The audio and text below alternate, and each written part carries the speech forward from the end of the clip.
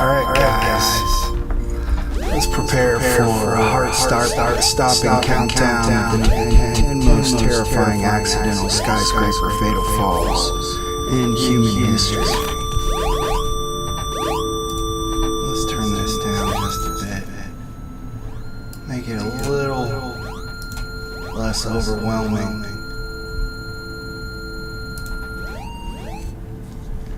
And this is, of course, the continuation of the 10 most terrifying series with accidental skyscraper falls.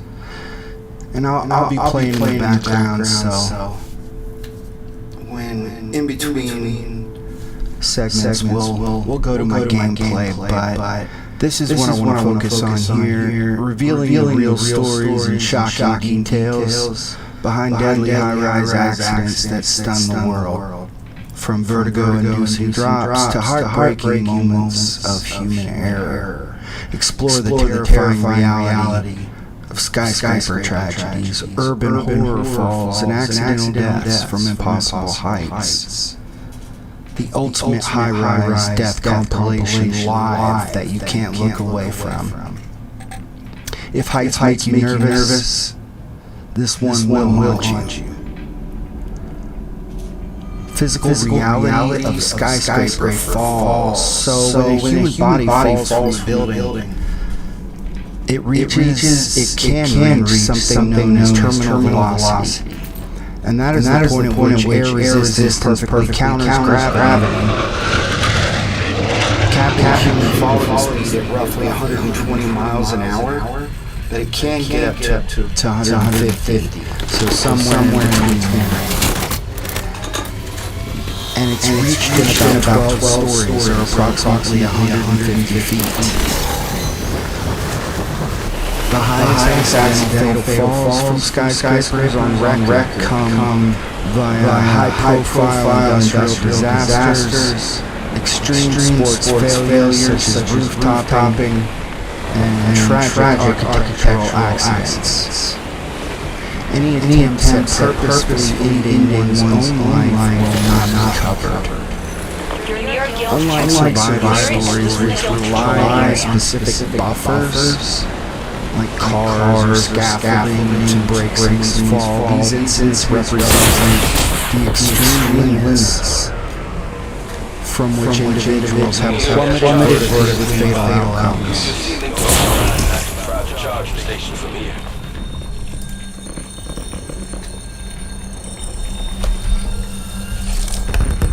Number 10. The Joelma building fire. On February 1st, 1974, a fire broke out in downtown Sao Paulo, Brazil. At the Joelma building, considered one of the deadliest high-rise fires in history. Approximately 40 individuals were first forced into an unimaginable situation, ultimately leaping from the roof or upper level balconies, windows in desperate attempts to reach fire ladders that were not high enough to reach them. Let's give his number 2 a barrel. None survived. I've traced comms to a guild officer in the area. Please note, these were not suicides. They were acts of last resort desperation by people trapped by intense heat, toxic smoke, and flames with no viable escape routes. Rather than focusing on these situations as some type of horror movie, we have to keep the sensitivity of what these individuals were forced into, and realized that they had no other choice. The building was a 25-story office tower, completed in 1971, located at Avenida 9 It was primarily occupied by employees of Banco Crefisul S.A. So allow me to add some context to the fire and roof situation. First, let's sum up the timeline. The fire began around 8:50 a.m. on 12/4 due to an electrical short circuit in an air conditioning unit. It spread rapidly upwards through the single stairwell and open office floors. The building lacked sprinklers, fire doors, external escapes, or even a helipad. By 9:30 a.m., flames were about to reach the roof. Approximately 756 people were in the building. Around 300 escaped via elevators early on before the shafts filled with smoke and heat. A group of 171 individuals fled to the roof, serving as their last refuge. Rescue was extremely difficult. The roof had no helipad, as mentioned, and was covered in asbestos tiles. It was unsuitable for landing.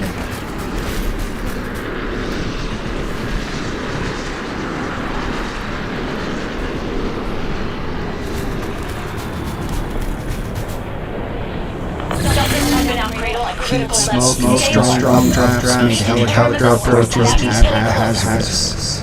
A UH-1H helicopter attempted rescues, but could not reach the roof effectively until after the fire burned out around 3 p.m. Firefighters on the ground used ladders, which only reached the 13th or 14th floor.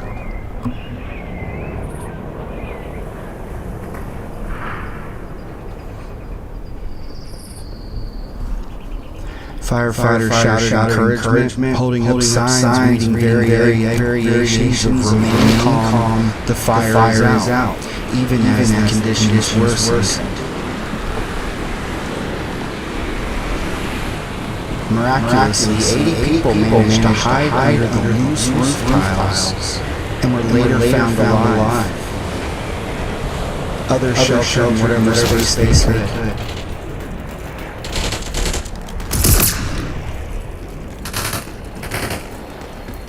Contemporary accounts, corroborated across multiple sources, state that 40 individuals were forced to jump from the roof or upper levels. And let's key in on the forced part.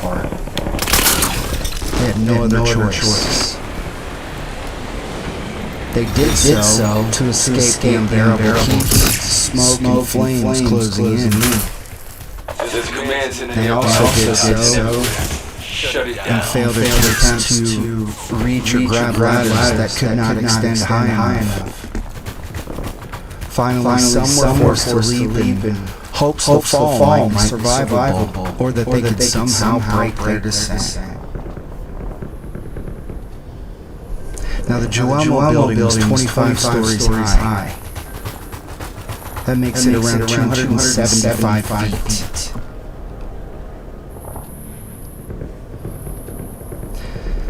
As mentioned, none survived. The fall falls from the full height of the 25-story building, 83 meters from the ground. Public records, news reports, and historical accounts do not identify specific individuals by name among these 40 individuals. Like many victims in the chaos, including 13 unidentified people who died in an elevator from smoke inhalation and burns. They were later buried in an anonymous grave. at Villa Alpina Cemetery. Their identities remain largely collective rather than individualized. This is common in such mass casualty disasters out of respect for families and due to the difficulty of identification amid devastation. The Guild has charging stations nearby. Overall, 179 to 189 people died. Sources vary slightly, with those forced to jump forming a significant portion of the fatalities. You're near a crashed Guild drone. We're checking for intel. Two named American victims, bankers William Franz Williams, age 37, and Linda's Cody Marsh, age 43, died in the fire, but the specific cause is not specified. More important, the tragedy of their loss is the most important aspect.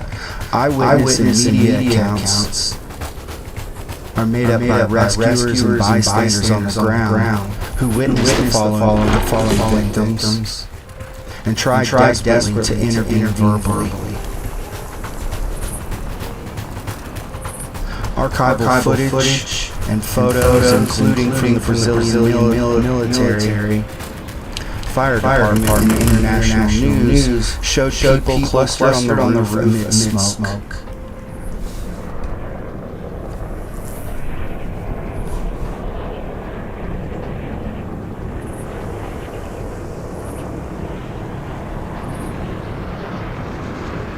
A 1974 documentary film titled Incendio, produced by the United States National Fire Protection Association, captures the event, including roof scenes.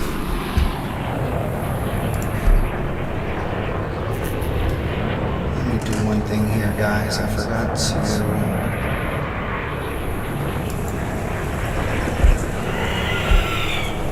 One second.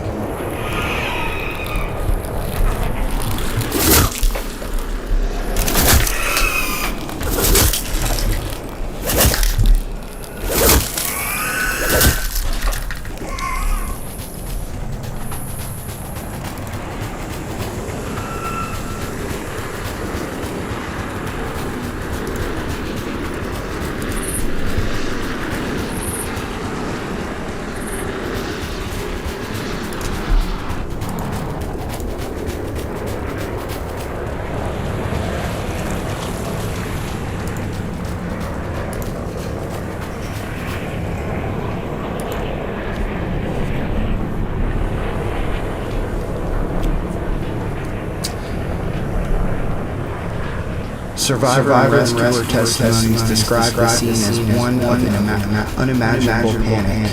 People waving from the roof, helicopters hovering ineffectively, and the sickening sounds of the impacts below. The Joelma building fire, also called the Towering Inferno in some contemporary coverage, and one quick note here about that name, the Towering Inferno. There was a film that was released in December of the same year in the United States that would seem capitalized on the situation. It was about an electrical short in a high-rise building, but they didn't replicate the tragedy of this actual situation, which took place, as I said, in February of the same year. But that didn't stop people from giving the Joelma building fire the same title, Towering Inferno. But the Joelma building fire led to major safety reforms in Brazil and influenced improvements in global high-rise standards. Stricter requirements were established for sprinklers, fire escapes, stairwell sealing, and emergency exits. In Los Angeles, California, directly inspired by Regulation 10, mandating rooftop helipads on tall buildings. The building was closed for 4 years. Renovated and later renamed, excuse me here, the Edificio Praca da Bandera. It still stands today and exceeds modern safety standards during some of the inspections. The tragedy remains a haunting symbol of high-rise fire vulnerability and the pre-modern safety era. Data sectors detected. Prepare yourself. The roof victims represent the human cost of inadequate building design and rapid response limitations and collective desperation.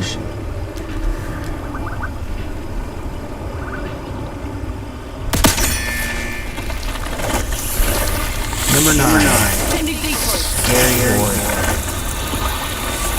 Gary Boyd was a 39-year-old Canadian corporate and securities lawyer at the prestigious Toronto law firm Holden Day & Wilson.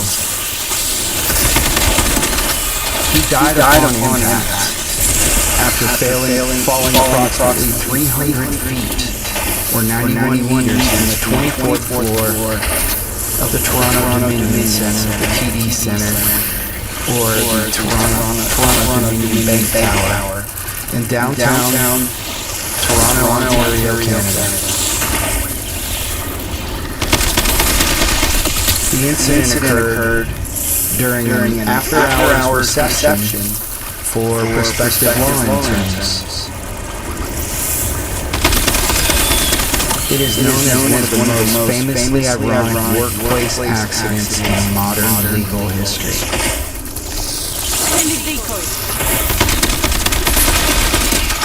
It was ruled a tragic accident with no foul play or negligence charges filed.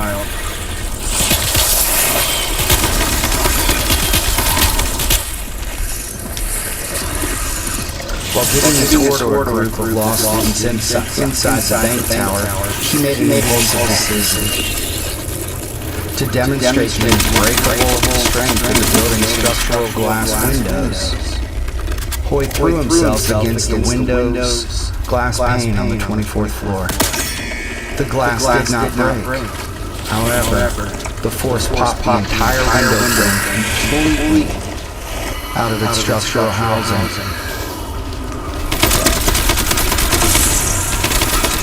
Hoy plunged 24 stories to the courtyard below. His office was on the 24th floor of the Toronto Dominion Center, a landmark modern skyscraper complex in Toronto's financial district. It was designed by Miles Vanderbroek and completed in the late 1960s to early 1970s.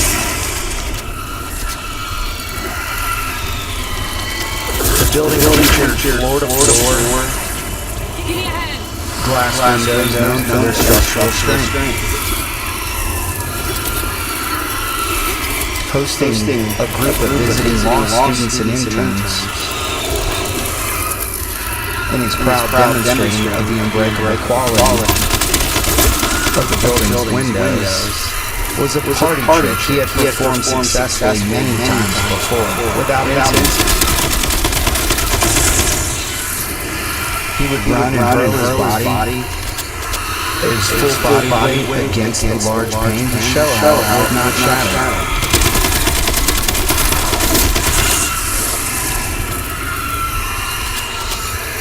On the first attempt, actually, in front of the crowd, the same crowd, the glass firm, exactly as expected. Hoy bounced harmlessly back to the floor. But later on, he wanted to make a second go. As stated, the glass didn't break or shatter.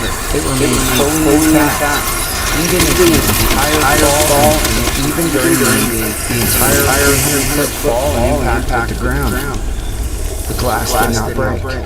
Instead, the entire window assembly, pane plus frame, popped cleanly out of its mounting due to the repeated force, weakening the seals and frame over time.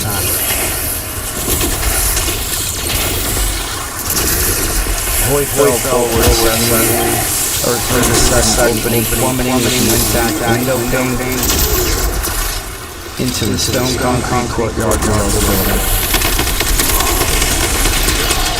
Hoy was killed instantly upon impact, reaching terminal velocity.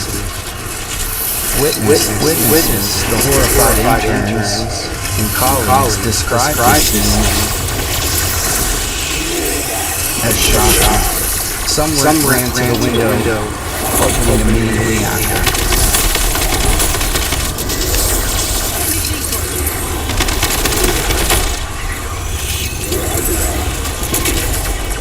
The incident happened early evening in a small conference room adjacent to a boardroom where the reception was being held.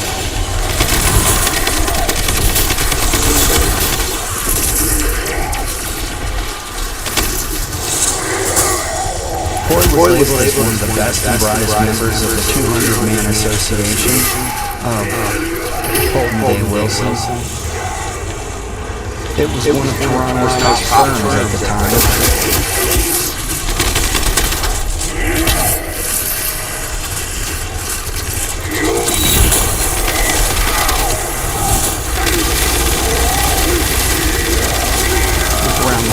Years after a 1999 merger.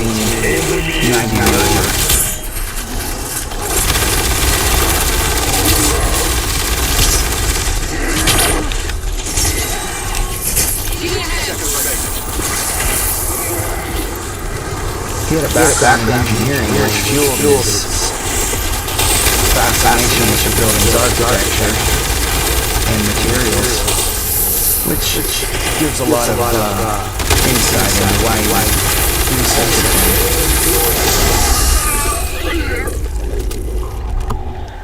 Colleagues described him as enthusiastic, knowledgeable, and popular, someone who enjoyed showing off the impressive engineering of his skyscraper visitors. Objective: eliminate severe corruption.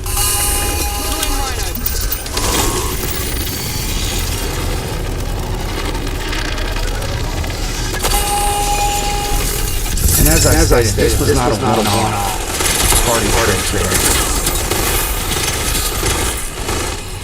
It was repeated demonstration he had done safely for years during office hours. He genuinely believed and had proof the glass was unbreakable.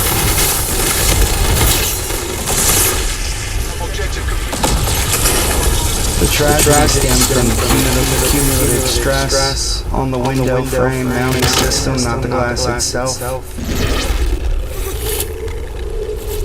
The structure of the frame was never intended to withstand impacts from a full-grown man jumping face first into the window. Toronto police and building investigators confirmed the cause. The window frame seals failed. Window frames and the frame and seals failed under repeated impact. Not a defect of the glass itself, which met all safety standards. No lawsuits resulted. The death was classified as accidental. The firm Holden Day Wilson was deeply affected. The loss of a popular partner was a significant blow.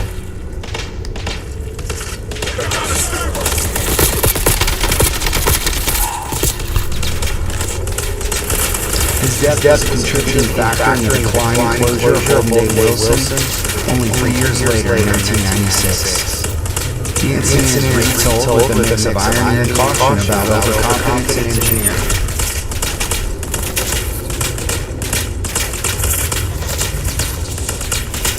The story was featured on Mythbusters, The Unbelievable with Dan Aykroyd, and 1000 Ways to Die. He was even posthumously awarded the Darwin Award in 1996. For his highly nonsensical and fatal stunt.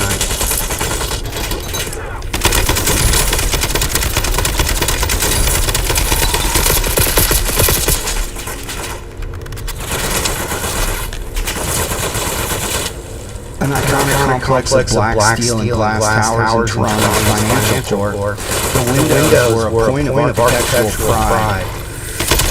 Large floor-to-ceiling windows, designed for strength and aesthetics. But Gary Hoy's death is remembered as a stark illustration of how even unbreakable modern engineering can fail in unexpected ways under repeated real-world stress.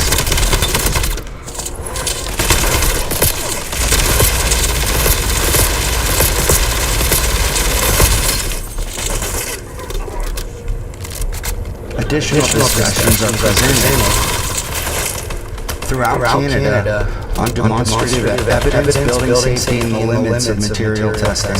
No major regulatory changes directly tied to this single incident are documented, unlike some high-rise child fall cases, but it reinforced broader awareness of window installation integrity in high-rises.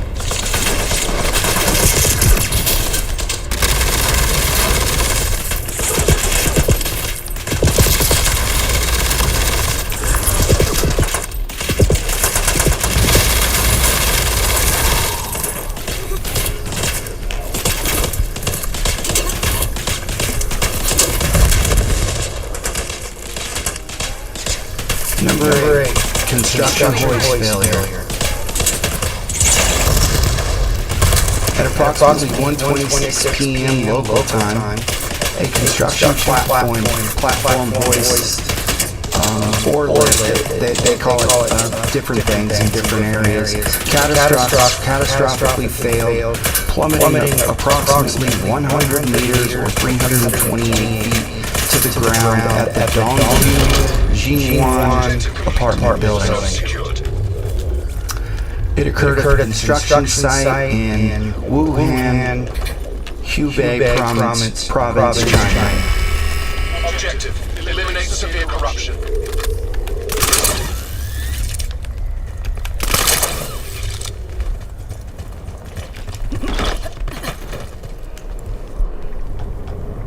All 19 workers on board were killed instantly.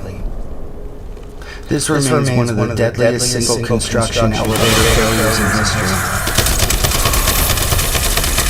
The accident occurred at the construction site, operated by Hubei Jianghe Construction Corporation in Wuhan.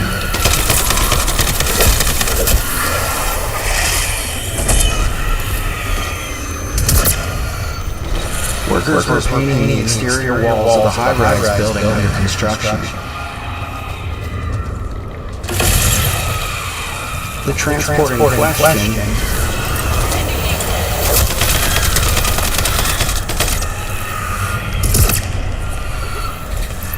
was a temporary external construction hoist platform commonly used and that commonly fails on Chinese building sites to transfer workers and materials between floors. It amazes me that people still get on these things. I would say that they're threats, and if they don't, go find somebody who will. It was not a permanent passenger elevator, and that right there should alarm anyone thinking that this is a good idea. The 19 workers were primarily painters who boarded the elevator to ascend to the 34th floor. As the lift began rising, it suddenly accelerated rapidly upward.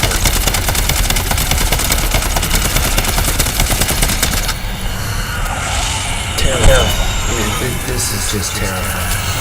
Upon reaching the top at the 34th floor, the steel cable snapped. The entire car then entered into a free fall, plunging straight down 100 meters or 328 feet equivalent to roughly 30 to 34 floors, before smashing into the ground, and I do mean smashing. This was not your typical elevator. It was not made for safety or impact.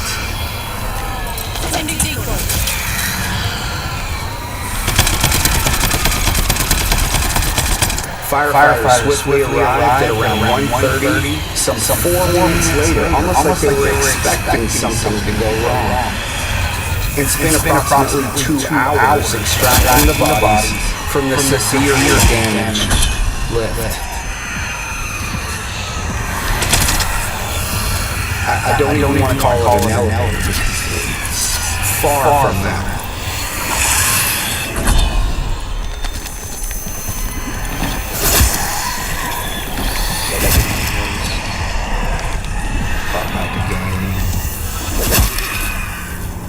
Make them where you really gotta work. Get out.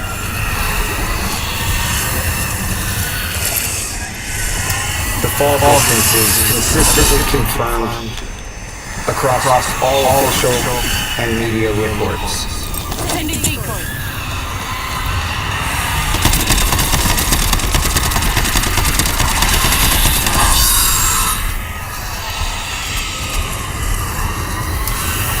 Even more terrifying, the lift was rated for a maximum capacity of 12 passengers, but had been carrying 19. On top of that, the elevator safety registration was only valid from June 13th or June 23rd, 2011 until June 23rd, 2012. It had an expiration date. Not a maintenance date, an expiration date, which it exceeded.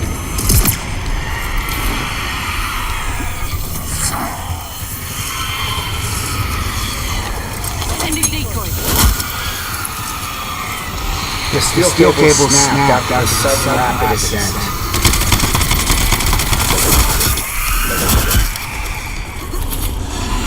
Investigators determined this was the immediate cause. I mean, you didn't need a rocket scientist to come out and check this one out. Because this stuff was happening at an alarm rate when we say that this or that was taking place. We're not talking about in other countries. We're talking about China. This is just a common occurrence.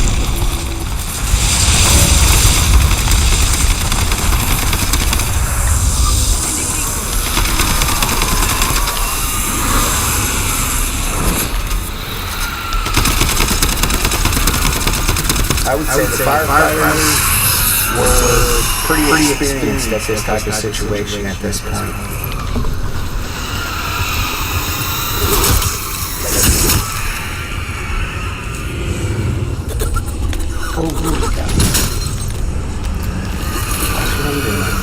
All 19 were construction workers, as mentioned, but no individual names were publicly released in Chinese state media or international coverage, which is common in such workplace incidents in China. They don't want to humanize the tragedy.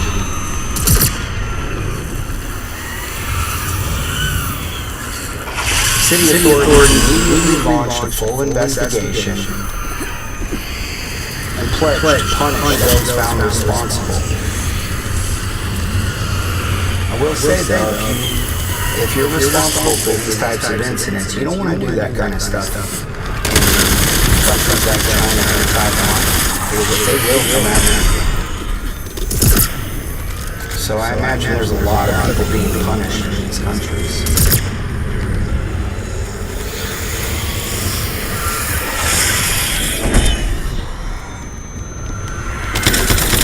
Which we'll get into more of the next entry. All construction sites in Wuhan were ordered to suspend operations for urgent safety inspections. Sending decoy.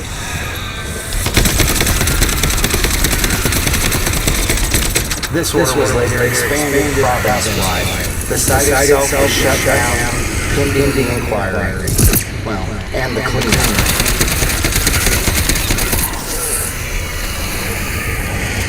No public details on specific criminal charges, fines, or long-term outcomes for the construction company or individuals were widely reported in English language sources, which does not surprise me a bit.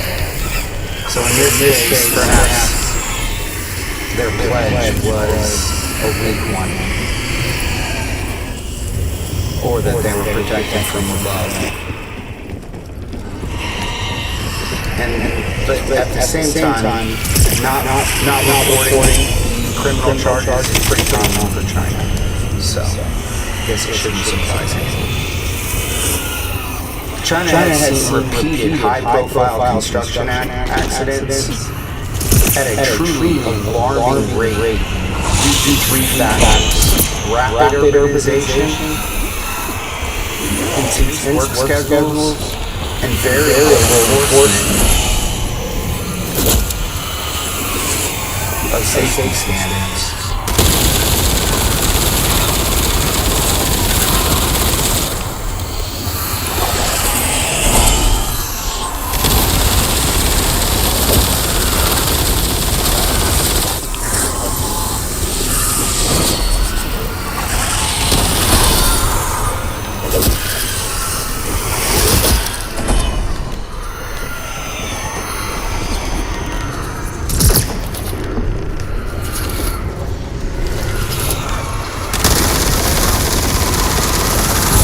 I'm trying to imagine what it's like for these individuals to get up and go to work each day knowing that the odds are against them.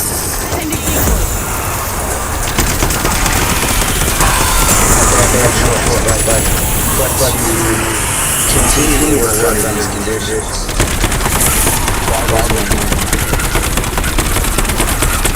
Honestly, I better kill this guy. Let me just switch over. You guys can watch for a bit. Oh, I'm dead. Oh my God.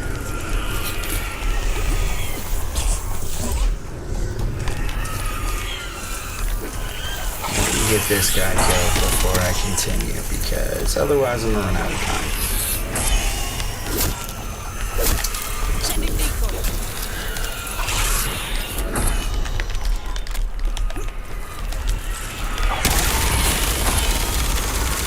Drives me crazy how his scream can get you no matter if you get behind a wall or anything. Drives me crazy.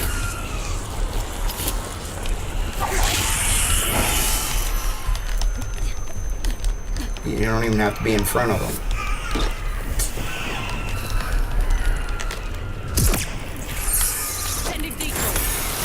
Get out of here.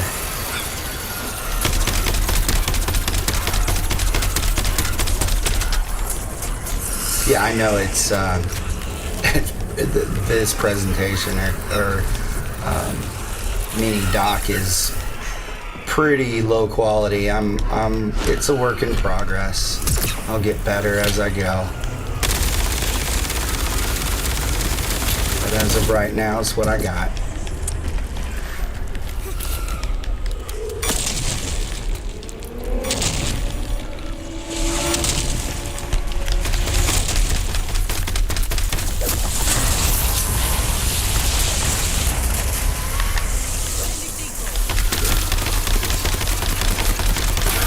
There, finally broke his armor. Now I can get some damage on him. That way.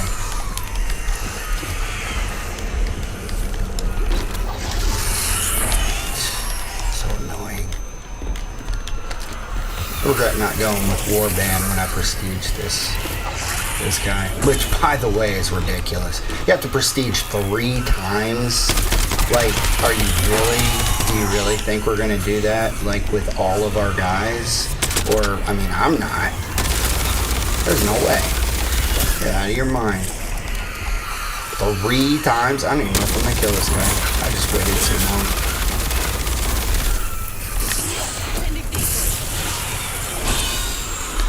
Oh, he didn't get me.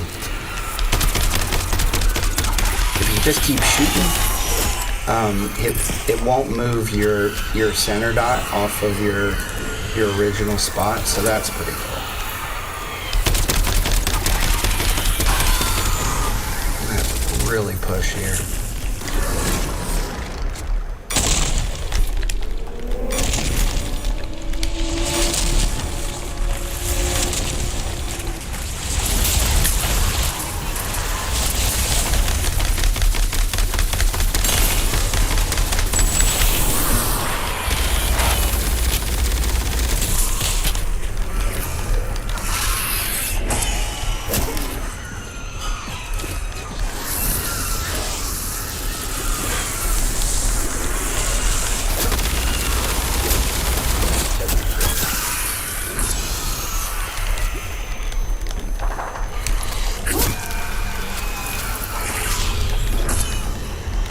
He got me.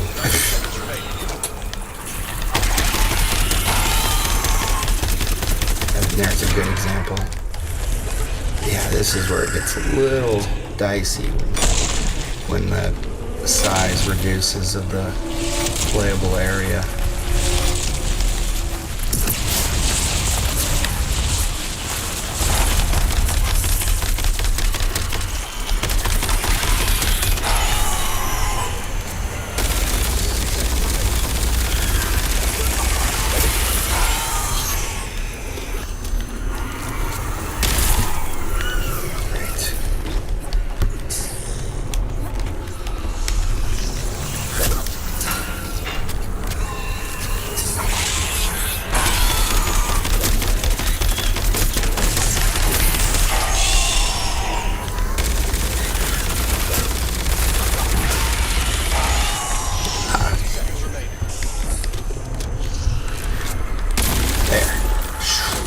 Oh, that was a close one.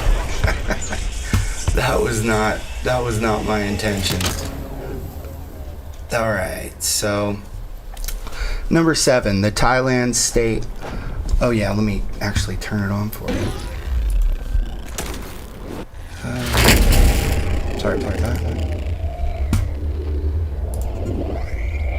The Thailand State Audit Office building collapse. Speaking of Thailand,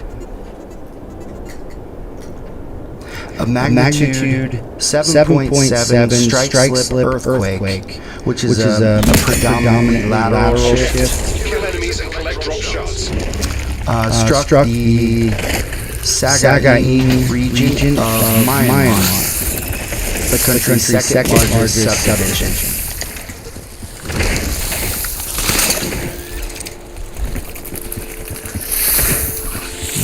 These guys, they reduce the number. I don't know what purpose it's serving, but they're harder to find.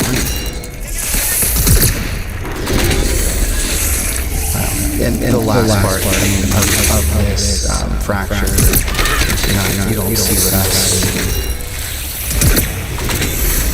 The tremor radiated from an epicenter close to Mandalay, Myanmar's second largest city. What instantly stood out as odd is that Bangkok in central Thailand, its capital and most popular city, is positioned well over 600 miles from the quake's epicenter.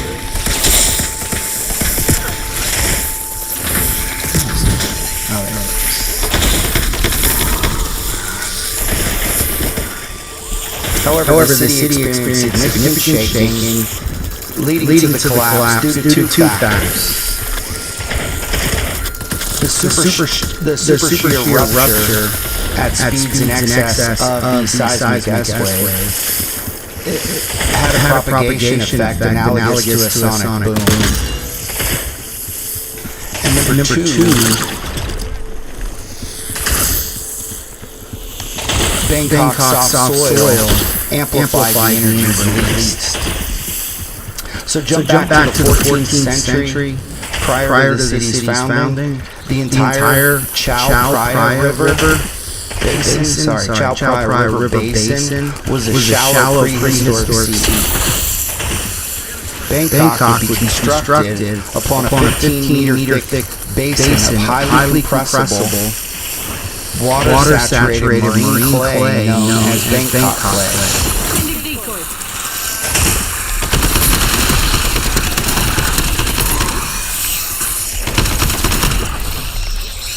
What I may end up doing is just not having gameplay, because it just seems to be pulling too much of my attention away. So yeah, we live and we learn. This soft soil layer is notorious for creating significant engineering challenges that must be considered to avoid amplified shaking from earthquakes.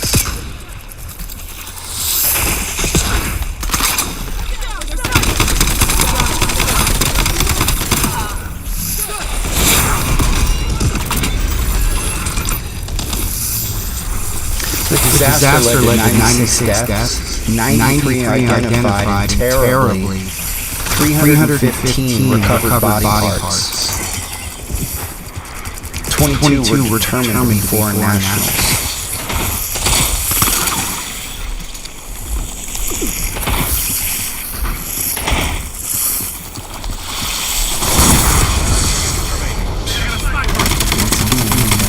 Running out of time, I'm gonna keep brain rotting these guys, which makes it even harder. Both of my guns have brain rot. I need to do something about that. They're just aren't any guys. They're brain rotted or dead. Okay, nice. One of them died. Maybe you can't find where they are. That's just turn the game off completely.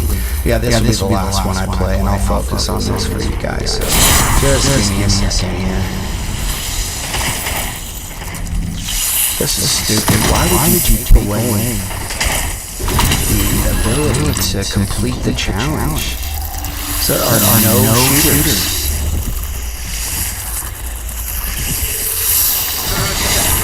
I may not even complete it because there are no guys. They're not even here. This is just completely ridiculous.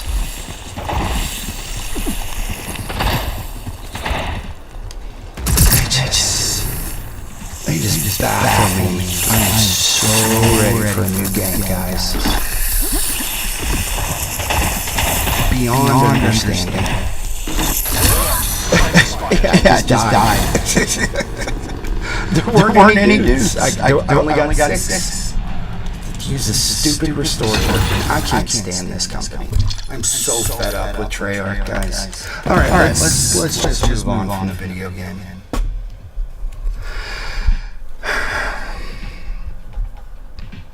The disaster led to 96 deaths, 93 identified, 350 recovered body parts, and 22 were determined to be foreign nationals.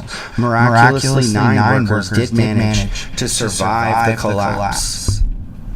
And as you can see in this photo, what the building looked like before the collapse. However, the 9 workers, the majority of the 9 workers suffered massive life-changing injuries.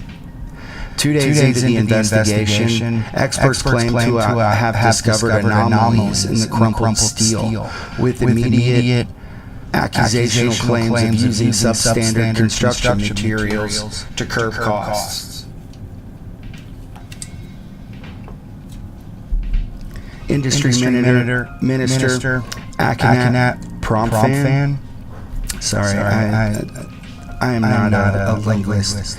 Gave the order to pursue criminal indictments against 23 of the contractors and executives for professional negligence and initially substandard material usage. These contractors hailed from a joint venture between Italian Thai Development (ITD).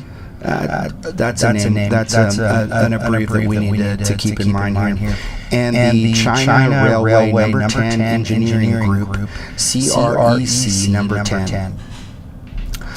Complicating the matter, four Chinese employees linked to one of the accused contractors were arrested while trespassing at the disaster site, and were found to be attempting to steal over 30 documents related to the construction project. Upon further examination, the government later announced that the quality of the steel, concrete, and other construction materials did actually meet required standards. The final official report, though, cited poor design, including the construction deficiencies of the elevator and stairwell walls. Now this shines a light directly on the fact that many of the bodies and parts that were discovered were in or near the stairwells as they frantically attempted to flee the pancaking structure, and which should have provided coverage for them had the building been constructed properly, designed properly. 5 months later, Chinese national and executive director of the joint venture, Shang Xuanling, and 3 Thai company shareholders, I'm going to butcher these guys, Manas Shriyanan, Prachuap Siriket, and Sofan Michai, I have no idea, were arrested on charges of illegally operating a construction business in Thailand. Basically, what that means is you had 3 company shareholders who owned 51% of the company on paper. But then you had Shang Xuanling owning 49% on paper. But in actuality, it was Shang Xuanling who owned the entire company and was using the 3 Thai company shareholders to allow his business to slide in under those requirements. A second Chinese executive who was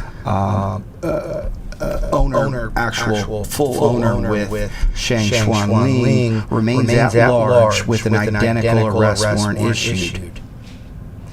The count stands at 70 officials now involved in the design, construction, and inspection of the collapsed building that have been charged with bidding collusion, gross negligence, and manslaughter.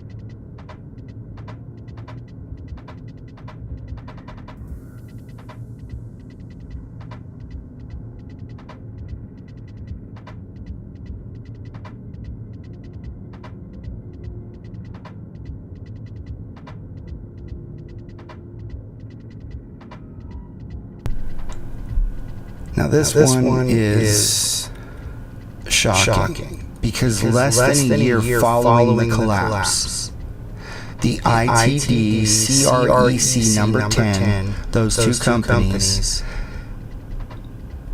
their joint venture was back in the spotlight when a construction crane located at another of their projects fell on a passenger train, killing 30 and injuring 69 others in what is known as the Sikyo train disaster.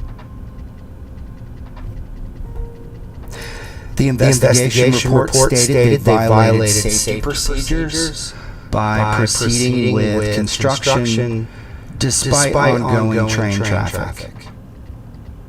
No joke Just a single day later, another near-identical crane under their control collapsed onto the Ramatu Road in the Samut-Sakhon province, killing another two individuals and injuring two others. That incident is now known as the 2026 Ramatu Road crane collapse. The next day, the Prime Minister of Thailand either canceled or suspended all contracts held by ITD.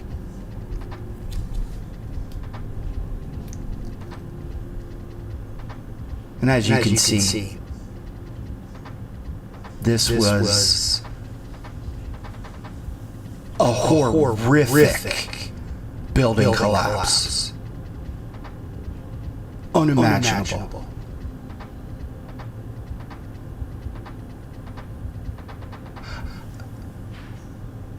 I'm floored by this image.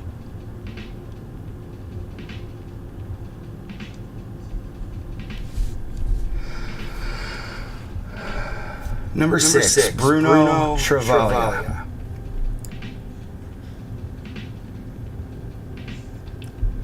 Bruno Travaglia was a 52-year-old architect and owner of Crown Architectural Systems, a New Jersey-based glass installation and architectural firm.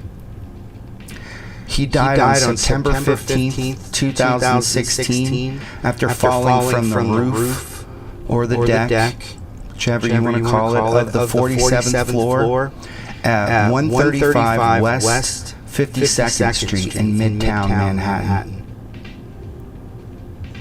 The incident occurred at the former Flateau Hotel. That does not come out very clean. Which was undergoing a major renovation and conversion into a luxury residential condominium tower, part of a project managed by the Shetrick Group and New Line Structures. Now these high-rise renovations are extremely dangerous. Just wanted to point that out. So what actually happened was Travaglia was on the 47th floor roof performing work related to the renovation. He was kneeling to take a measurement to examine a drainage issue near the edge of the north side of the roof. Witnesses and investigators reported that his foot caught on the ground while standing up after kneeling. And when he stood, and he was off balance, and he attempted to catch his footing by taking a step back. And I think that we can all relate to this motion that he's going through here. But nothing was there. His foot had stepped cleanly over the edge, even though there was an 18-inch concrete rise. He had stepped completely over that protective, quote-unquote, barrier, 18 inches. Now, he was wearing a safety harness, but he had just detached the safety harness. So he was not attached to a lifeline, despite the high-risk location near the edge. Now, the people that have spoken, the witnesses state that it was something that he would do, but then he would reattach it. And the 18-inch low protective barrier, the parapet wall at the edge, like I mentioned, only 18 inches high. It was not high enough to protect you. He plunged 47 stories, or roughly 460 feet, or 140 meters to his death. And his body was found on a second-floor landing in the area between the 52nd and 53rd Streets obviously suffering catastrophic trauma. The fall occurred in the afternoon, around or shortly before 4 p.m. And he was pronounced dead at the scene. The New York City Department of Buildings and the NYPD both investigated it, and they ruled it a tragic workplace accident with definitely no evidence of foul play.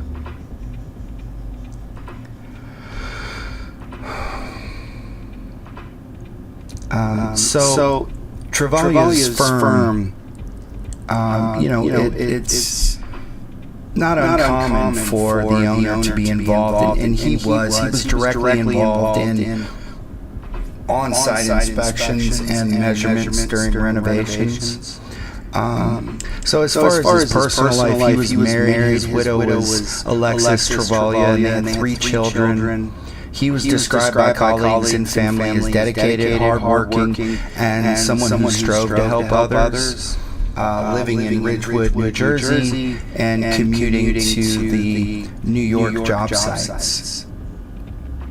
And he had been involved in the Flats Hotel renovation project for some time prior to the accident. So in 2017, his widow filed a lawsuit against the building owner, the Shetrich Group, and New Line Structures, the general contractors, and other parties.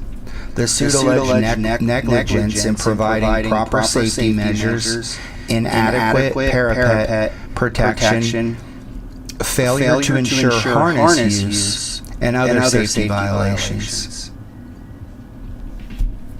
The case went through multiple stages, including motions for summary judgment.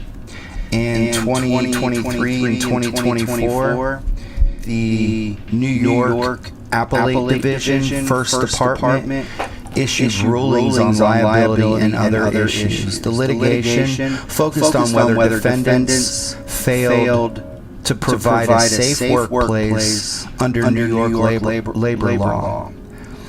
Details of any final settlement are not publicly detailed in any available reports and are likely protected by NDAs. So the building at 135 West 52nd Street is a prominent Midtown high-rise. At the time, it was being converted from a hotel into luxury condos, which is a common and, as I stated, a very high-risk type of project in Manhattan. Which, as you'll notice, a lot of these tragedies take place in Manhattan, because we need high rises for these types of incidents to occur. And the incident really highlighted ongoing concerns about fall protection on high-rise renovation sites, especially for experienced contractors and owners in this case, who sometimes forego full harness systems during brief measurements. And it was one of several high-profile construction falls in New York in that year alone, 2016. His is a clear workplace accident that stands out as involving the owner of the contracting firm rather than an employee. And the tragedy underscores construction safety, fall protection requirements, and the human cost to small business owners and their families. And as you can see in this photo here, if you look at this area right here is where he's to have fallen. But I think it might have been right here.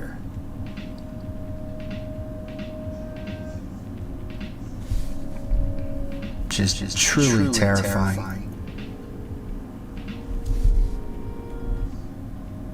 Now on this graphic here, we see some of the different buildings, just to show you the scale of some things. Now the Hua Center was one that I was going to cover, but the incident turned out to be a lot different than I thought. So it's not one that I'm covering here, but Solo Tower is what we're about to cover.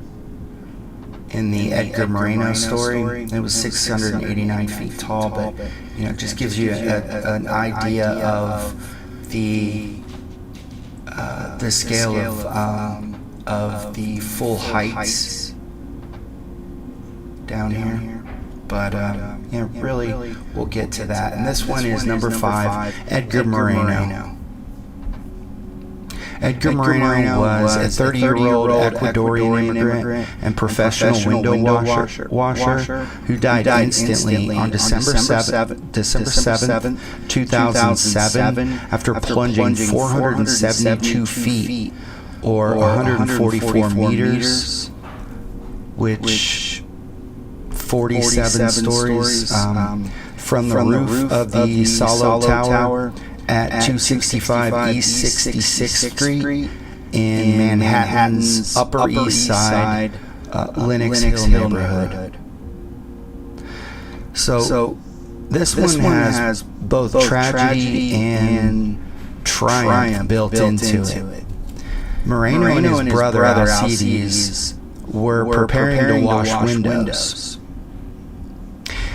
They both stepped onto their 16-foot aluminum scaffolding suspended platform from the building's roof when the cables holding it on one side completely snapped. Edgar was immediately thrown off the platform, and his death was instantaneous upon impact, as we would expect. But Alcides miraculously survived in what doctors described as a medically improbable miracle by riding the falling scaffolding like a surfboard. He suffered a completely unrestrained vertical free fall. Edgar suffered a completely whereas his brother Edgar suffered a completely unrestrained vertical free fall, gruesomely landing on a wooden fence located in a narrow alleyway. So Solo Tower. It's a sleek black glass curvaceous 47-story luxury residential apartment building with 301 units. It was completed in 1979 and designed by Grusin and Partners for developer Sheldon Solo. It stands, as I've mentioned, 472 feet tall to the roof and is located just west of 2nd Avenue. The structure features panoramic curved windows overlooking the East River and the Midtown skyline. As for a detailed timeline of the accident, on December 7, 2007, at around 10:15 a.m., Edgar and Alcides, employed by Citywide Window Cleaning, took the elevator to the roof of the Solo Tower. They had cleaned this building multiple times before and routinely started at the top, working their way down.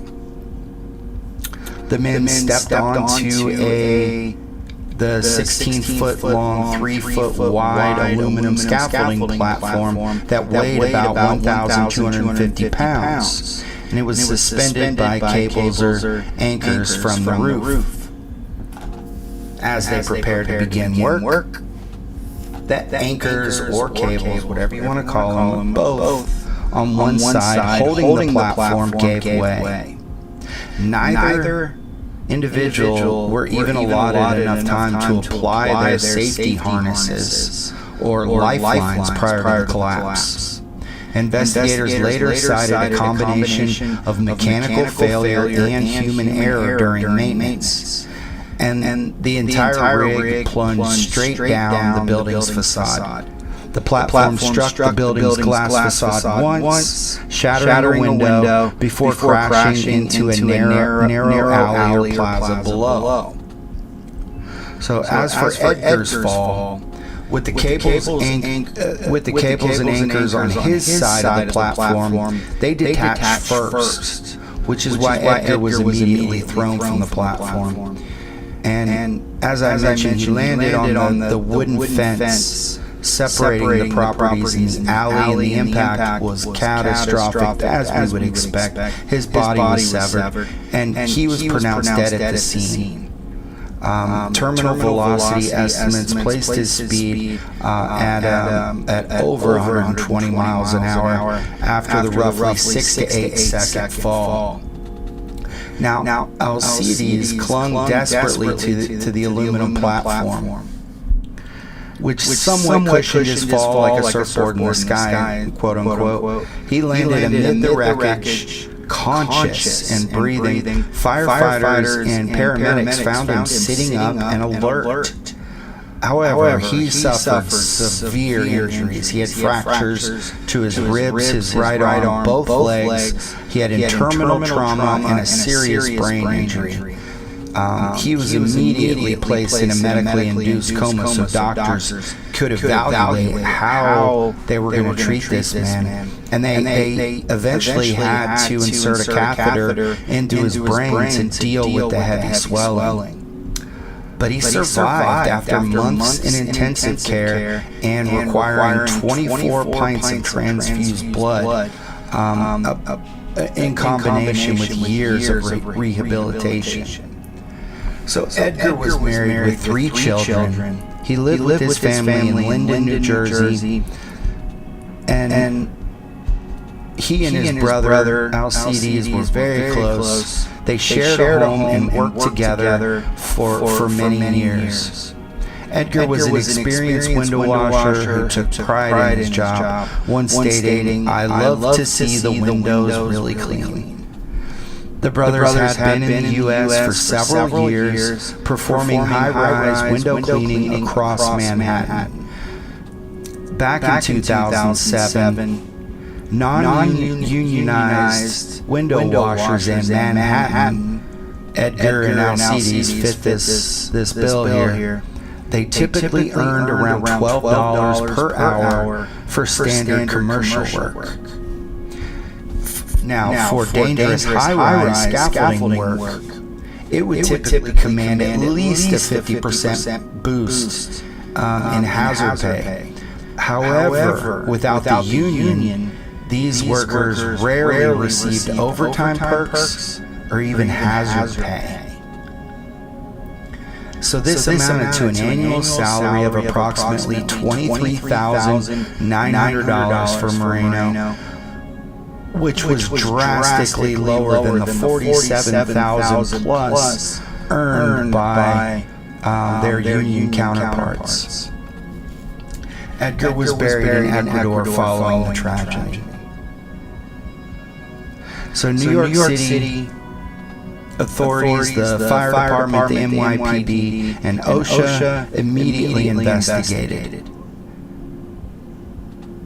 The cause was determined to be failure of the scaffolding anchors and cables, and recent maintenance and installation of new motorized cables had not been anchored properly.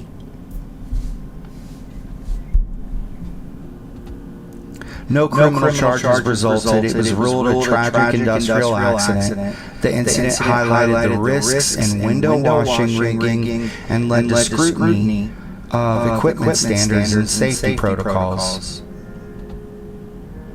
Thankfully, 3 years later, Edgar's family received $2.5 million in damages and settlements from their personal injury and wrongful death lawsuit against Tractel Incorporated, the manufacturing company found to be fully liable for shoddy maintenance on the motorized cables. Court records noted the economic dependency of his wife and children. Now, Alcides, who's shown in this image, was also awarded a multi-million-dollar lawsuit against Tractel Incorporated and the building owner, Solo Building Company. The case settled before trial for an undisclosed but reportedly substantial sum in excess of the one received by Edgar's family. And and why was it more? And that's likely due to the fact that Edgar had substantial hospital bills and would continue to need rehabilitation over the rest of his life.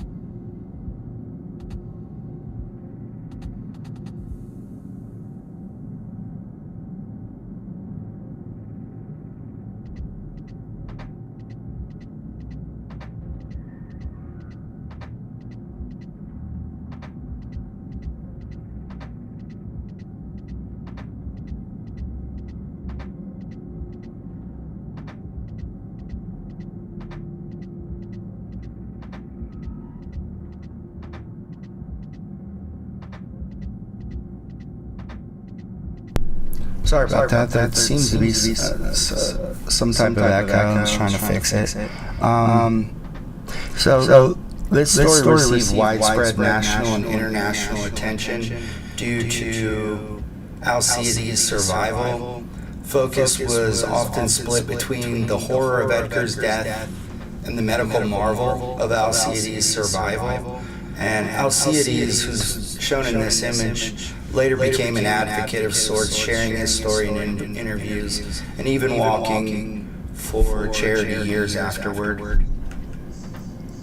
And the incident stands out as it is inseparable from Alcides' survival story, which has been studied in medical literatures as one of the most extreme cases of human survival from a high-rise. From a fall from a high-rise. It also magnifies the dangers, obviously, of high-rise window washing and the safety improvements in scaffolding rigging that followed. Now the next one, I do want to warn you because it's really tragic, and I don't want to give the impression that I am trying to benefit off of it, because I'm not in actuality at all. But it's a story that should be told anyway, and as it led to reforms and safety improvements like no other tragedy, other than perhaps number one on the list. And it's heartbreaking. I want to tell you that it broke my heart. Okay, as a father, it really did. So I don't want to give the impression that I'm trying to benefit financially off of this. So like I said, warning here. I'm not. There'll be nothing graphic. I wouldn't show anything like that. But just the thought. And that's number 4, Connor Clapton. So Connor Clapton's death on March 20th, 1991. Was a truly tragic moment that continues to break the hearts of all who learn of the story. It was an accidental fall from the 53rd floor apartment in the Galleria condominiums at 117 East 57th Street in Midtown Manhattan of New York City. And he was born on August 21st of 1986. Connor was only 4.5 years old at the time of the fall, and the fall distance was approximately 524 feet, or 159 meters, down to the roof of an adjacent 4-story building. And so this incident is one of the most heartbreaking and widely remembered child tragedies linked to high-rise safety issues in the world. And it was obviously not related to extreme urban climbing or some type of an intentional act, as it was a pure accident involving an open window.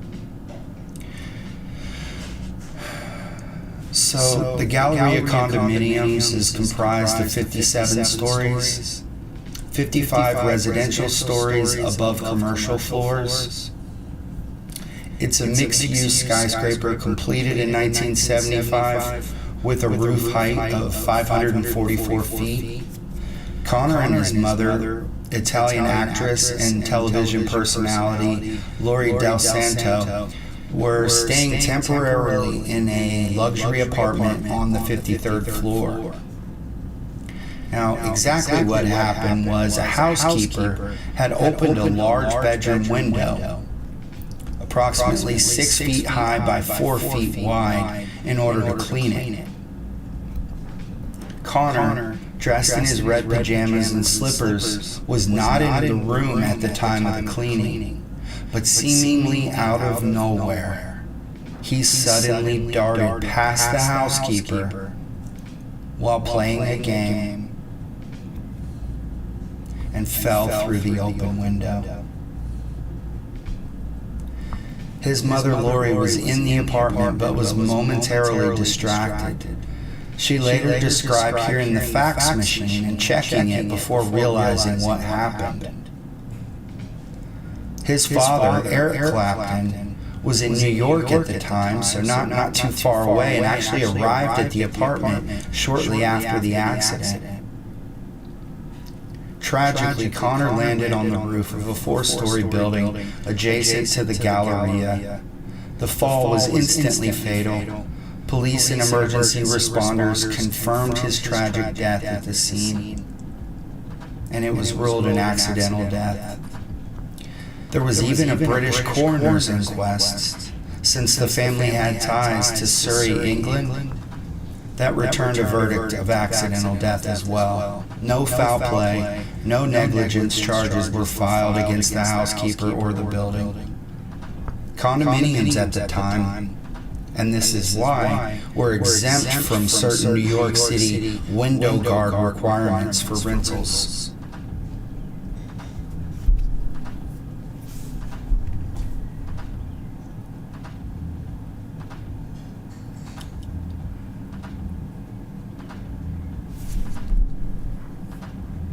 The New York Times headline the next day read, "Eric Clapton's son killed in a 49-story fall," reflecting the effective drop relative to the adjacent building. Connor was Eric Clapton's only son at the time.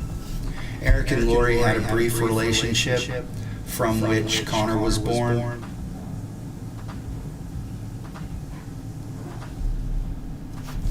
Eric was deeply involved in his son's life in the months leading up to the tragedy and throughout his lifetime. He had spent time with Connor in New York, visiting the zoo on the day prior, and planning to see him later that day. Both parents were understandably devastated.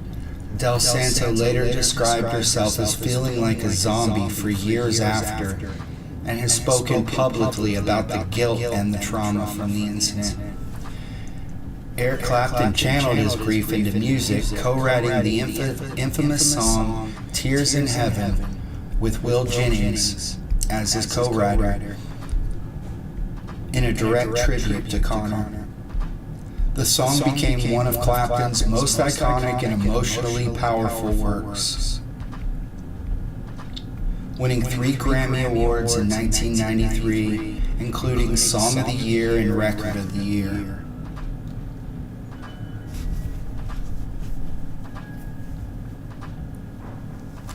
Lyrics such as "Would you know my name?" and "If I saw you in heaven," and "I must be strong and carry on," directly reflect his loss and unimaginable grief.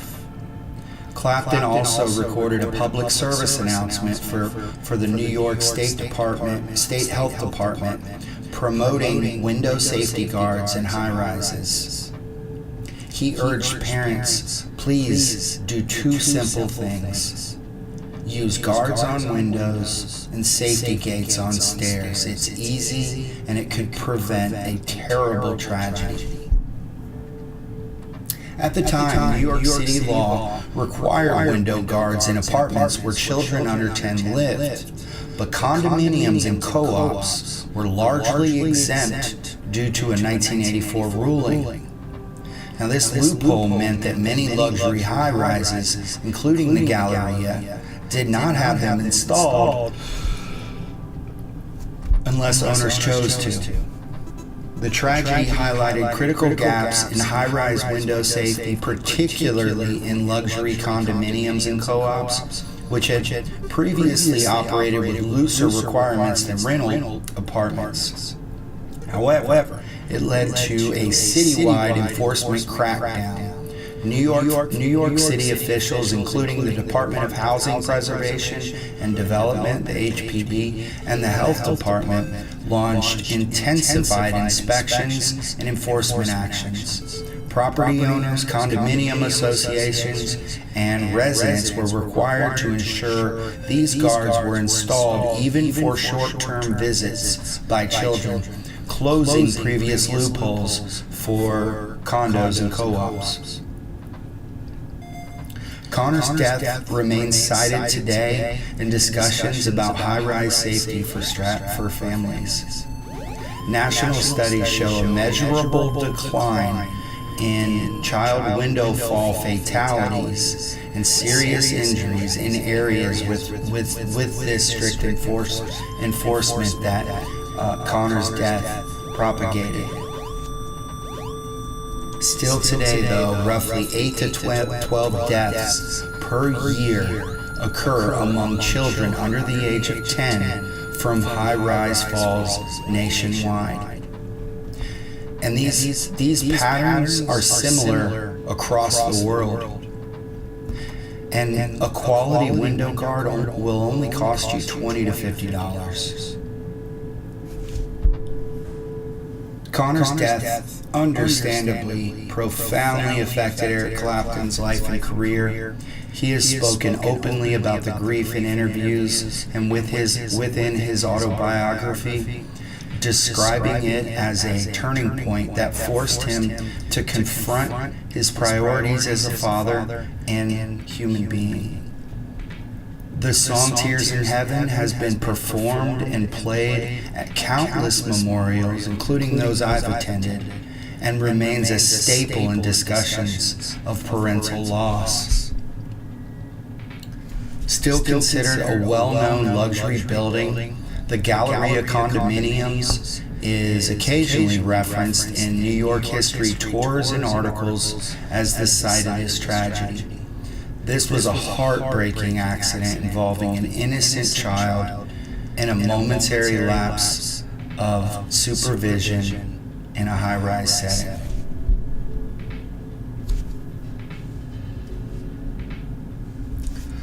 Number 3, Remy Lucidi. Remy Lucidi was a 30-year-old French national and social media daredevil. He was known as Remy Enigma or at Remnigma on his social accounts. He died on Thursday, July 23rd or July 27th, 2023, so not very long ago, after falling from the exterior of the 68th floor of Tregunter Tower 3, part of the Tregunter Towers residential complex in Hong Kong's upscale mid-levels district. This tragedy is the highest recorded vertical free fall resulting from extreme urban climbing. He ended up either losing his grip or slipping, resulting in a fall of 721 feet. I'm not sure why that just happened. There we go. Resulting in a fall of 721 feet.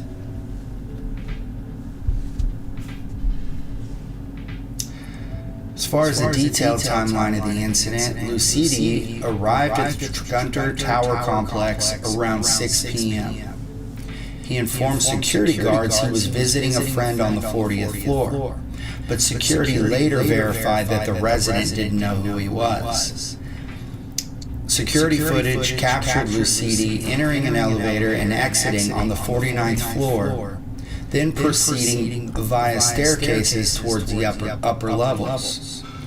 We know he gained access to the roof and exterior ledge area via a hatch door to the roof that was later found forced open.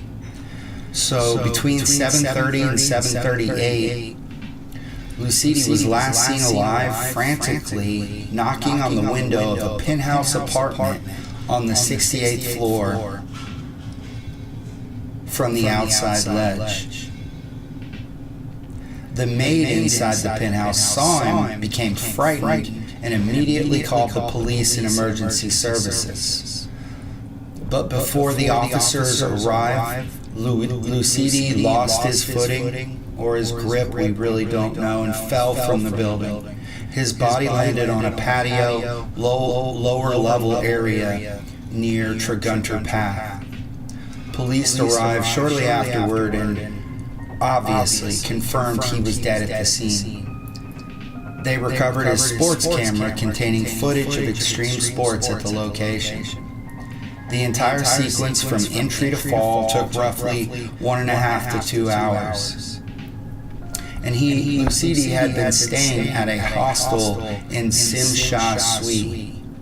He checked in on July 17th with a scheduled departure date of July 30th, so 4 days later.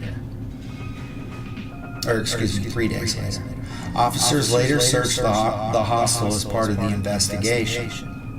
So Lucidi documented high-rise stunts or high-risk stunts, including scaling skyscrapers, scaffolding, cranes, towers, bridges, pylons, and transmitters worldwide. Recent posts showed climbs in Dubai, Bulgaria, France, Bangkok, Portugal, and a Hong Kong Times Square tower that he had posted just 3 days before his death on July 24th. Lucidi began stunt work around 2016. His content emphasized thrill-seeking and capturing dramatic city views from extreme heights. He successfully completed similar high-rise climbs in multiple countries without prior reported incidents. Posts often highlighted his passion for the adrenaline rush of pushing limits, and he traveled globally to document these feats. Now, Hong Kong police classified the death as an accident linked to extreme sports and urban climbing. But there's zero evidence of foul play or intentional self-harm. And then the autopsy and full forensic details. Now they were not publicly released, but the fall was instantaneously fatal due to the height. And the incident prompted discussions in Hong Kong media about the dangers of unauthorized high-rise access, and it drew massive attention toward the growing trend of rooftop and urban exploration stunts.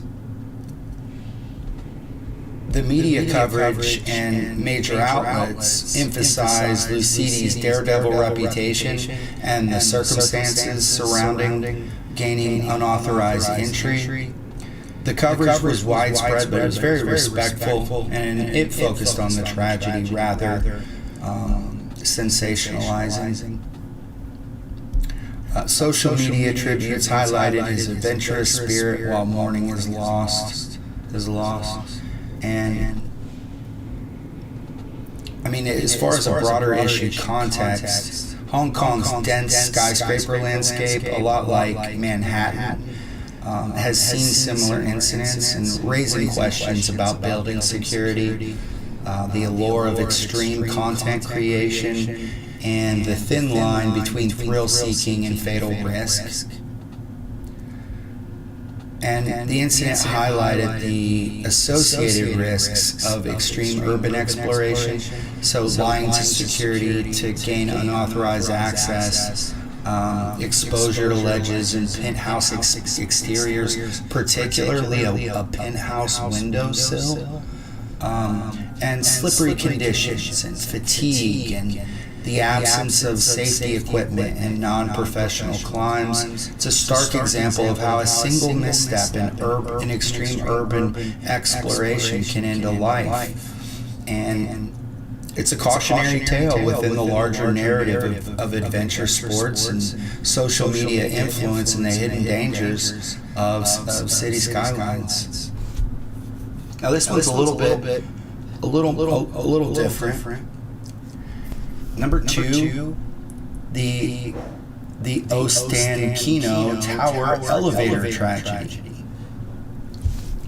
So, on August 27th, 2000, during a catastrophic fire at the Ostankino Tower in Moscow, Russia, one of the tallest freestanding structures in Europe at the time, a high-speed elevator cabin plunged approximately 300 meters or 984 feet, nearly the full height of the tower, to the ground level after its supporting steel cables were severed by extreme heat.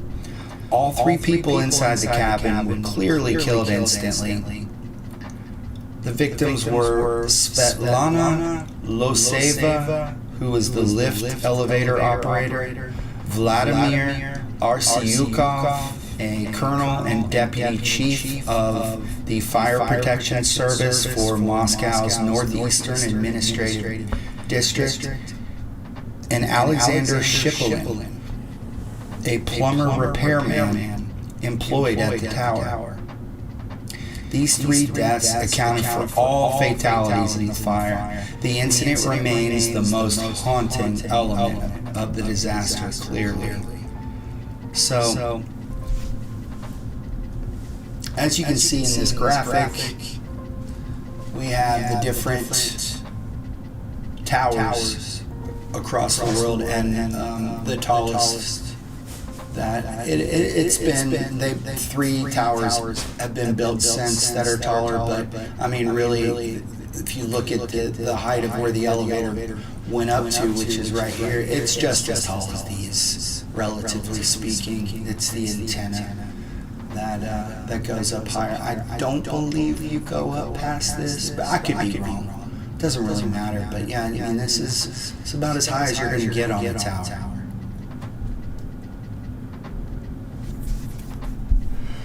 So the blaze began around 3 p.m. on the upper levels, roughly 1,509 feet up, due to a short circuit in the feeder cables of the television broadcasting equipment. It spread rapidly through open elevator shafts, technical voids, and combustible materials. The tower had no sprinklers in many areas, and the fire quickly compromised the elevator systems. Power failures and cable damage caused multiple elevators to fail catastrophically. 3 high-speed elevators plunged down their shafts. One halted safely via emergency brakes, saving 7 firefighters. But the one carrying Loseva, Arysyukov, and Shipolin did not. So early in the response, firefighters used the tower's elevators to ferry personnel and equipment upward while evacuating visitors and staff. As the fire intensified, cables in the shafts began to burn through.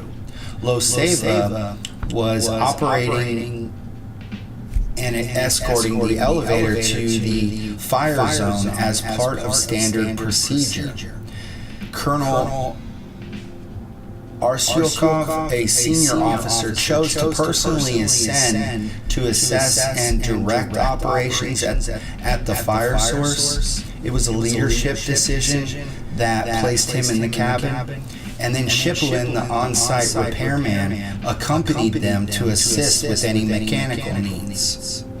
The cabin became trapped or stalled at approximately the 300-meter level. And with minutes, the fire weakened the cables and they snapped. The elevator then entered into a free fall, crashing to the bottom of the shaft. It actually came to rest about 30 feet underground in the pit. And the impact was catastrophic. The bodies were recovered, however, only after a 26-plus hour battle with the fire to extinguish it. Now let's talk about a background on the victims. Svetlana Loseva, the tower's elevator operator, she was performing her regular duties guiding the lift to the scene.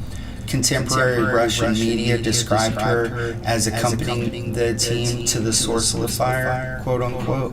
No further personal details, though, were specified, consistent with Russian reporting practices for workplace and emergency service fatalities at the time.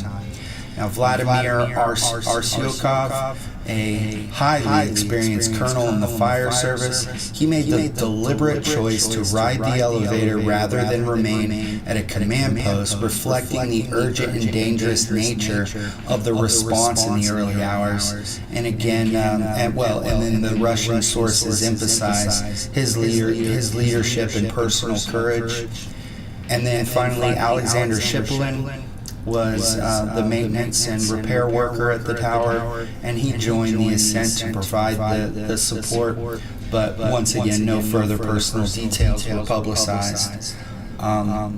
So their bodies were recovered and formally identified shortly after the fire was brought under control.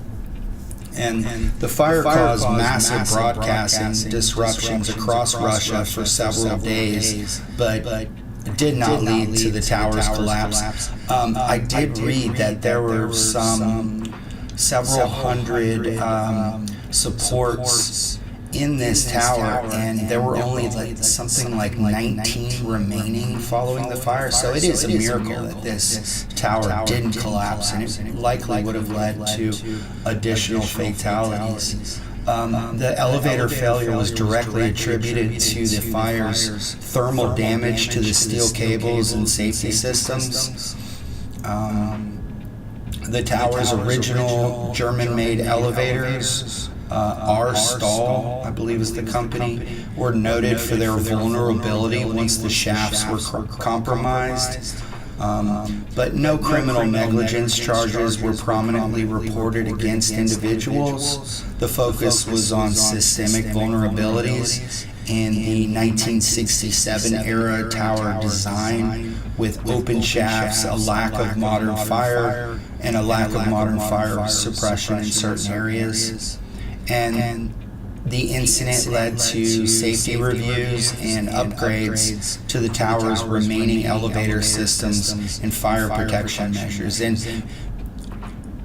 based on the level of damage in this tower of burning for over a day, I would imagine that it was an extensive repair.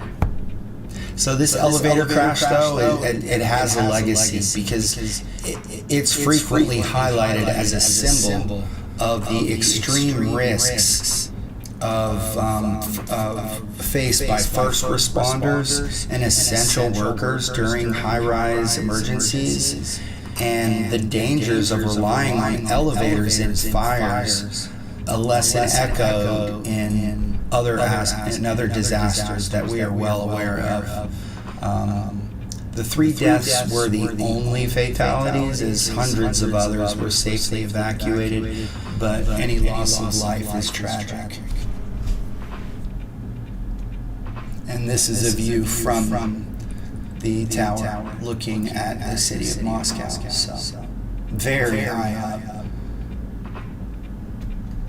Number 1. The World Trade Center Now, please note, medical examiners officially classified these deaths as homicides caused by blunt trauma from falls rather than suicides, noting that the victims were forced out by the unbearable heat, smoke, and lack of oxygen, or fell while desperately trying to look out broken windows for fresh air. This is an extremely sensitive issue, with family members still grieving from the tragedy. I will refer to these individuals as victims who leapt rather than jumpers. Every effort will be made to focus on context and maintaining a superseding focus around the impossible choices made rather than any graphic details. Their final acts were not choices of despair and isolation, but responses to an act of mass murder that left them with no survivable options. They deserve to be remembered with dignity as part of the 2,753 victims who died in the towers that day. And when I do release this video in other ways, for multiple reasons, I will conclude this and every entry, but this one in particular on the Twin Towers, with a list of my sources. So the victims who leapt from the World Trade Center North Tower, WTC-1, on September 11th, 2001, represented one of the most harrowing and least discussed aspects of the attacks. These individuals were desperate. Last resort acts by people trapped in unbearable conditions above the impact zone, facing flames, toxic smoke, extreme heat, and no viable escape routes. It does remind a bit of number 10, the Joelma building fire. Now it wasn't as far of a fall, but it shouldn't take away from their tragedy. And these are the two that are brought up as the most tragic in history concerning this type of situation. Many of the victims made final phone calls to loved ones expressing their love or describing the horror before being forced to leap rather than to burn or to continue to burn. These stories are deeply personal, with many families preferring their loved ones being remembered as victims of terrorism rather than the desperate acts as their final definition. So, what made the tragedy of the North Tower such a visual reminder was that American Airlines Flight 11 struck the North Tower between floors 93 and 99 at 8:46 a.m. and the impact severed all three stairwells, destroyed all elevators, and ignited scorching jet fuel fires. Approximately 1,344 people were in the tower above the impact zone when the plane hit. Escape downward was literally impossible for those above floor 92 due to the structural damage, smoke, and intense fires. The conditions deteriorated at a rapid rate. Temperatures exceeded 1,000 degrees Fahrenheit in areas, and toxic jet fuel smoke and debris, I can't even imagine, blanketed their surroundings.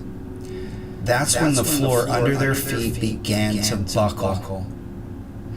The only temporary respite was hanging out of broken windows to gasp for breathable air. Reliable estimates indicate approximately 100 to 200 people were forced to leap or fell from the North Tower. The North Tower was made up the vast majority of these victims from both towers. Most of those stuck on the North Tower were ultimately forced to leap between roughly 9 and 9:50 a.m. These decisions peaked after these forced decisions peaked after the South Tower's collapse, intensified panic, and due to the overwhelming heat and smoke that had built up. Whether the victims were blown out by explosions, instinctual reactions to unbearable heat, or even if they chose to deliberately jump. As I stated, the New York City Medical Examiner's Office explicitly refused to classify these individuals as jumpers, since that classification involves a conscious choice to end one's life under normal circumstances, whereas these victims did not want to die.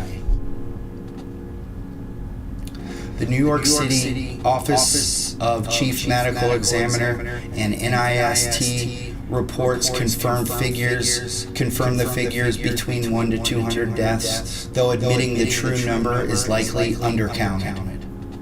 The highest falls originated from the 106th and 107th floors, home to the Windows of the World restaurant complex. This equates to a vertical height of roughly 1,300 to 1,340 feet above the ground. A significant concentration of victims fell from the 101st through 105th floors, occupied by the financial firm Cantor Fitzgerald, which sat directly above the raging fires. This area ranges from 1,230 to 1,290 feet high. The lowest falls from this tower occurred right around the impact fracture zone, primarily from shattered windows on the 92nd and 93rd floors at an approximate height of 1,120 to 1,140 feet. And I can't even imagine the heat that those individuals were being forced to suffer through, being so close to the impact point. So why were there so few forced to leap from the South Tower? So reliable estimates from the National Institute of Standards and Technology, NIST, and the Medical Examiner, and comprehensive casualty analyses placed the total number of people forced to leap from the South Tower at as few as 2 or 3 documented cases. So United Airlines Flight 175, and this is why. It struck the South Tower between floors 77 and 85 at 9:03 a.m. So it was 16 minutes and 42 seconds after the North Tower was hit. The impact was lower and more offset than the North Tower strike. Critically, the South Tower collapsed first at 9:59 a.m., only 56 minutes after being struck. This provided the people above the impact zone far less time to reach windows, assess their situations, or to be forced to leap. Stairwell A remained miraculously passable after the crash into the South Tower, likely due to the offset impact, allowing a small number of people from floors above the impact zone to escape downward. A famous example is Brian Clark and others from Euro brokers on the 84th floor. Fires and smoke were still catastrophic above the impact zone, but the shorter survival window dramatically reduced the number of people who were forced to leap. By contrast, the North Tower stood for 102 minutes after impact. with fires consuming the top 18 floors and no viable stairwell access for most above floor 92. Conditions there: extreme heat exceeding 1,000 degrees Fahrenheit or 538 degrees Celsius in some places, dense toxic smoke and buckling floors led to far more people being trapped long enough to reach broken windows in the North Tower. The few recorded falls from the South Tower originated near its distinct impact zone, which spanned floors 77 through 85. These falls occurred from heights between 940 and 1,040 feet. The grim physics of the descent speed, victims fell through the air for roughly 10 to 15 seconds.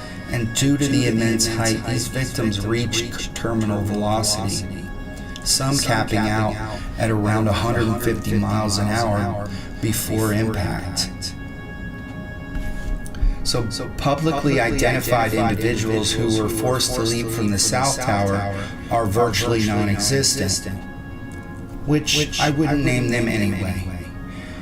And families have overwhelmingly chosen privacy and media coverage, and the media coverage has respected that. The single well-documented case, though, that I will mention was tied to a South Tower individual being forced to leap that resulted in the death of 37-year-old FDNY firefighter Daniel Thomas Sewer. At approximately 9:30 a.m., as Sewer and his crew were preparing to enter the South Tower lobby, an unidentified woman was forced to leap from the South Tower. She landed directly on top of him, and the impact instantly killed Sewer, crushing his skull and breaking his neck. However, his fellow firefighters carried him away from the building immediately. And it was this act that inadvertently saved each of their lives, since they were not inside when the South Tower collapsed just moments later at 9:59 a.m. And eyewitness accounts from firefighters, police, and bystanders described seeing such a very small number of people being forced to leap from the South Tower's east-facing windows around the 79th floor region. Upon impact, the falls were obviously fatal. And the New York Medical Examiner's Office worked for years and continues to work to identify remains through DNA, since the bodies were fragmented and unrecognizable. Some of the victims who leapt were among the earliest confirmed victims because their bodies landed outside the main collapse debris. So early broadcasts inadvertently did show some of those who were forced to jump live on air, forced to leap, But networks quickly recognized this and halted the horrifying imagery. But the Associated Press and some of the other media outlets did face criticism for publishing photos. However, the families have been divided. Some see the images as humanizing the horror and honoring the victim's final agency, while others view them as exploitative. I mean, I know this has all been a collection of sensitive topics, and the tragedy just extends from beginning to end, and I do apologize for the echo. I'll probably re-record this entire overview and post it. But I would like to know, what are your thoughts on ignoring the reality of what took place that day on September 11th? So if you feel like sharing them, I'd love to read them. And one of the things I noticed, and I don't want this to sound like I'm digging into the macabre or anything, was, I mean, we all know that what happened at the World Trade Center took place on September 11th, right? Well, it's pretty surprising that a lot of these tragedies are within like a 2-week period during the year. The Austin Kino Tower elevator tragedy, it took place 14 days prior on August 27th. Let's see,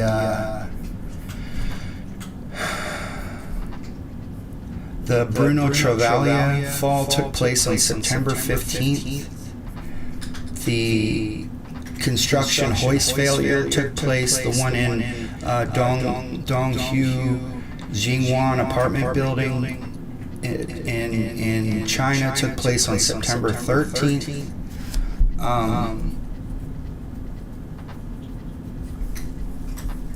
And not only that, but there were several others that I had initially thought to cover that fell within that region. I know it's just coincidence, but it is an insane coincidence of the tragedies that took place in that 2-week window.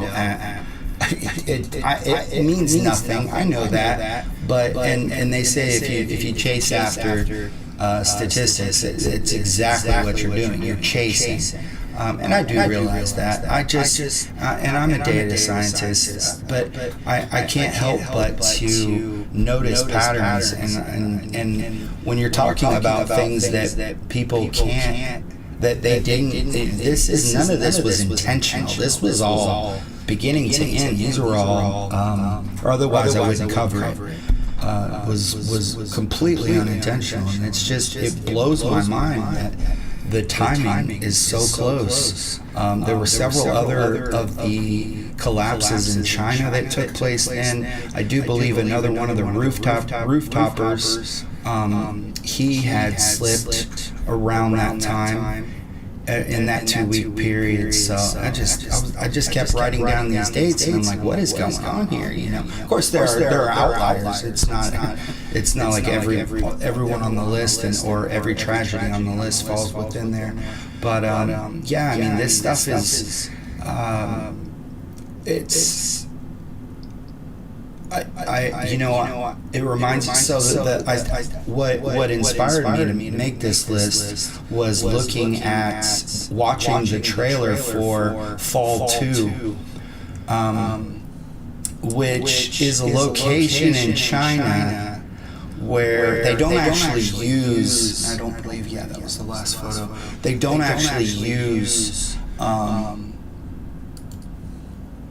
the location that. In China for that, they use a different location where in, like, I think it's Thailand, something like that. That's what they say, but it's supposed to be the place in China where you have to strap in. It was made hundreds of years ago, and it's considered the most dangerous location for hiking on Earth, where you look down some 7,000 feet to the ground. I mean, you're literally at the cloud line, it seems like. I'm pretty sure, maybe a little below, but it is terrifying, and the trailer is terrifying. But here's the thing about that location. I had the name of it, but I lost it in my mind. I'm not even gonna try. But I mean, you can look it up. It's just where these there's just a couple of boards up next to these mountains, right, that you strap into these cables, which those cables used to not be there. But they say 100 people die there every year. But thing is, China doesn't report these things. They never. If we had reports on the incidents in China, there would be nothing else on this list, likely. Maybe 9/11. but literally it would be filled with accidents in China. There's a lot of influencers that have slipped there, but there's no reporting of it. And the only things that I did find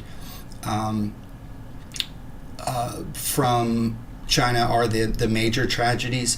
Now there was one where the guy fell doing the pull-ups on the side of the building, and that was the building, the Huan Center or whatever it's called. That was one that I was going to cover, but it turns out that he actually didn't fall very far.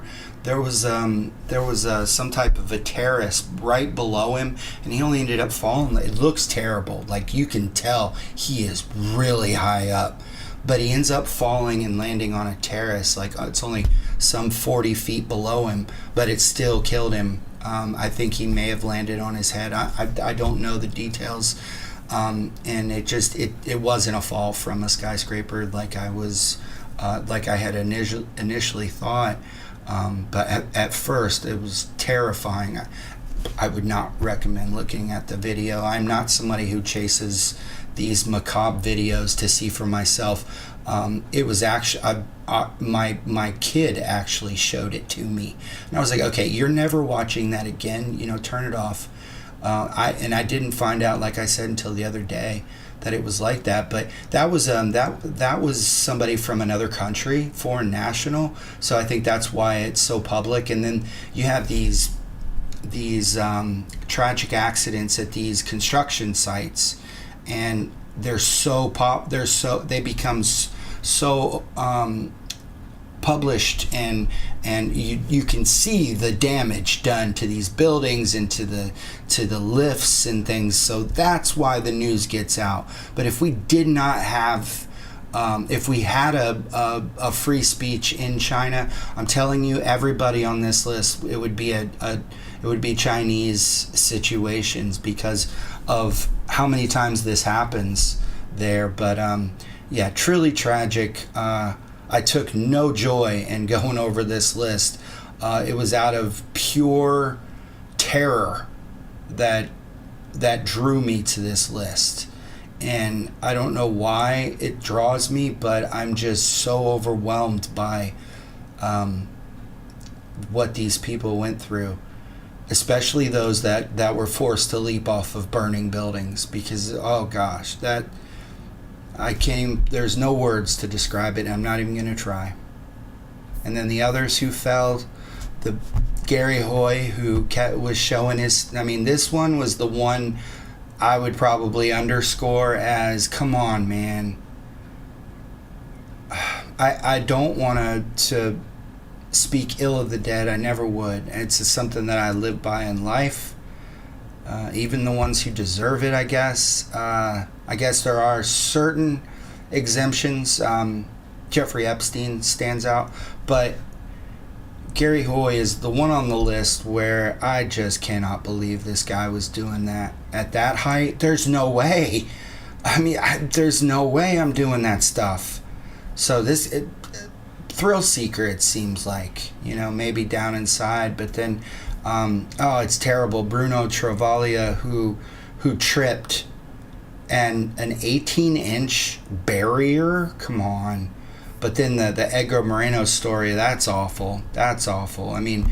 Maybe in an underdeveloped country where something like this might take place, where you might have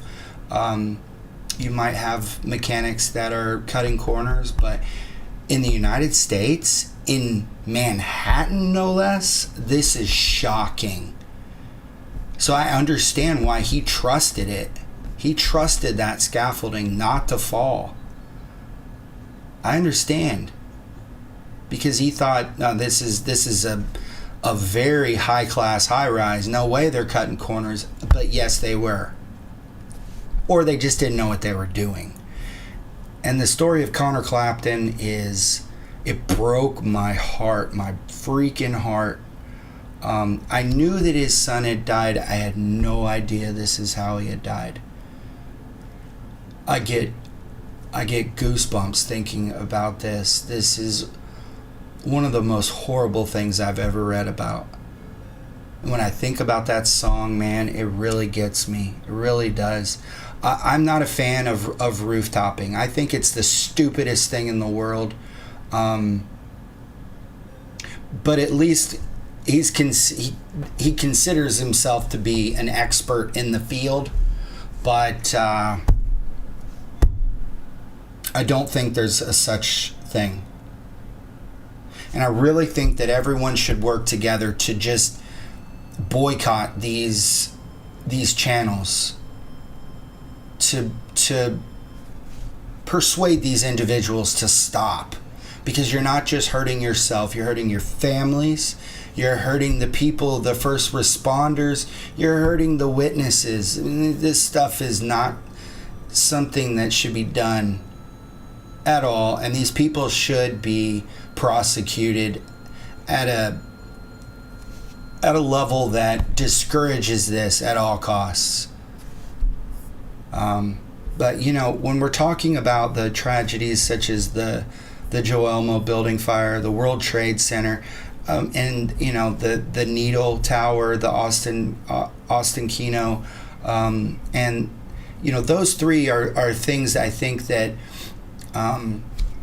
as a building ages, well, with the World Trade Center, obviously not. It was homicide. But with the Joelmo building fire and with the Austin Kino Tower, these are things that highlight the decline in construction materials. Nothing. It really brings to mind the bridge collapses that we saw outside of the earthquakes. But the ones where the lifts are falling, you don't understand how many I had on this list, and I ended up taking them off because I was just like, well, I'm just going to be telling the same story over and over. No joke. These lifts are so dangerous. I showed an image of one, and it's basically just a platform being held by a cable. That cable breaks, you're falling, you know. When I redo this mini doc, I will provide sources for everything. I did forget to add those pages. I noticed that when I first started, but I'll add sources when I go back through. I do have sources. I did add photo credits where I could find them for all the images. So hopefully that I didn't upset anyone there. Definitely not trying to steal anyone's work. I did not take any of those photos. I did use AI to create, I think, one photo. I just didn't want to put people's real faces in the photo, so I just had AI do a remake of it. But it wasn't a big deal. It was like just people standing in an office. But other than that, this is all my work. And I do hope you enjoyed it, but I mean, don't click away, because I'm actually gonna play some Call of Duty now, and it won't be in game. I'm so fed up with in game. They ruined it. How are you gonna ruin in game? Seriously, like, whatever. I seriously don't know how they did it, but they did. Let me turn on the Rumble stream again.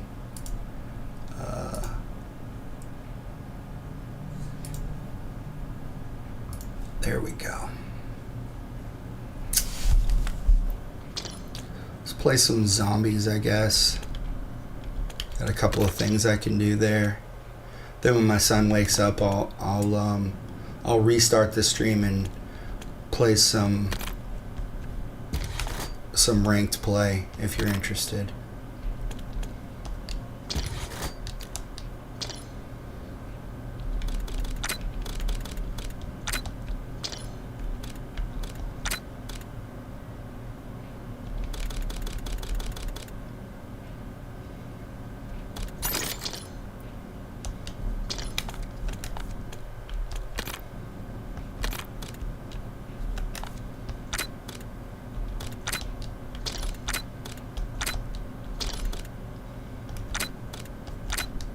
One second, just changing my augments real quick. I'll queue up.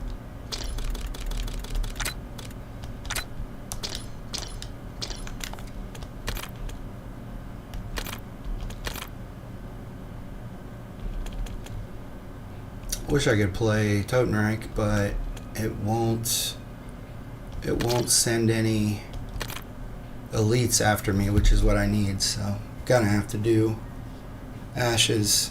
I could do Astra Malorum, but I just don't like fighting that guy.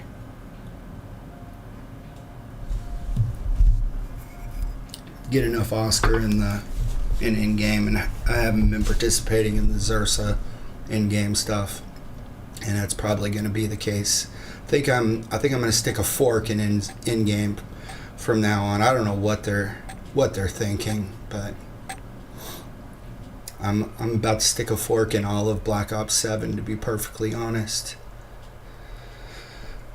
I'm even thinking about starting to stream Resident Evil Requiem instead, just until another title comes out, until Modern Warfare 4. Your souls will thirst here, but mainly until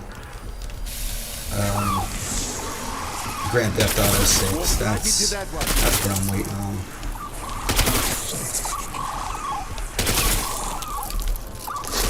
I guess if I'm doing this, I may as well use a thing. Let's see.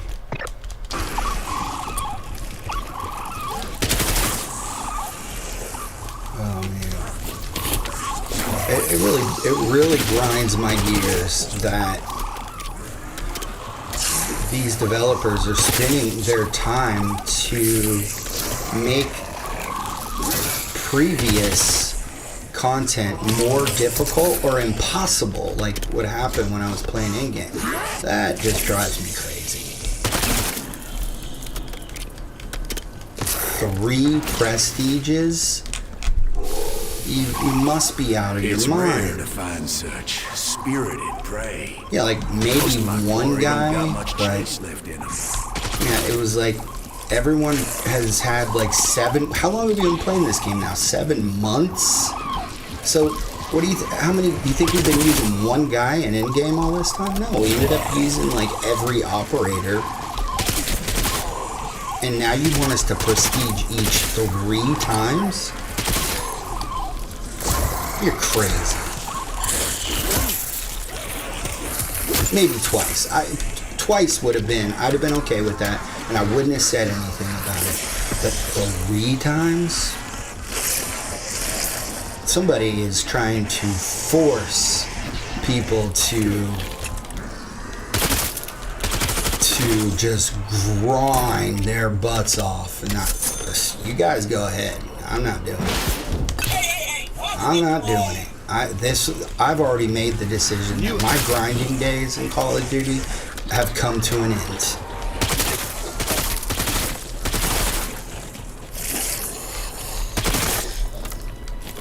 That's the end of my rant. Folk will call you a lot of things over the years. Deserter, zealot, scourge, sovereign, purify, and flame. But just like Infinity Ward after Modern Warfare 2, Treyarch is going to have some damage control to do and to re-earn trust from their player base, because this is, good or not, this has been a terrible experience. I mean, good or not, the first couple of seasons. This is, I knew it would happen. After BO6, I knew it was going to be a major letdown machine. I just refused to believe it. That they were going to get all our, oh, it's the biggest release in here, blah, blah, blah. Oh, really? Is that right? Oh, we held back a bunch of content from BO6, but we're going to be releasing it in BOs. Okay, so has that already happened? Because it doesn't seem like we were overwhelmed by content. Seems like other than a few extra multiplayer maps, but where else is this? Because I don't see it. What, you held back a couple of leaderboard events? Okay. The anticipation is killing me for those leaderboard events. Oh shoot, I forgot I'm not using that. Speaking of... yeah, I'll switch it.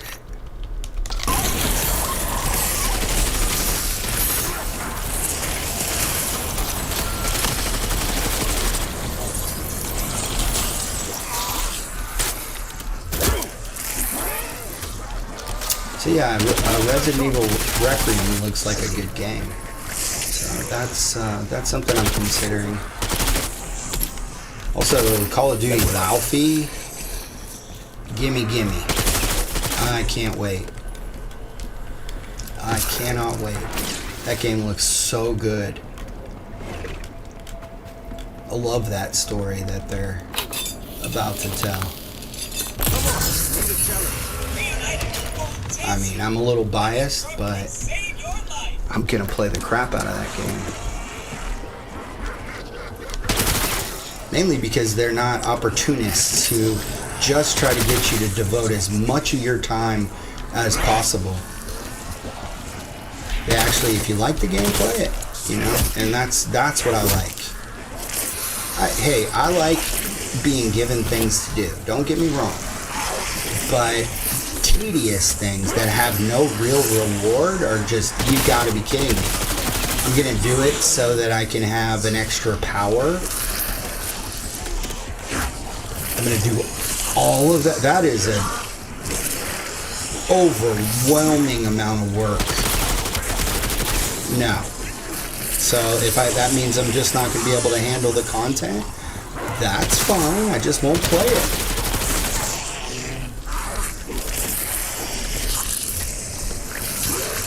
Not gonna be backhanded into grinding something I've already done 1,000,000,000,000 times already, you know, for hundreds of hours, just so I can play future content. Sorry, bro. If you were gonna do that, you should have done that for the release.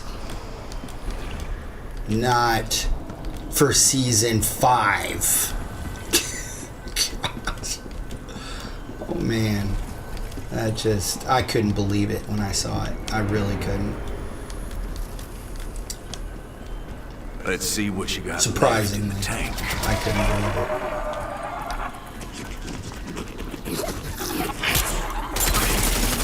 Like, it doesn't mind. I don't mind leveling up characters to like 60 to prestige, but when you're asking us to go through all those stupid fractures again, oh no.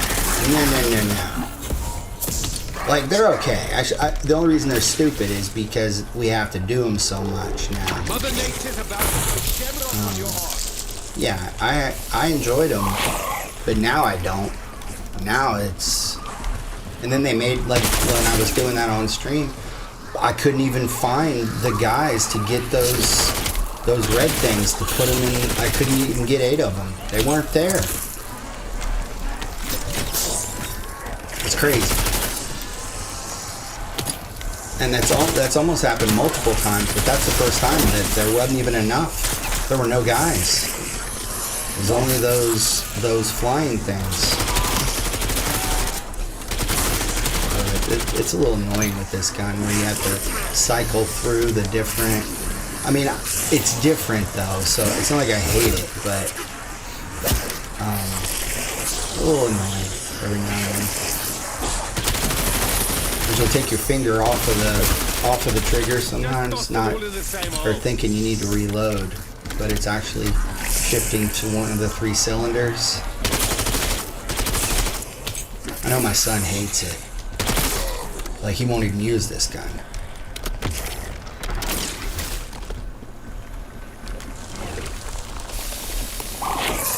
And then I was looking at the meta list, and it is so far down. Like, I couldn't believe that. That's crazy. crazy. I guess I'll stop using that. And by the way, so the data collection, the way I'm looking at it now, I guess is just a big waste of my time, because I'm not doing that anymore. I'm moving on to Modern Warfare 4. I'm gonna give Infinity Ward another chance, and I'll give Treyarch another chance. I'm not saying I won't. I'll always play a Call of Duty title, like, at least to a certain extent.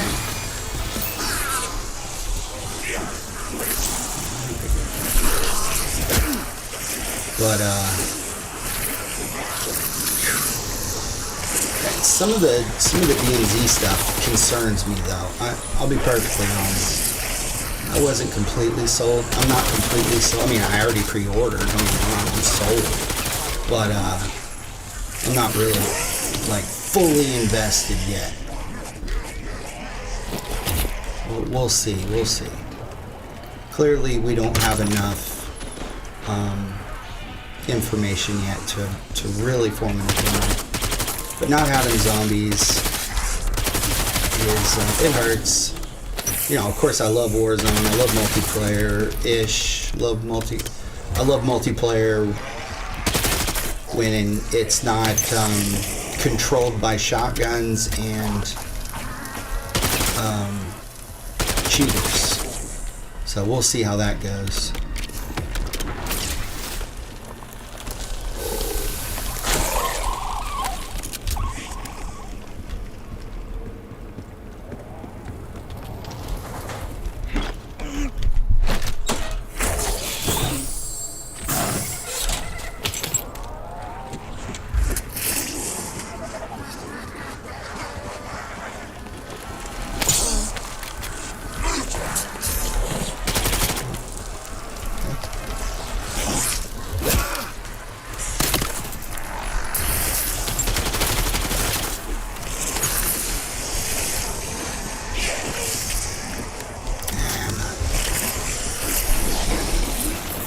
Sell this one.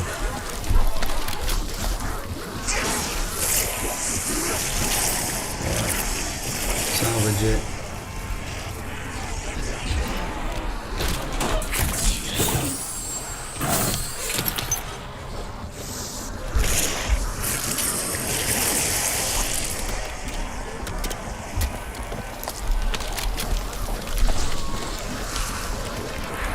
But yeah, I mean, you can go back and watch all my videos. I mean, you won't, but I'm just telling you, I didn't just start trashing this game the first time I've given it every. I will put my grinded hours up against anybody's hours grinded, and I did it mostly solo, so. You know, I didn't have people helping me to get certain things completed, things like that. Main quests, you had to do it with a team at least. At least I did, other than Totem Rank. But, you know, outside of that, it was mostly all by myself.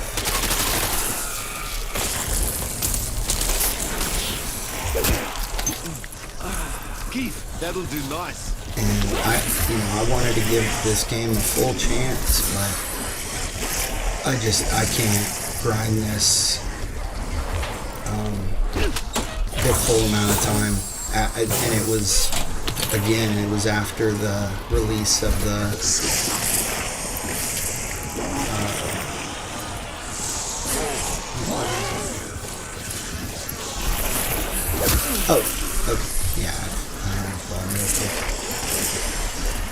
It was after the release of that in-game prestige system that, oh no, did I just mess up this cord? I think I did. What I've been trying to avoid doing. I think I just messed it up. It's this Elgato audio cord, and I've already replaced it 3 times. And I pulled it just a little bit. I think I just did the same thing that every other one has done. I just can't believe those guys, man. Can't believe my truck blew up either. I can't remember last time that happened.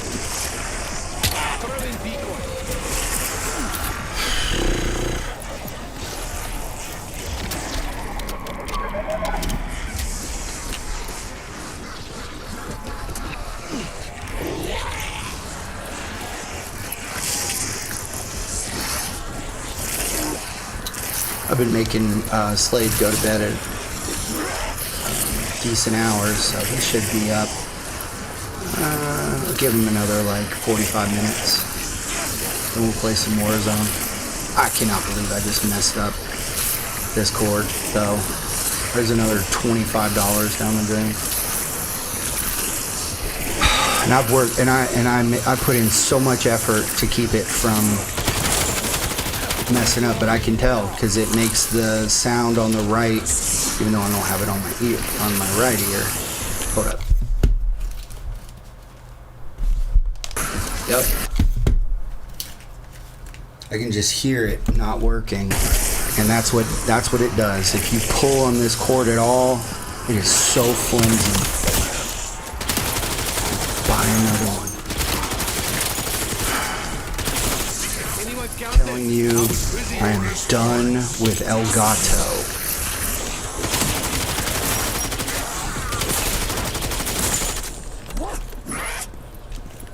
Just not worth it at all.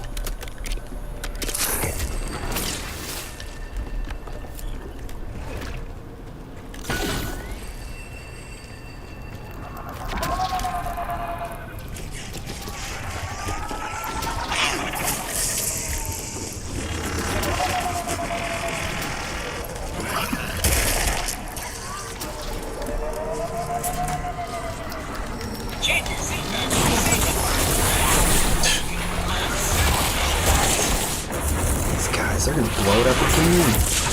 That's weird.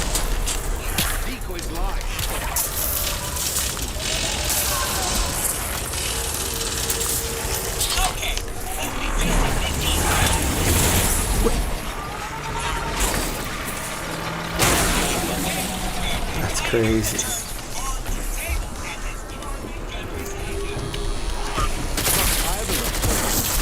Get off. You're not supposed to be here.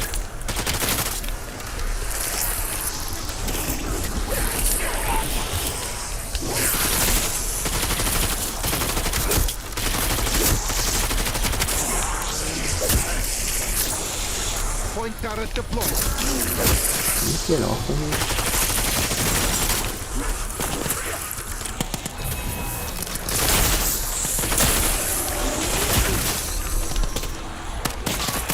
Yeah.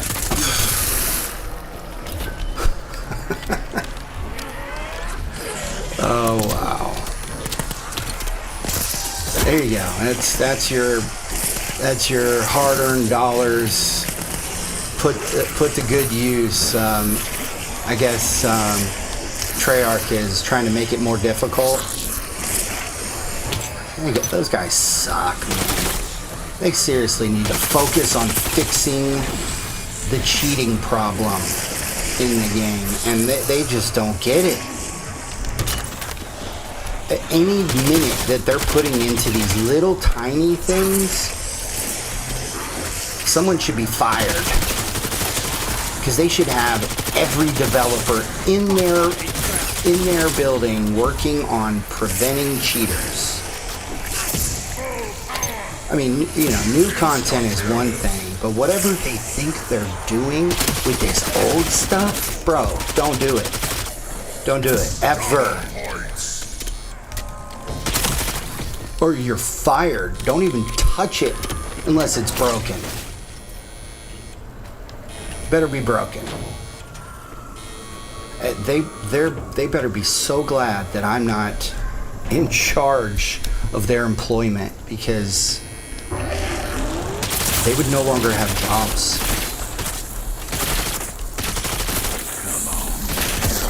You can do better, ain't you?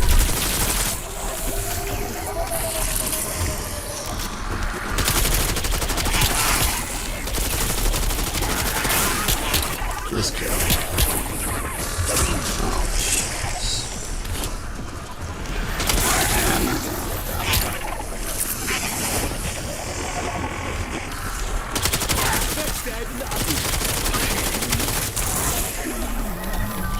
worst part is they're the ones who invented Call of Duty zombies.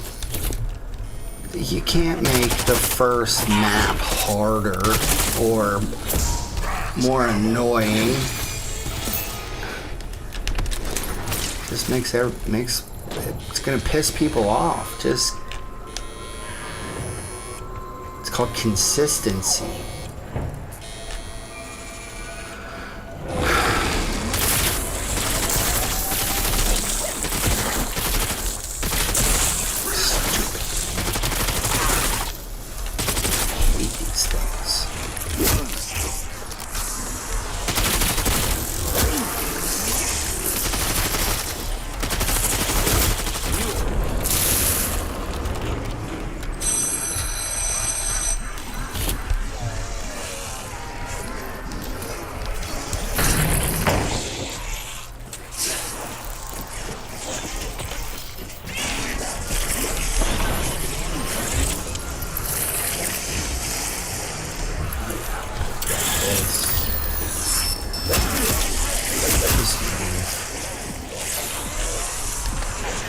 Tougher than I look, huh?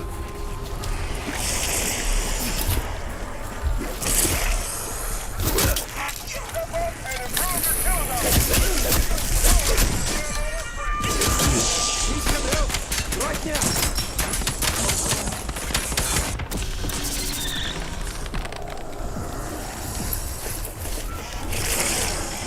I just don't know.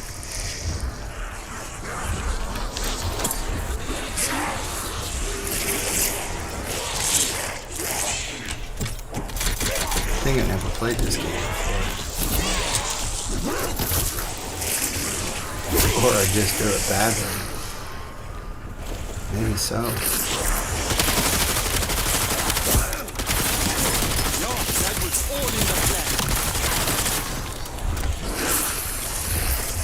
Or they've got a Treyarch employee spending his time making sure my gameplay is terrible because of what I said. Whatever. Blacklist me. I don't care. I don't care at all. I'm actually a lot more laid back about all this than you realize. Just gonna tell the truth. If it's fun, it's fun. If it's trash, it's trash. We all know how Call of Duty loves blacklisting people. Or if you don't, you should.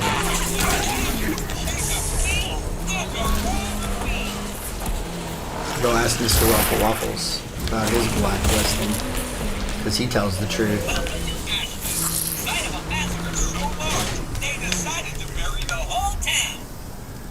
They do it.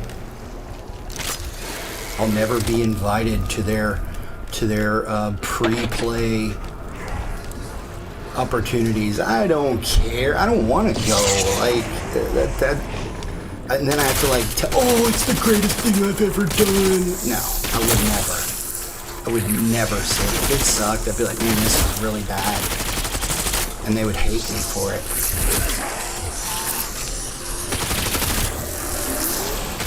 Everyone has their plan until they get punched in the face. And these guys are notorious for not liking being punched in the face.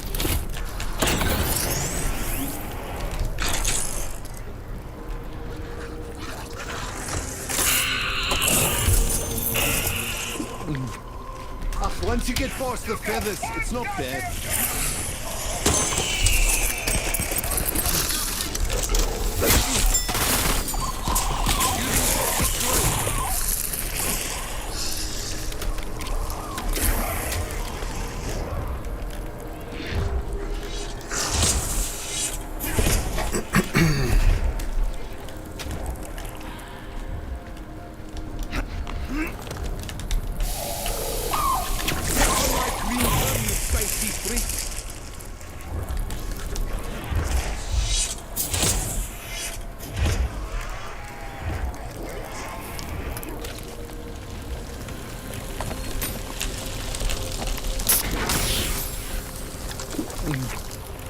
Save me a trip.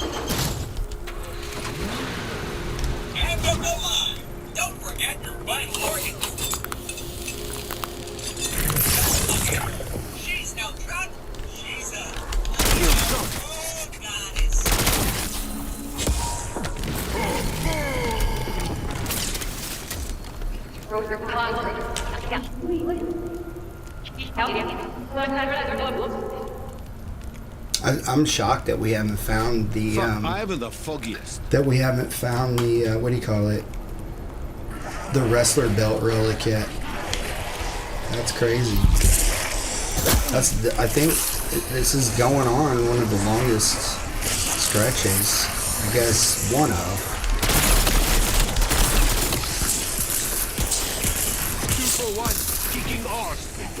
I say we. I haven't found any of them. That's not my thing. I'm far too impatient.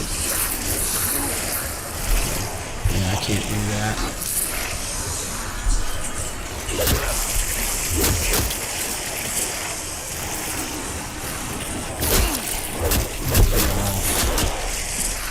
Doing something.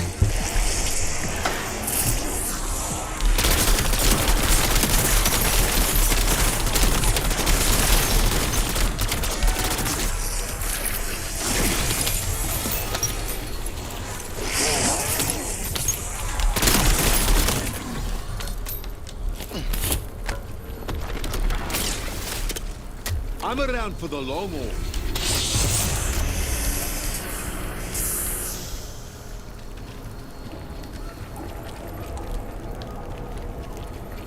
Yeah, I want to get to Crimson like ASAP.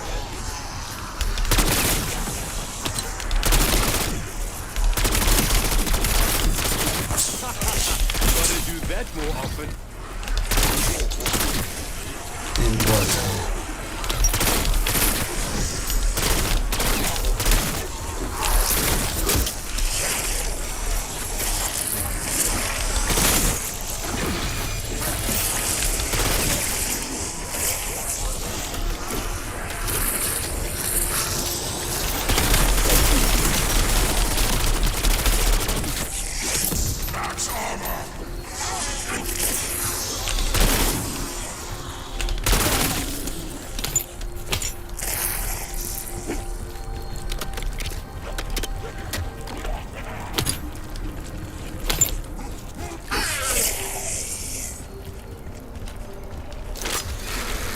Turn some music on. I know there's some that's already on, but it's not the greatest.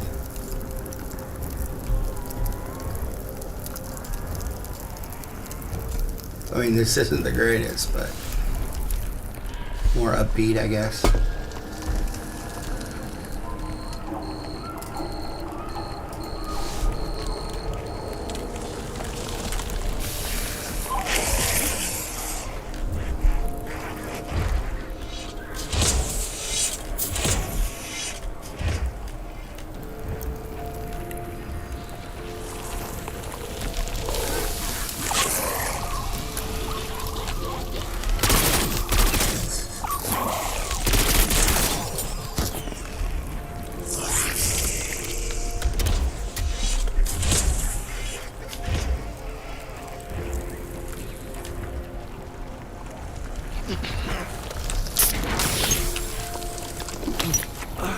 Nothing can hurt me now.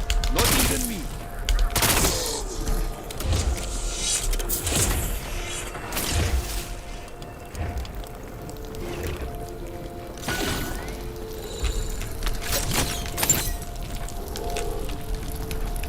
Mother Nature is out to go shamrock on your arse.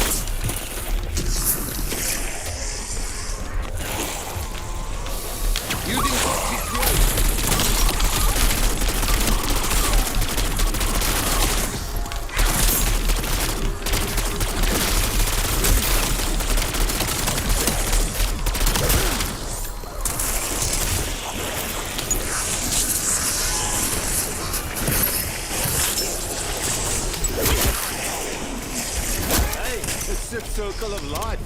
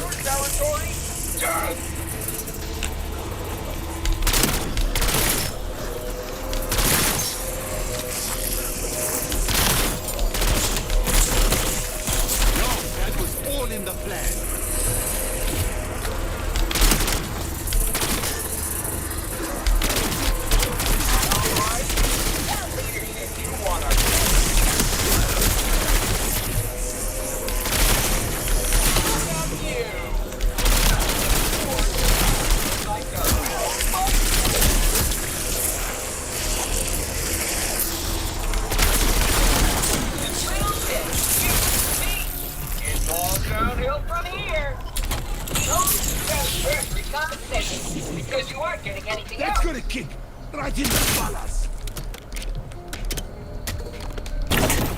I need a cape for this.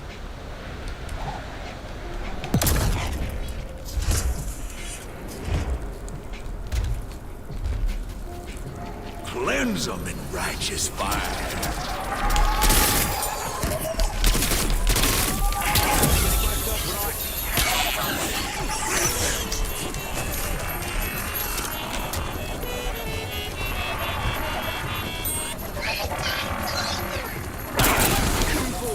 Kicking arse. All same.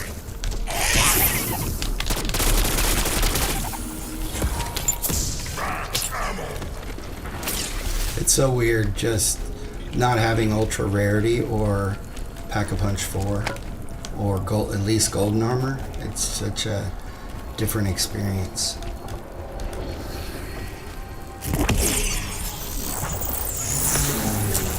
Wonder what goes there first. You're a dead man. Safety is our guarantee. Need a fur coat for their car. So there it is.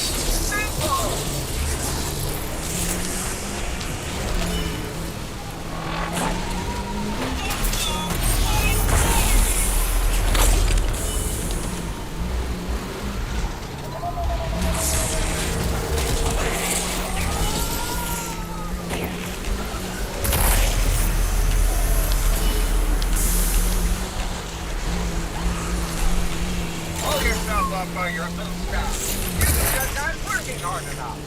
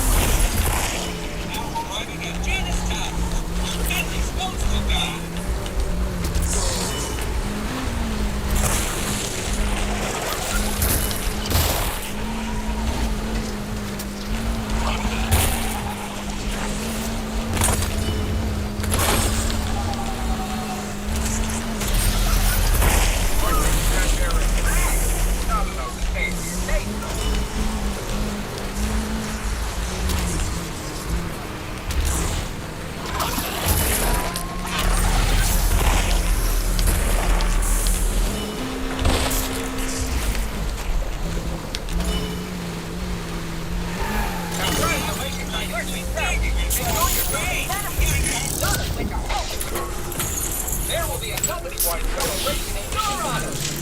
Don't tell me the gallery's down.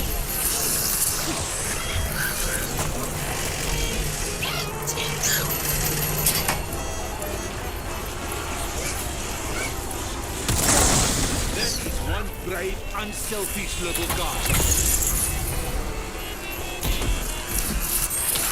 Bonus points.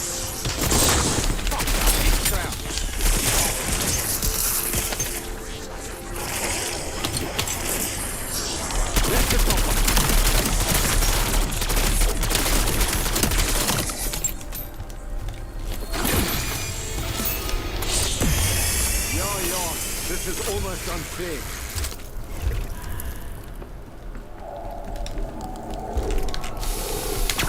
My green thumb, you feisty freak. Probably not there anymore, but let's check. Nope. Then also I catch myself looking for Mr. Feats. It's clearly not going to be in standard.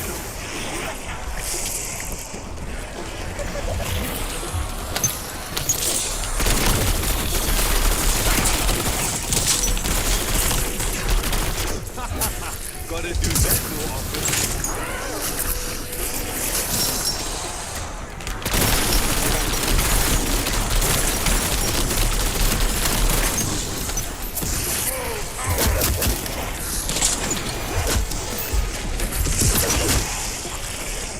Oops.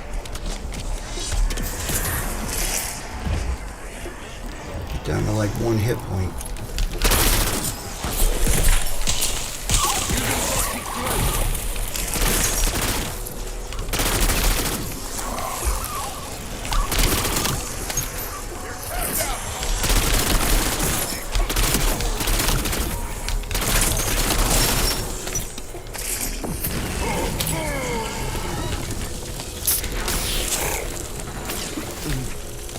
Oh, this is gonna keep me up all night.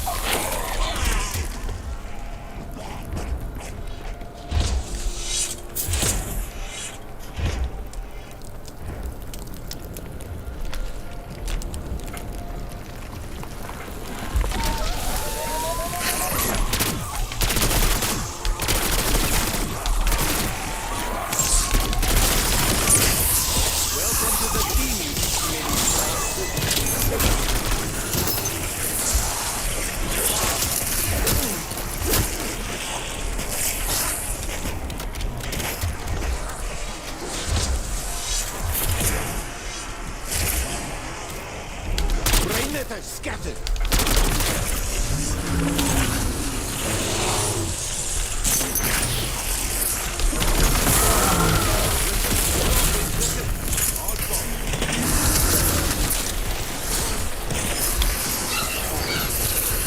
All right, buddy.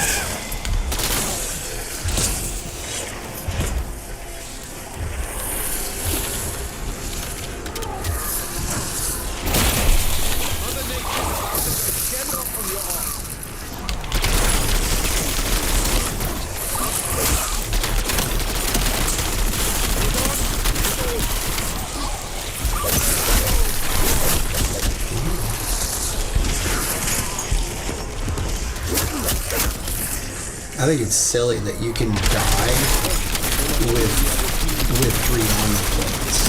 That's just stupid.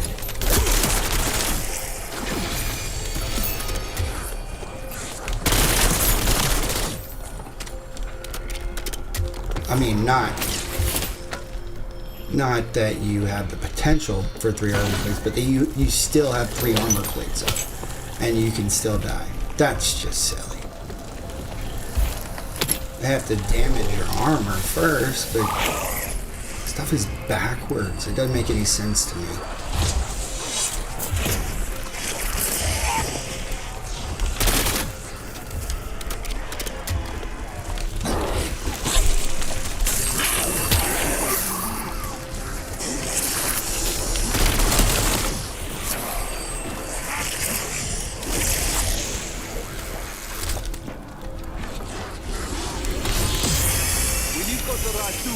Nothing seems like work.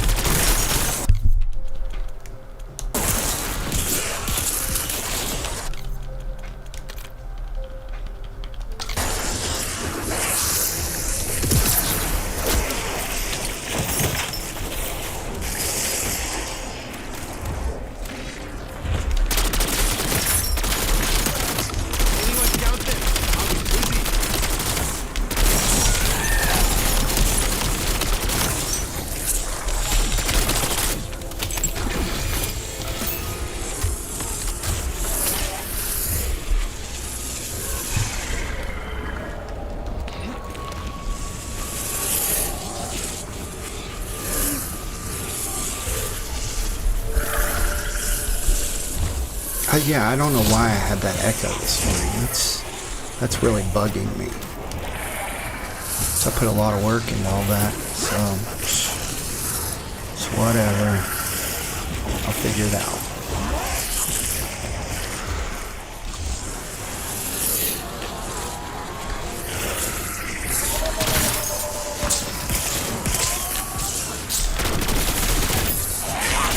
So yeah, pretty pumped about the UFC event this weekend. Was it 257? Anyway, Ilya Tupura is gonna crush, as always. I like Justin Gaethje. I do. I really do. I think he's a very entertaining fighter. But you know, you never know, though. He definitely has a puncher's chance. So, as we saw when he fought Dustin Poirier, kicker's chance.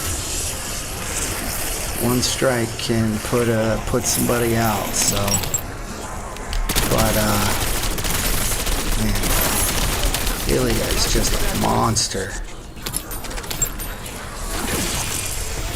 Can't wait to see Derek Lewis fight. Hopefully he doesn't get too tired. Although he's going to be on the East Coast, so it's not going to be all humid or it's not going to be all dried out and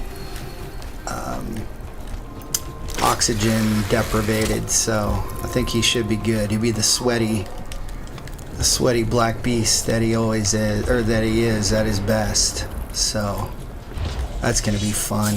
He's so entertaining.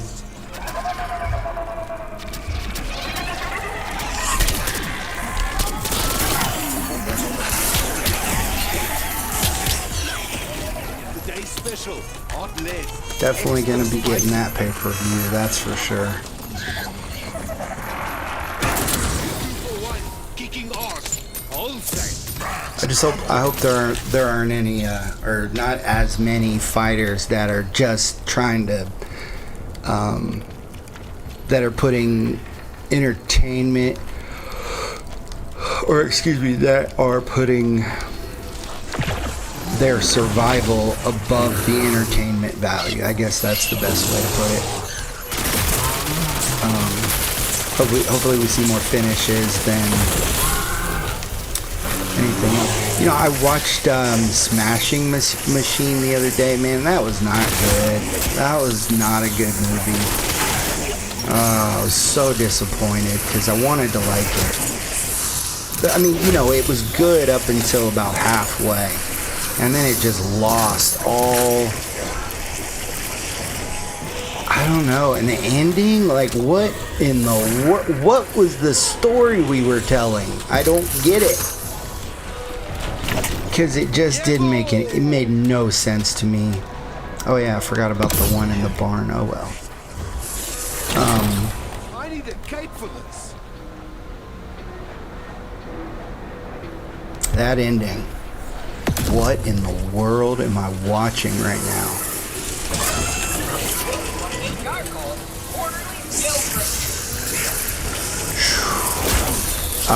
It may be the worst Dwayne Johnson movie I've ever seen. It was awful. Emily Blunt was good. I will say that. Dwayne Johnson was good. Not as good as Emily Blunt though. But the story, the plot was just so bad. I think Emily Blunt could kind of tell too. I don't know. I think she felt like she had to go completely over the top. Just because I didn't even realize I didn't have jugged. That's crazy. What else? Do I have anything else? Nope. Get this out of the way.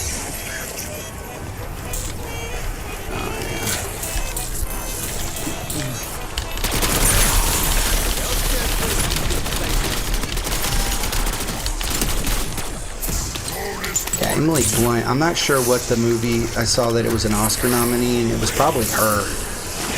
She was so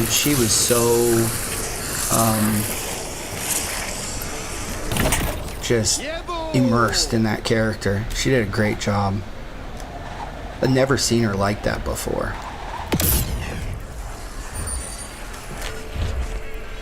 So for that, I guess it was worth the price of admission, even though I watched it on HBO. But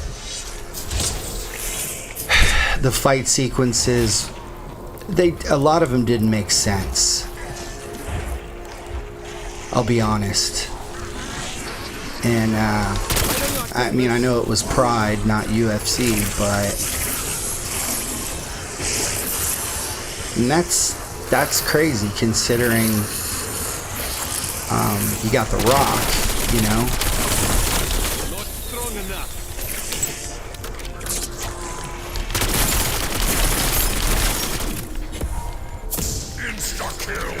So, yeah, first half of the movie, entertaining and enjoyable. I thought Ryan Bader, Darth Bader, did a great job. And Emily Blunt.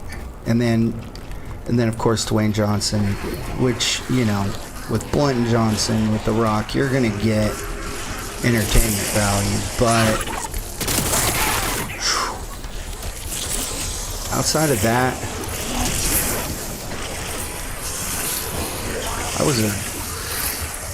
I'd give it a 5 out of 10, and I'm usually not overly dramatic with my movie ratings.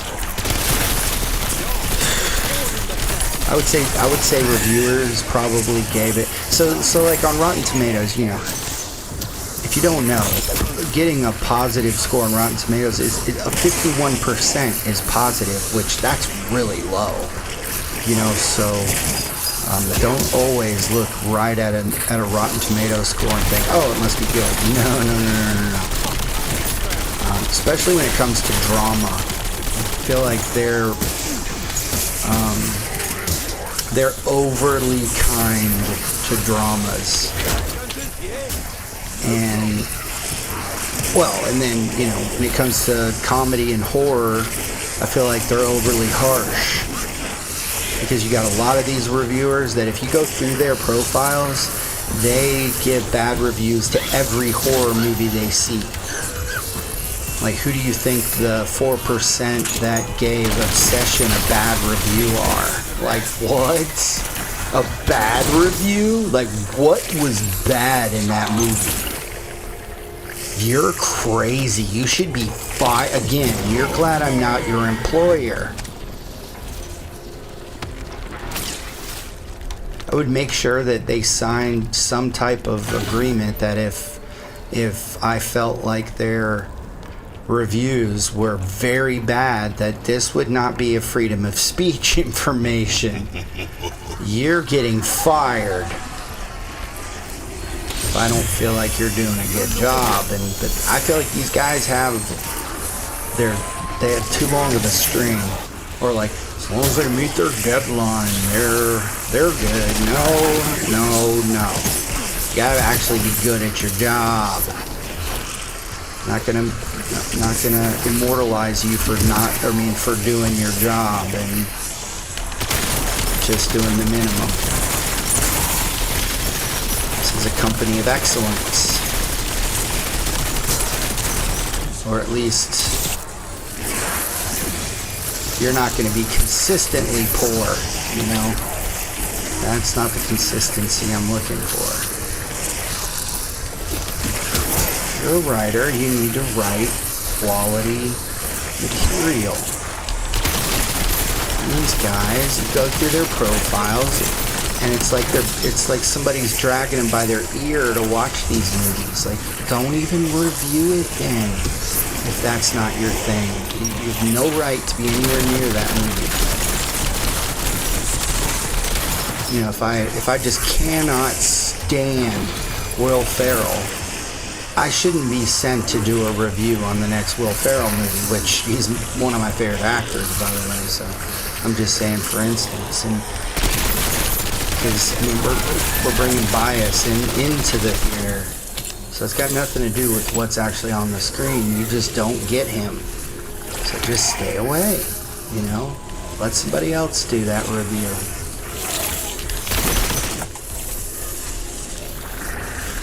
But I love UFC. The UFC is so entertaining. It's not as entertaining without Khabib and Conor, but it's entertaining.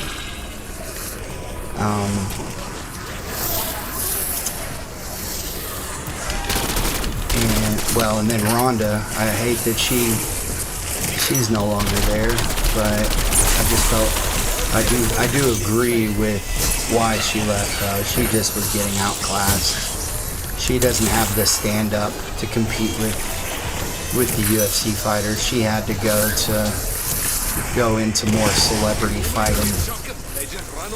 Because I hated seeing that poor girl getting staggered all the time.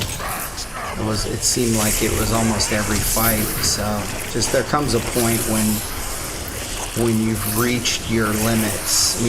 She'll always be a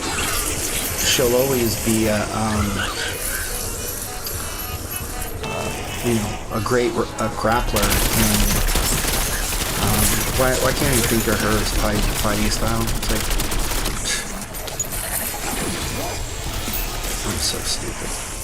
Anyway, and she'll always be an all-time UFC great as a pioneer. But she doesn't have to stand up. She just gets rocked. She would have to I can't even imagine how many hours she would have to put in to get to that point. But, I always thought that Mackenzie Dern was like that. Of course, Brazilian Jiu-Jitsu, her dad, she's one of the greats in that area, but it was her stand-up, man, where she just was getting rocked. But gotta do that more often. She clearly put an incredible amount of time. Well, I shouldn't say that. Jonda Vernadoba, or whatever, however you pronounce her name, she wants to wrestle with you more, and I think that definitely played right into Mackenzie Dern. You know, who's like what, a fourth or fifth degree black belt in Brazilian Jiu-Jitsu. So I mean, that just played right into her hand. So it was like the perfect fighting conditions, I think. So we'll see. I mean, could you imagine her going up against like I don't know,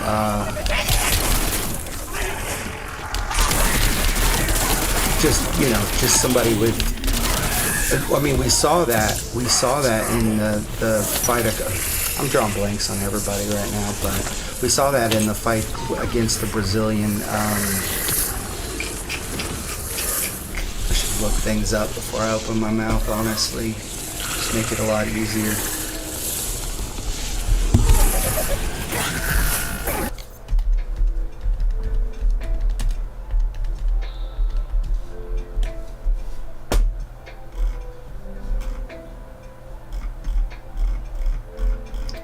How much you're gonna make? Okay, there it is.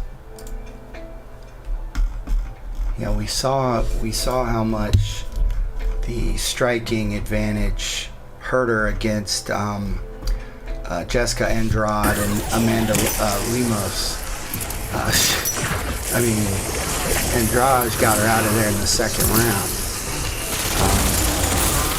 But then I felt like she did show up well, though, against Lupe Godinez, and that, I think, is the reason that she's in this position now, because Lupe was ridiculously, well, what was she, I mean, how many wins in a row did she have? Nobody seems like, well, no, I think she lost like a close decision.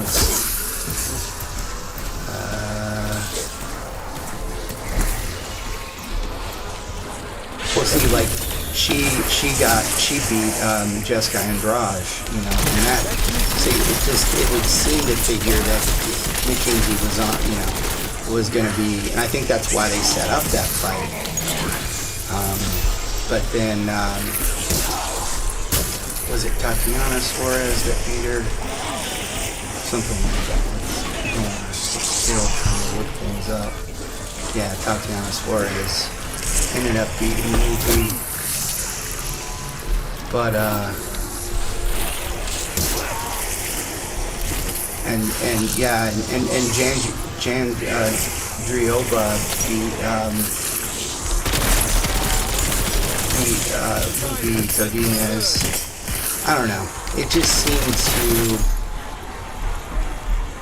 play into the hand. I don't know how many wins in a row she had, but it was a lot.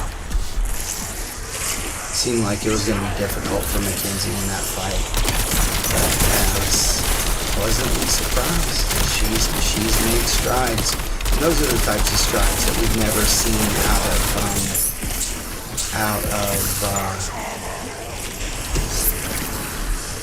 Ronda Rousey. She's just always been a practitioner of what she does. I just can't think of it right now. I'm not going to look it up. Shocking, disappointed me.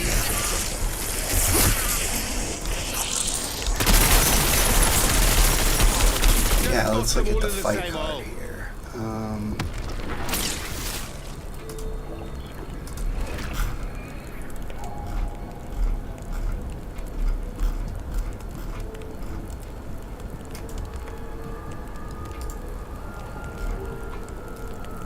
Oh, I got it on the book there. Yeah, so Cyril Gain against Alex Pereira. I can't do that roll your tongue sound very well. That's a good one. I mean, Pereira, he's a beast.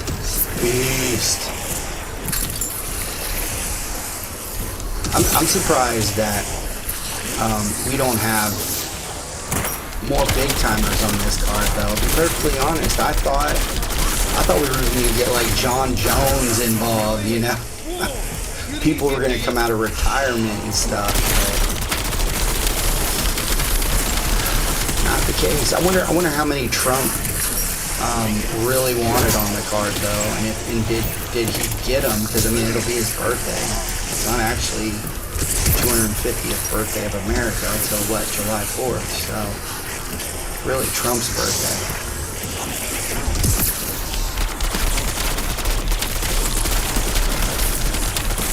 Sugar Sean, of course, it's great to see him.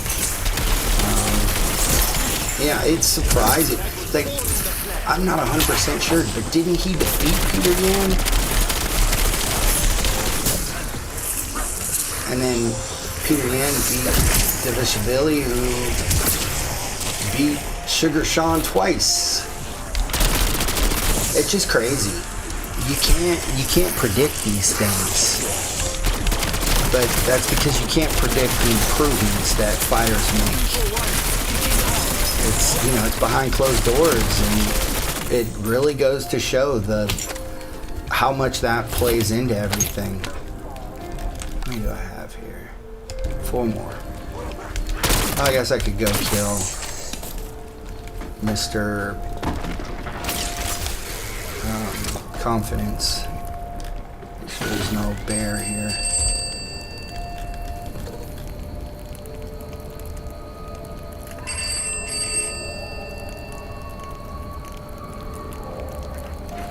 I think we're good. Yeah, boy. I was really hoping Connor was gonna somehow sneak onto this card. Could you imagine how much money they would have made if he was on it?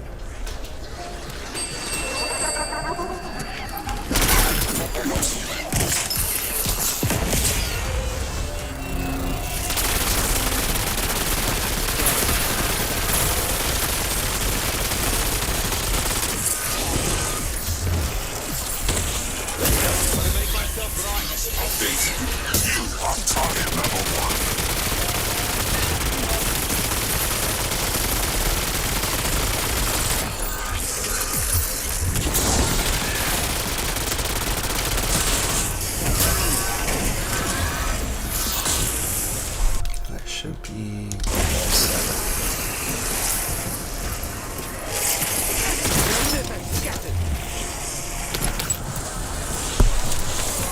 Decoy running.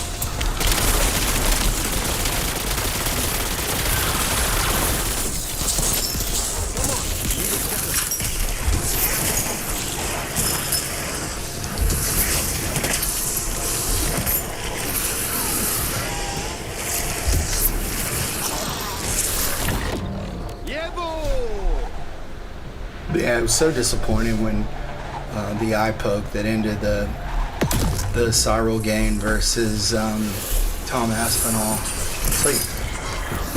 It's like we never really get to see Tom Aspinall, or it feels that way. I need a cape for this.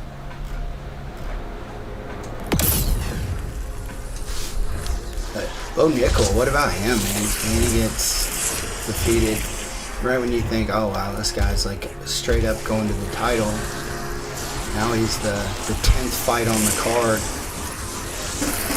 Mauricio Ruffy, if there is a guarantee on this card, it is that he is going to destroy Michael Chandler.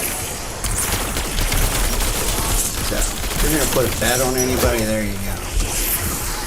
Destroy. Take it to the bank. Wouldn't be surprised if it was a knockout. Sorry, Michael Chandler, but no.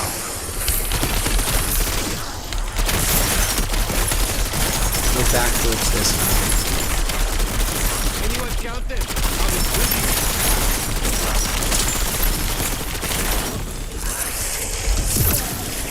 I don't know about Bo Nickel. Of course, he's going to try to wrestle him to death, but man, after that last one, I don't know, man. I don't know how to evaluate that guy anymore. He just looked unbeatable.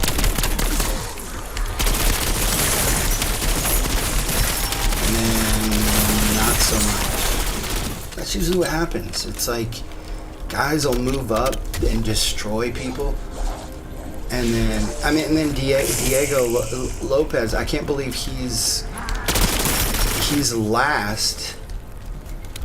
I mean, Alexander Volkanovski's not an easy out. But he's the last fight on the card. And Steve Garcia, I don't think so. Diego Lopez. So those are probably my two. You know, I don't know a whole lot about Josh Hokett. I mean, he is ranked number 5. I think Derek Lewis is trying to figure out a way to get back into contention. And he's looking at Hokett as a quick way into the top 5. So I don't know, we'll see. It depends on what type of Derek Lewis we get. And that's such a dice roll sometimes. Sometimes he's just not. Especially when he's like fighting in Colorado. Like, don't ever fight at altitude again, Derek Lewis. You just don't have the stamina for it, which is understandable. Like, don't be climbing Mount Everest, Derek Lewis. You know, yeah, pulmonary edema awaits.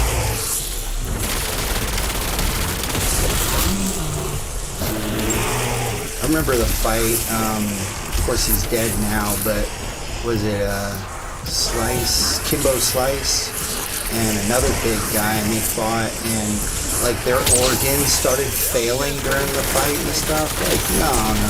Like, where were they? I think they were fighting out in Las Vegas, I can't remember. But the humidity, it's just too dry out there, and it doesn't really let you know, you don't sweat enough. They don't sweat enough. I feel like you need that. I don't know. I can't remember where they were fighting. It might have been the Conor McGregor Floyd Mayweather fight, and I can't remember though. And those guys were literally dying.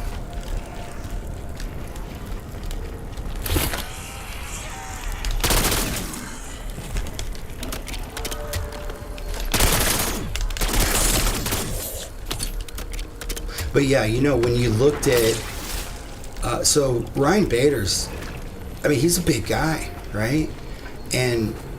But when you look at him stand next to Dwayne Johnson, it really highlights how Dwayne Johnson would not do well in UFC. He's just too muscular.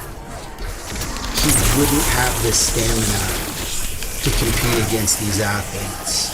You know, and I really like Dwayne Johnson, don't get me wrong, but, you know, he's just too big for any type of prize fighting. He's got to stick to wrestling. Not maybe really high, because you saw him stand next to Ryan Bader, and he's just so big. You can't be that big. And these guys will run circles around you. I mean, of course, I always knew he was big. I'm just saying, but when you put him up next to somebody that you know is standalone, big, and a good fighter, I bet you Ryan Bader could beat Dwayne Johnson if they fought in the UFC. I would put money on it. And he's nowhere near the size that... he's not even full heavyweight, but I bet you he'd beat him. Yeah, of course, Dwayne Johnson could always throw a haymaker or something and get lucky, but I don't see that happening. I see him getting real tired, and Ryan Bader just finishing it, just submitting and rear naked or something. Arm triangle.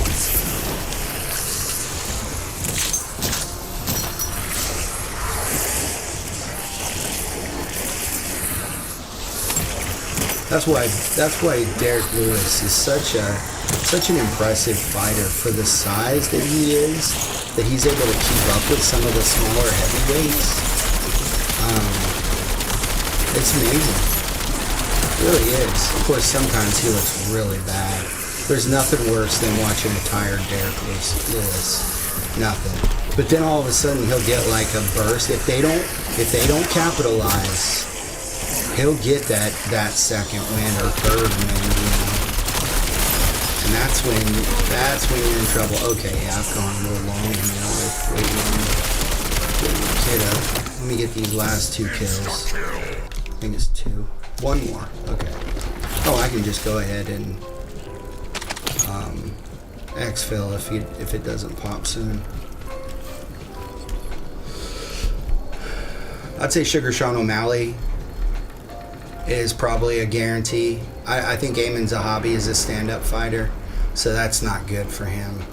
Fetch me their souls. So yeah, those are my guarantees. I'm not gonna say Ilya Chapura is a guarantee, but he's my pick. He's my pick there, and then Pereira, which is interesting that it's a heavyweight fight. I don't know. I like Pereira at light heavyweight, but yeah, he likes to be a multi-weight fighter, which I don't blame him. He's trying to be one of the best. Sean O'Malley for sure. I mean, I'm gonna go Derek Lewis, but I'm not confident in that one, but Mauricio Ruffy is the biggest favorite on the card, I think, and then Diego. Oops.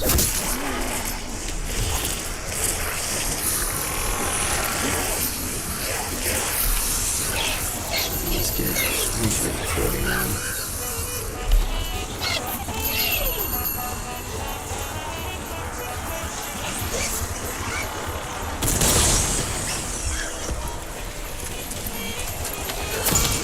Like I said, I'll re-release that all of that I did earlier because of the echo.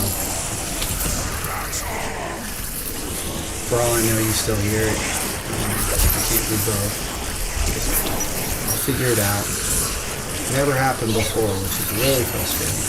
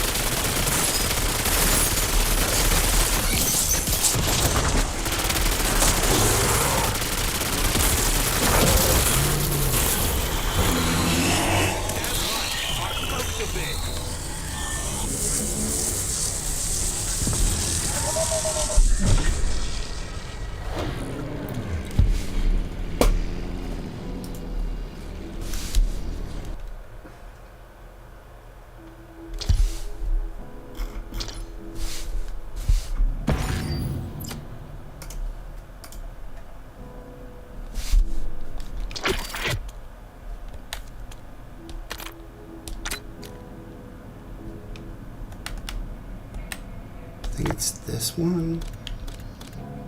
I don't have done. Which one is it? Yeah. Let me set this up for the future real quick.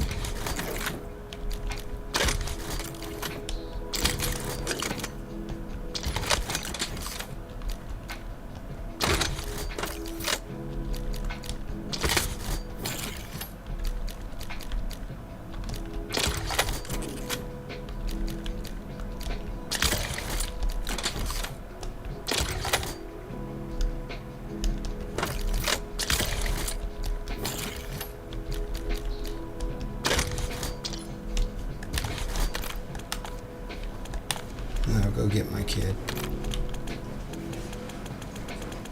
We'll play some Warzone. Got that one.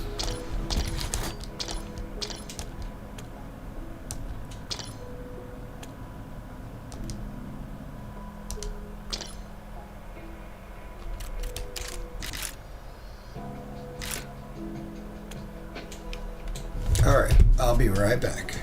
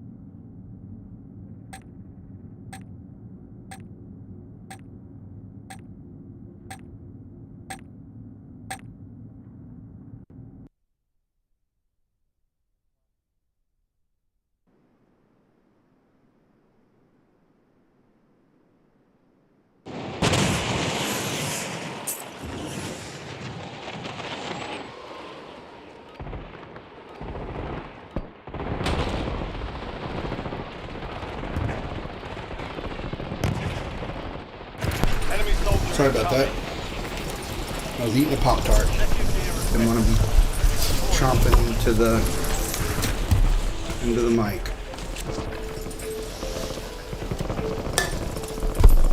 Honestly, I don't even know how many people are even watching after that crap earlier. And I think my this cord is bad again. Let's see. Yep, not working.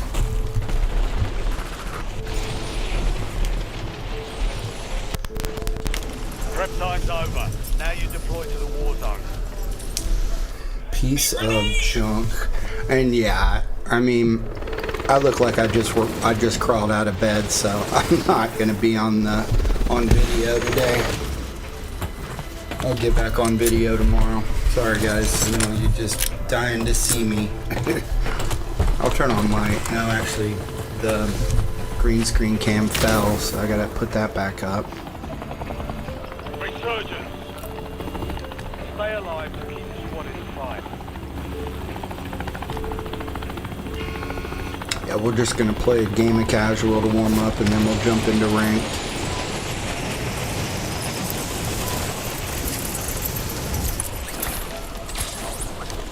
Enemies are dropping into the area. Watch the skies. Show our deadly casual skills.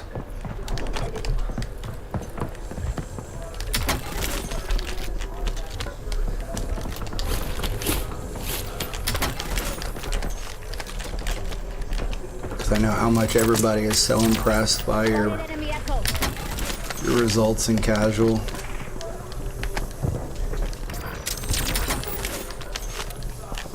CUAV prepped for launch.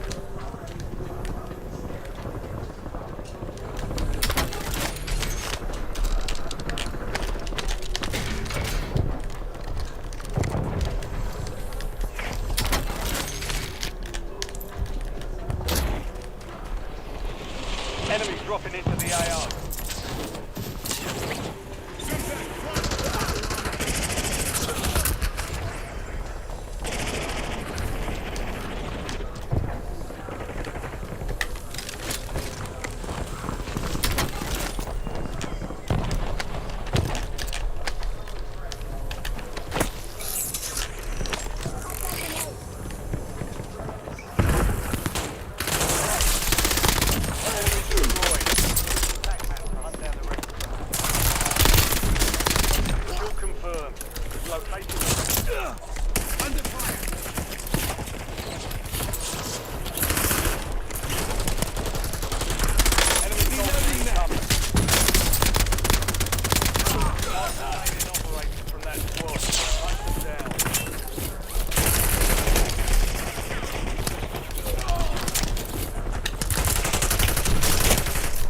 Man, getting pummeled.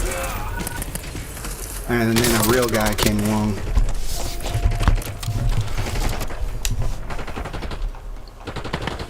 Don't worry, his comeuppance are on the way. There's a Terry Crews over there that killed me. Let's get time for vengeance. You're redeploying. Took my money. Your squad made it to the safe zone. You've got gas moving in.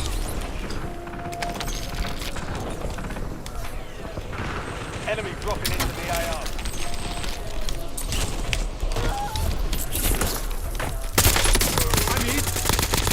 Good kill. Marking the rest of that squad on your tag map. Alright, we got enough, I think. Yeah. Stun incoming. Loading new mag.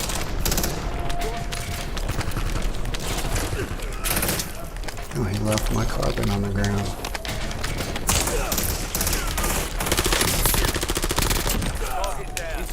Alright. Where you at?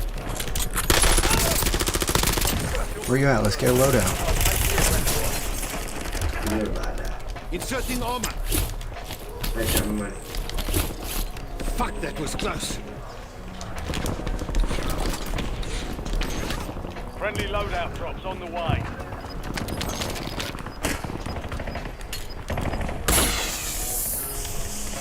Loadout drop headed your way.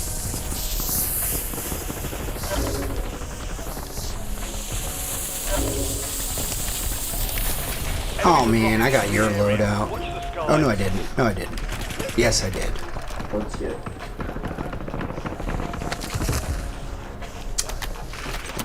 Assault back here. Yeah, but I wanted to work on my special gun.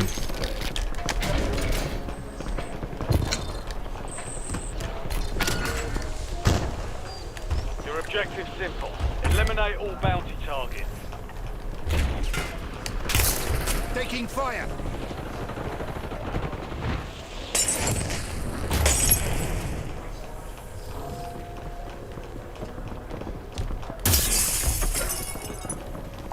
Nine there. Keep the pressure on. We've got 10 squads. Good kill. Marking the rest of that squad on your Oh. All bounty targets destroyed. Hell of a job. Well, I'm getting my real loadout now.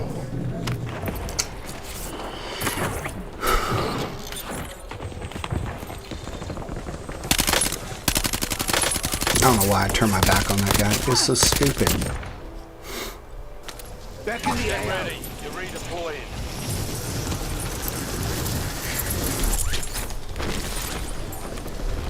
That's why we do a practice match.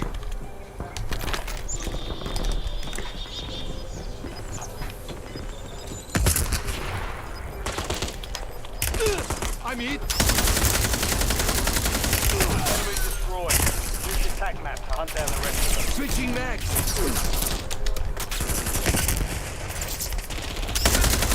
I broke their armor. Final mag.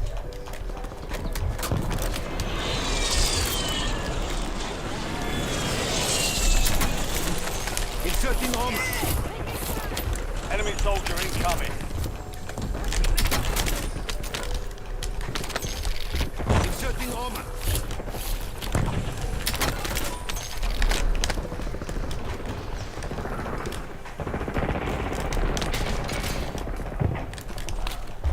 Taking fire. Mark Loading remaining new mag. operators from that squad. Hunt them down.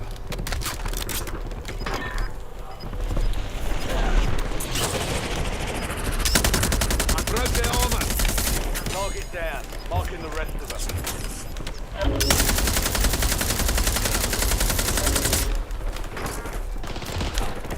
Enemy intel located. Capture and steal the intel. Loading to cover the next gas spread. Precision airstrike ready for target. Kill confirmed.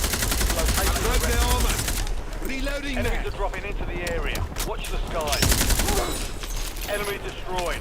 Use your tac map to hunt down the rest of them. Reloading back.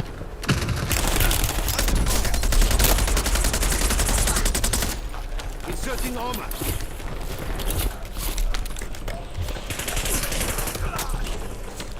Did you get the 45-point camo yet? I bet you did. Look in your reward camos. I bet you have a really cool pink one when you get there Get ready. Resurgence window is about to close. for those placement points that we do now. You know. Yeah.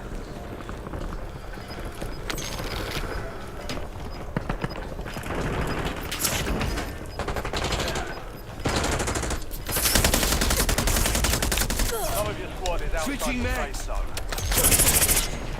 Target down. Marking the rest of them.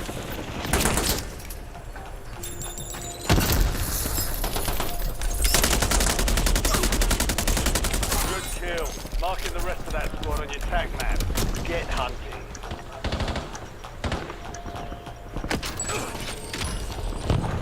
Enemies dropping into the AO. Taking fire. Mark Inserting remaining armor. operators from that squad. Hunt them down. Reloading mag. I need eyes overhead.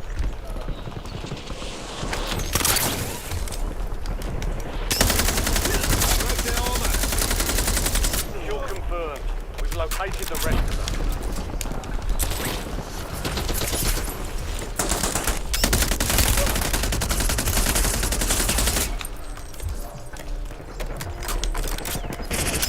Mark remaining Inserting armor. operators from that squad. Hunt them down.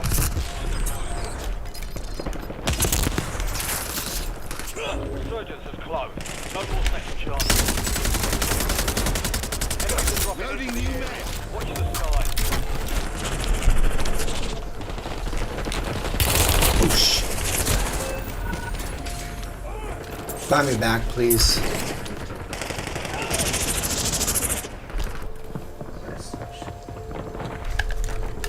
Let's see. There? Barn? Thank you. Let's get to work.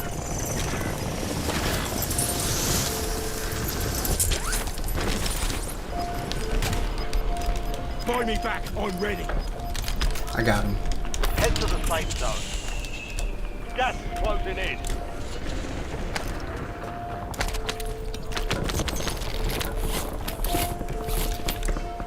You're in the top 5. Bring home the win. My reserve ammo goes from 60 to 210 when I go to the refill thing. Before even shooting, I mean.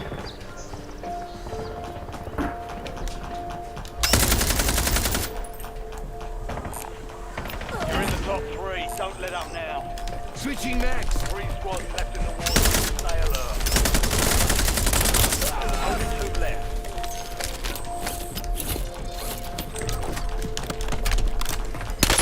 Broke their armor. The enemy never stood a chance. Nicely done.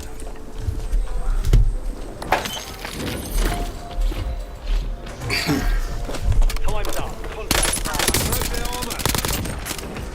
Yeah, Dravich is pretty sweet right now.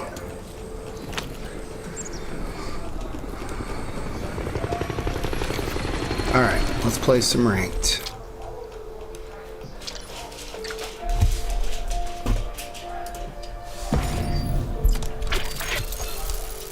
I will have to do my loadout though. Because it's set up with the new gun, which I clearly don't want. But it should be set up already, so.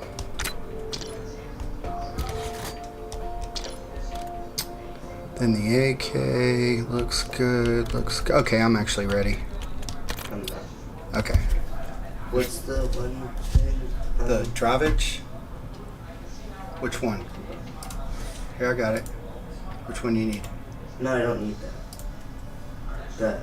Oh, okay. It's, go to your other camos, bottom right, Okay.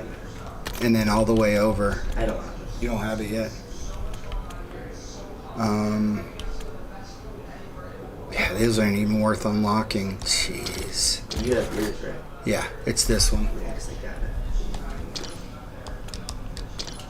it. Alright, you ready? Yeah. Our deployment fee went up 10. Our deployment fee went up from 40 to 50. I hate that my right ear is now. I'm gonna have to order another one of these stupid cords. Makes me so mad.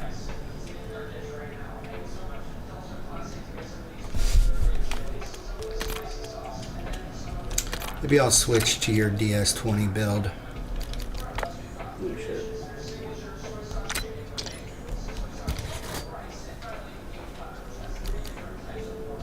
It's peak. You got it on the flip mag? Okay. Cool. I think so. I like the flip mag.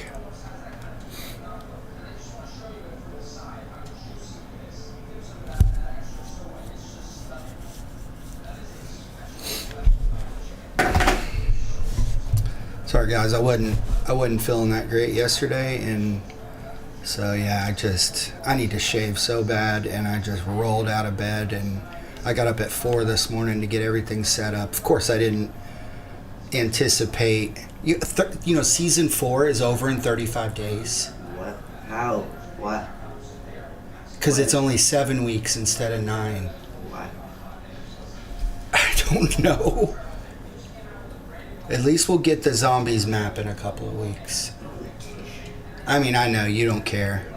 I don't know. I really don't care. I'm done with Endgame. I'm done with it. The only thing I might do in game is just get the camo. Just get the mastery camos on the new guns. And that's it. And I've already got 2 of them almost there. Wait, what's the loadout on the drawbridge that I have on there? Oh, your loadout? Yeah. Well, it's the same as my loadout. It's the Bowen, the regular suppressor that they just buffed, the 19-inch EAM, the Gator mag, the Prestige laser, and the bolt carrier, the rapid fire. What's the DS20? It's the Fang hover point, the new mag, or the newly buffed mag, the 17.1-inch abdicator barrel. Wait, the new mag? Or the new, the new silencer that they just buffed. Suppressor? Suppressor, yeah, same thing. And then the pinion flip mag. Wait, what's the barrel? The 17.1-inch. And then the FMJ. What's the mag? The flip mag. Because they just buffed that too. Huh? Whoa, what's... Yeah, they just buffed that too. No, what's the last overpressure? No, FMJ. Look at the stats on the FMJ. Did you do that? I don't know, but you've been using it. Oh, wow. Damage. All the assault rifles have those stats. You use the FMJ on assault rifles. No wonder why it's so good. Alright, I'm check. Wow, what is taking so long? Oh, I know. That's why I didn't finish. Do we have it on?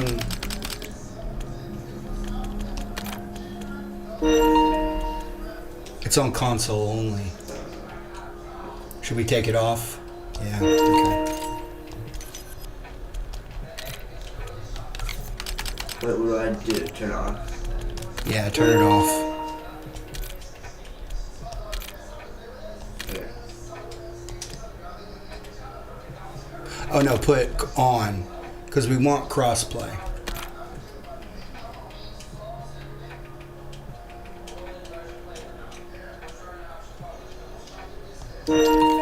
Otherwise, I don't even know if we could play together. But yeah, we could, because we're console. Huh? Because we're console. Oh, okay. Alright, we should get in pretty quick now. But we're going to be, of course, I think that's been on the whole time. And that's probably why we're pretty happy with the results. I think they're doing a vote right now, and it's only got one more day to open it back up to the 3 maps. What? The ranked? To include Rebirth and Haven's Hollow. I want that. I don't. I like Fortune's Keep. I know, but the 3 rotation. I like Fortune's Keep. I want more Fortune's Keep. Rebirth Hollow. Fortune's Keep is I don't know.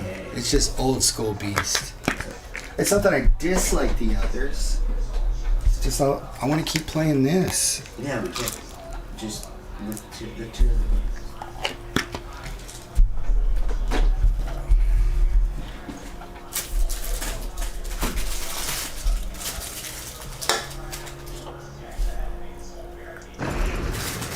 Ruck up. You're headed to the war zone.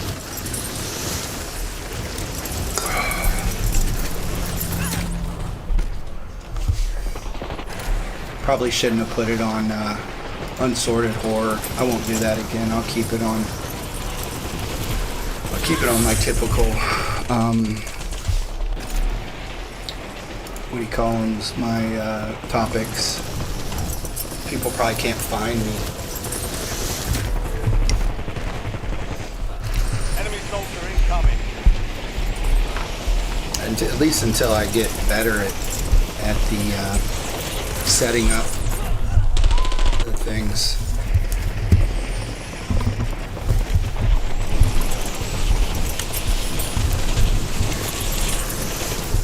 Well, it's going to be sad to see it go. The one I don't like is Haven's Hollow. I know you do like it, but I like Haven's Hollow. I just don't like it as much. Maybe it's because of my experience with cheaters. Maybe it won't be this bad now that they improved the matchmaking.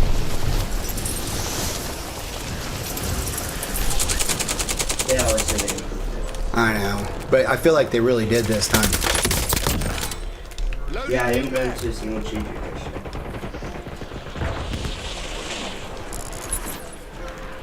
At least I know.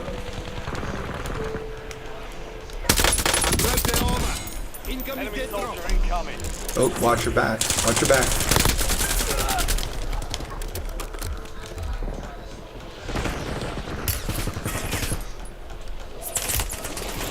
Oh, it's behind me. Jeez. I looked everywhere but there.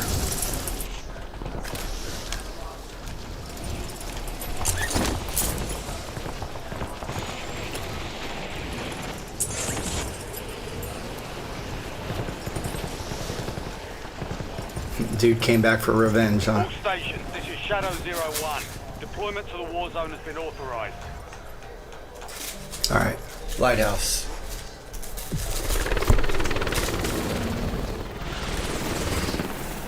Waypoint set.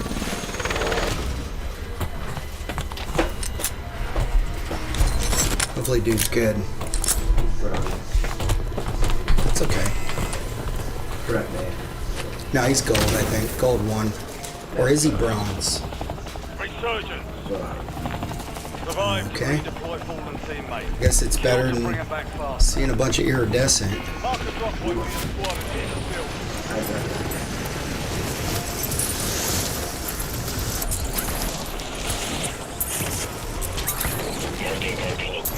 The thing that was bad about back in the day ranks is that we wouldn't even get like any higher necessarily. Yeah, it was only... It would just be There's an airstrike available. It was up against those guys. our teammate already killed it. Nice.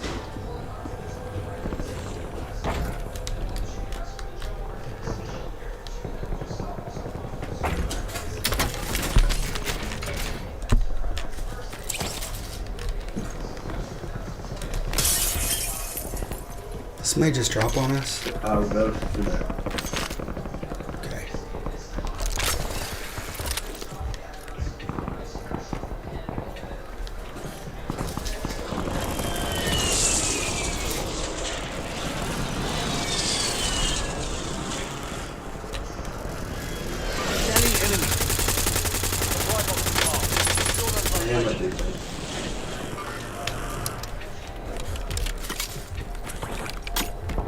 This might just drop. Or was that our teammate?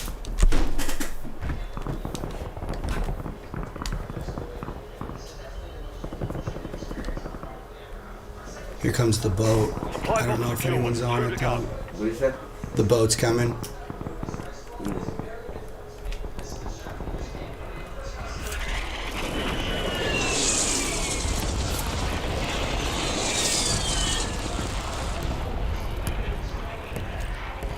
Boat cruise. Wait. Yeah, there's people on it. Supply boxes secured. One remaining. Yeah, I hit him several times. He was like, whoa. Reloading mag.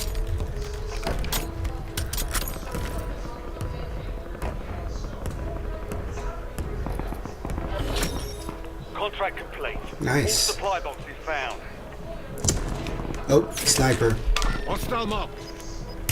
Don't know if you have one. Inserting armor. Decoys live.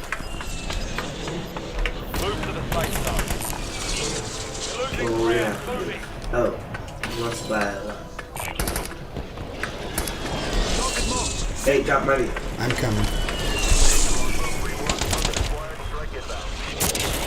Oh, I got somebody with my my airstrike. You've got a loadout drop inbound. Incoming LDBR.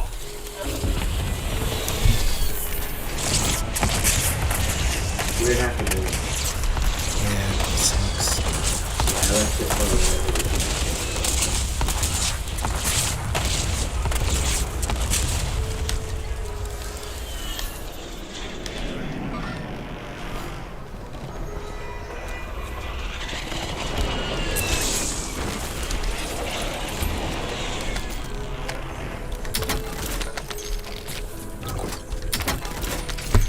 Loadout drop headed your way.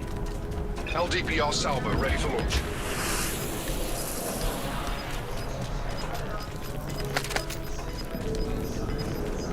You guys coming down here? Coming down. Oh, somebody marked it, so that's where I came. Just underground. It's up top. Where she go? Secure the Okay. supply boxes. Locations are marked on your tag map. There's people down here. Look. Enemy dropping into the AO.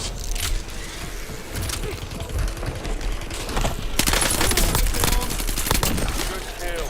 Marking the rest of that squad on your tag map. Thanks. Get hunting. Oh, dude over here. Switching mags. We pushing? No. Stay back. Just watch. It's fine. Can I get the shot out? Supply box secured. Move to the next one.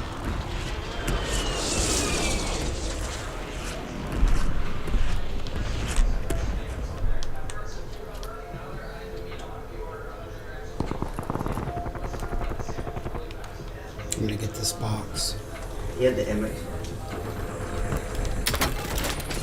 Two supply boxes down. One to go. Counter UAV ready for tasking. Enemies are dropping into the area. Watch the skies. LDPR awaiting targeting data. Counter UAV on station, ECM active. Dead. Dead. He was grabbing his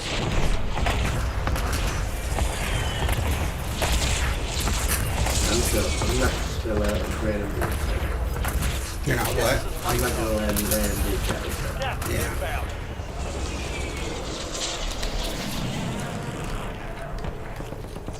We need to push stuff we do. Okay. But we'll see later because we don't need to go right now. Well, I'm on you whenever you're ready. MTC is dry. Image exiting the AO. Oh. Someone dropping. Yeah, he's down. It's over here.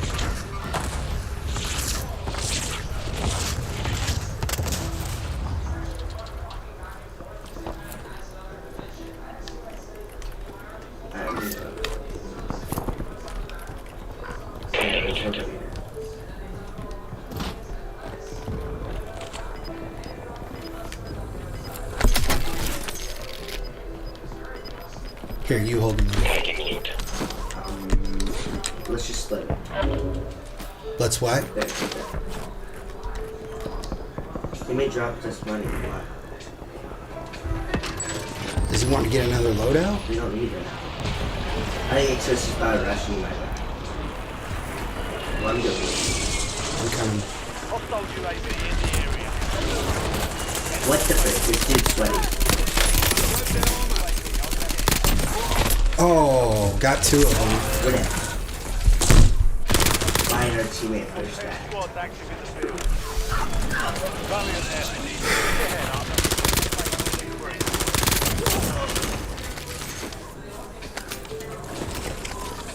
That guy's an idiot.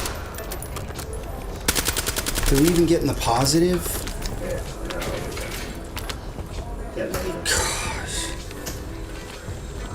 Resurgence. -4.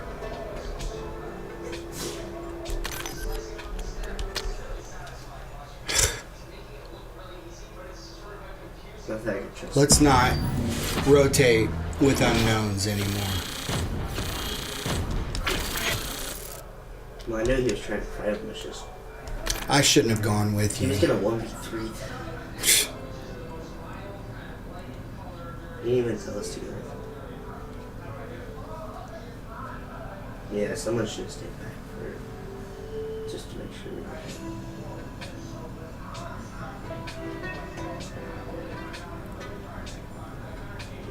Man, that's about disappointing right there.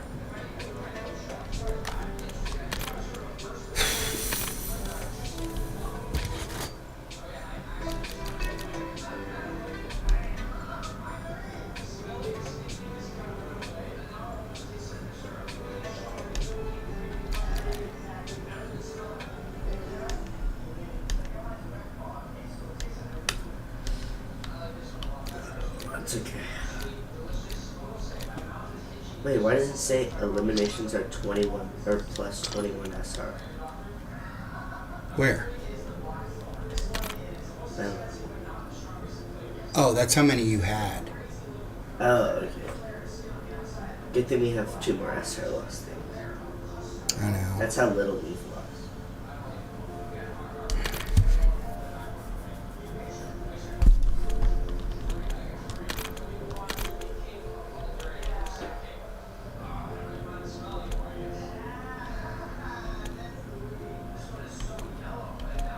I need 40 top 6. Or I need 20 more top 6s for the loading screen. And then 30 more for that camo.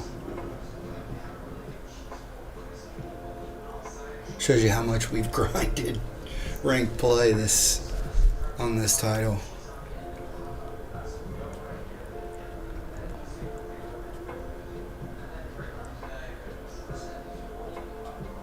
Grinded or ground? Grinded. Yeah, it's grinded. Yeah. Otherwise, it's the act of grinding.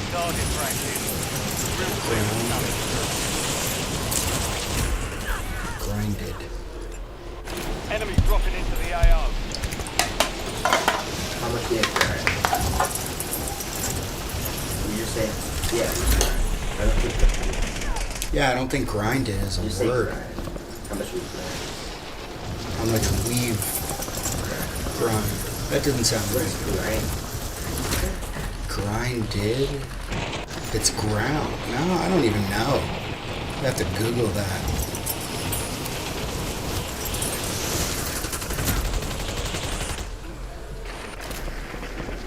How much we've been grinding. How little we've been grinding.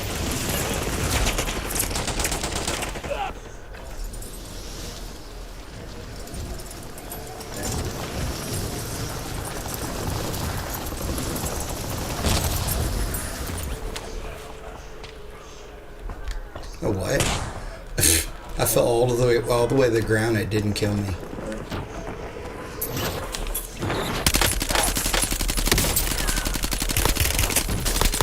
Loading new mag.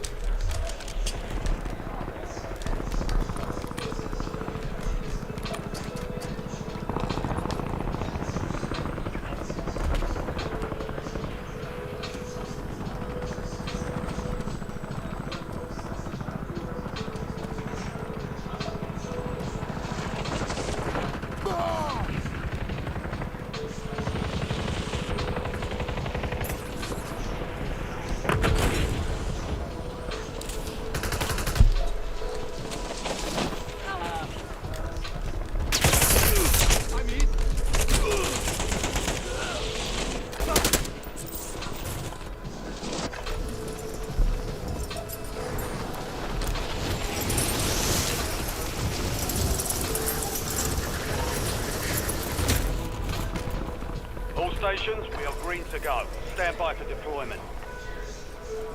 Alright, let's have a better one this time.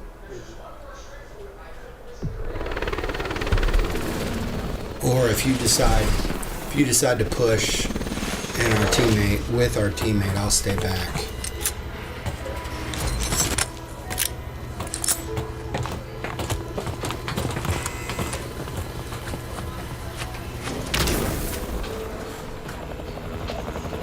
Resurgence. Survive and your team can redeploy. Eliminate targets to bring them back faster. Hills at tank. Get ready. Drop point for your squad and go get after it.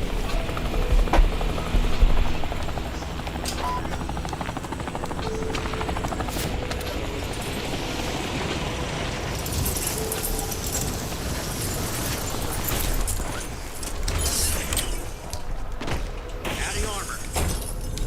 Okay.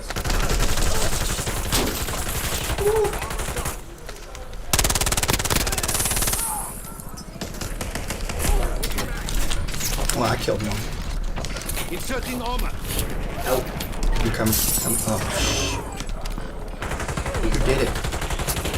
Did you get him? teammate's good. Your squad mate is redeployed. Well done. I didn't even get to pick up my first cut.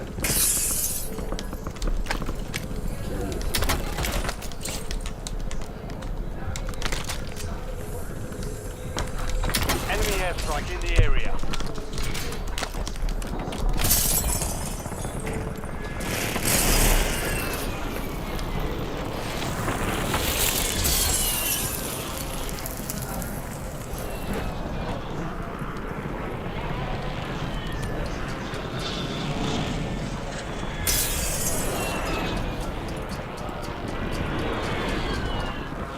You need armor? Huh? Need armor? No. Okay. Our teammate has all the kills. Oh shoot. Left my other gun. No, I killed somebody. You have eliminations, but no. Oh, really? Use your. Neat. Let's submit you. Where did my so-called go? Dropped it. So, oh, here it is.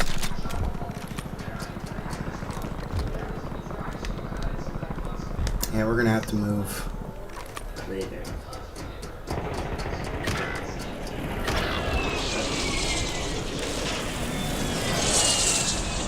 Where was he? That's where he got killed? Oh, so run, run, run. No, don't go that way. That's where they're at. Shoot. Why did you jump that way? Gas moving. Because I didn't know where they killed you from. Why me? I didn't know where they were.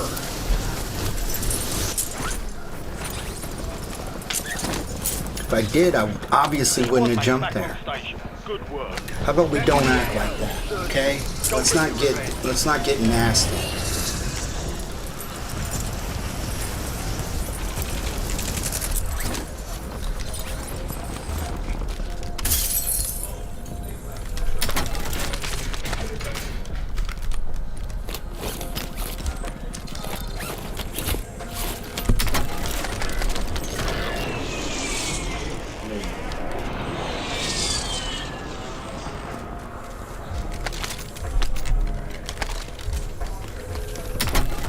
Your squad mate is redeploying. Well done.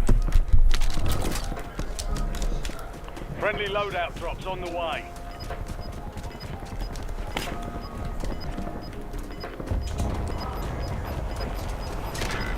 Oh my goodness. What are you doing? I'm just getting my loadout.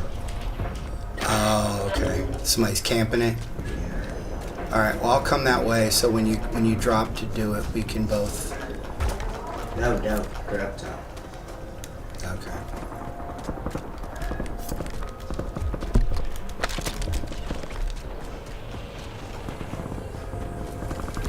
You have reinforcements inbound.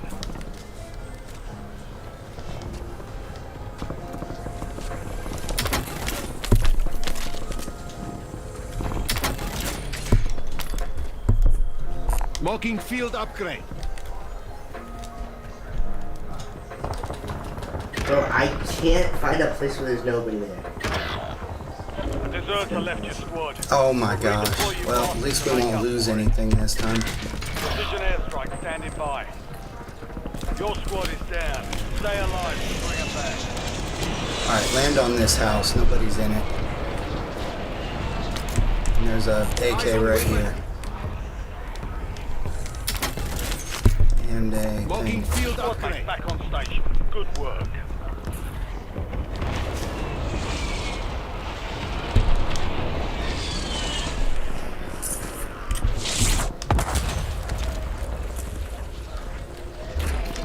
But no.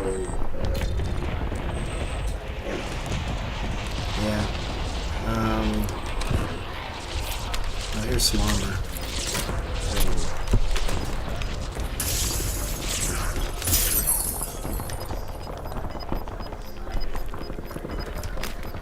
Your squad's in the safe zone. You've got gas moving in.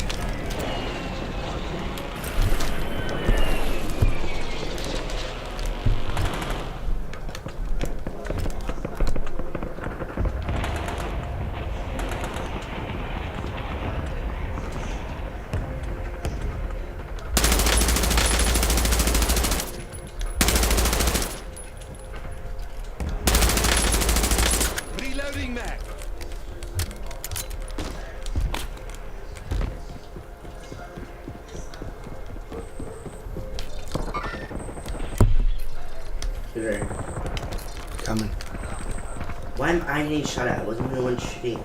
Well, I mean, it's not like there's a big difference between the two of us. Whoa, who killed you? Dude, I don't know. Is he inside?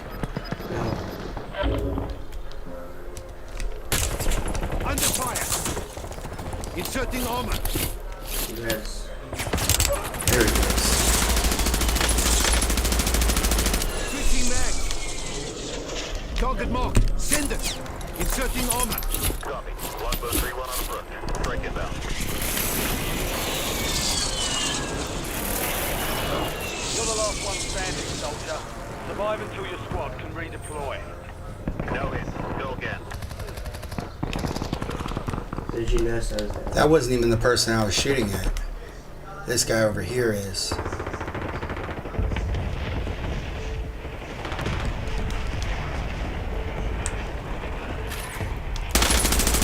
Reloading mag. 10 remain. You're almost done here. Your squad mate is redeployed. Well done.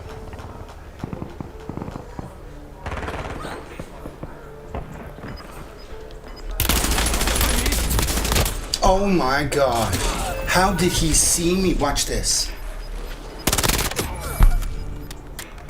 Gas is inbound. Nah. Our first cheater of the day. He popped out of the thing and started shooting me. I never even shot that guy before.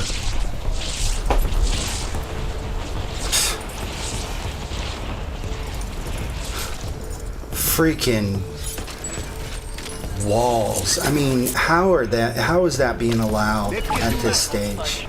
Go get after it. That's just pathetic, man.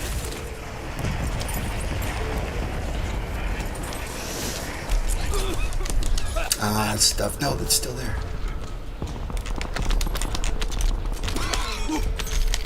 What are you doing? What do you mean? I'm getting a loadout. Them. I don't need to. I'm hiding in the bank. There we Okay, back. Inserting armor. go. The bolt.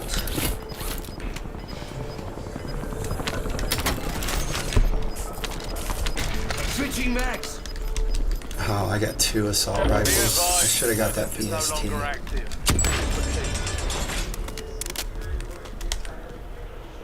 At least I have an MXR.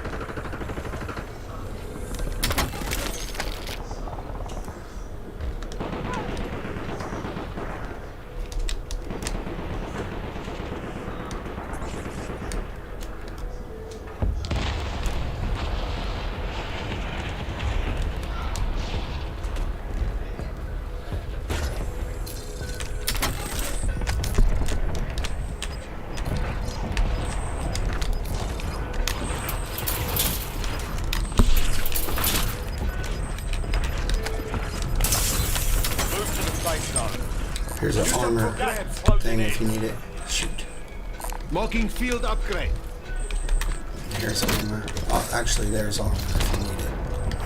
I'll pick up this. Oh, you got it. Psh, listen to all them guys getting their teammates back.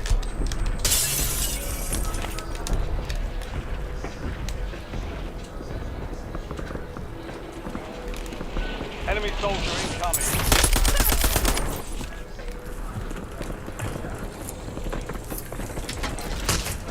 The inside there. Oh, shoot. Oh, was that you? I thought it was you. Remaining. They got both of us. Only a minor. I had 1 elimination. Man, that's about as bad as the first 2 games could have gone. That's because the PC played. Yeah.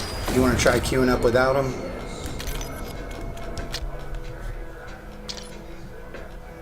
Alright, let's try. Alright, you have to do your own.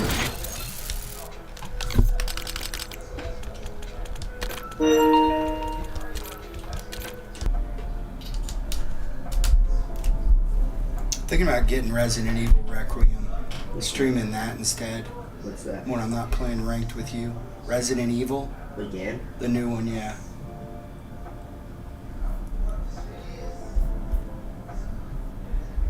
Because I'm just not into grinding this game anymore.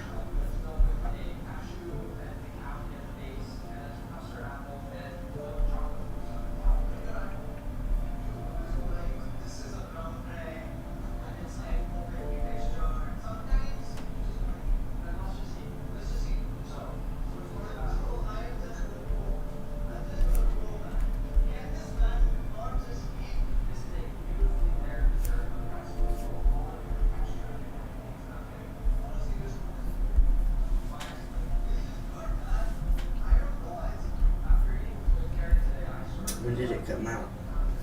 I don't know, but it's got insane reviews. It was, several months ago. I'll be right back. Oh, looks like we're in a match already.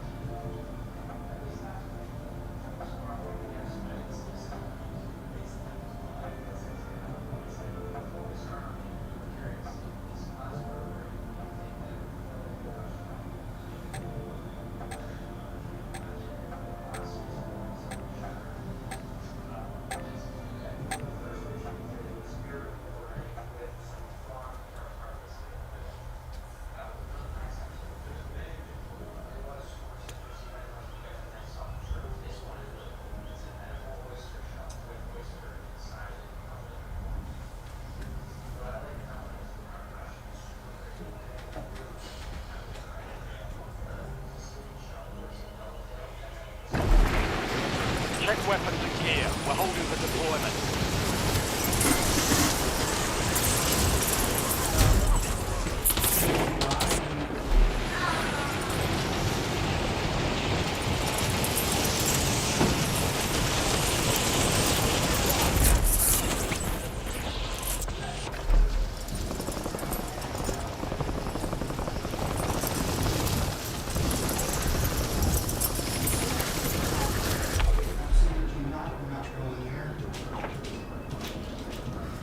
She asked if we could go to a restaurant in Dubai. What? Enemies are dropping into the area. Watch the skies. Huh? Isn't that United Arab Emirates? I don't know. Maybe it's not, but still, we're not going. Yeah. We're just gonna rally him for a rush. Enemies dropping into the AO.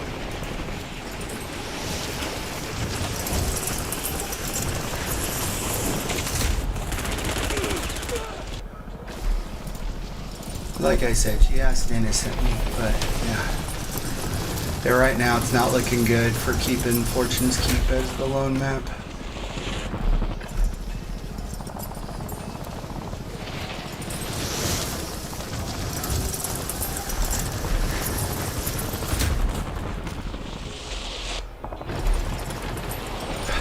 The new anti-cheat that they just put in for the computer, for computer players, is completely bypassable. What? What is that? Oops. Hold on. Then they did respond.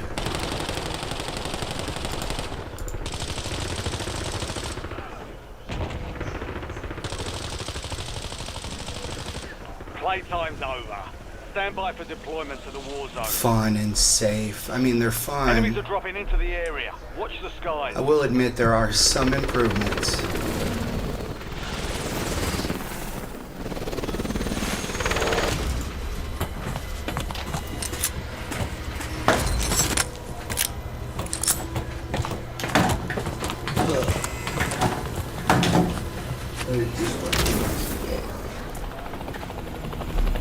Resurgence. Stay alive and keep the squad in the fight. Your team leader. Set a drop point for your squad soldier. Did you mark it? Yeah.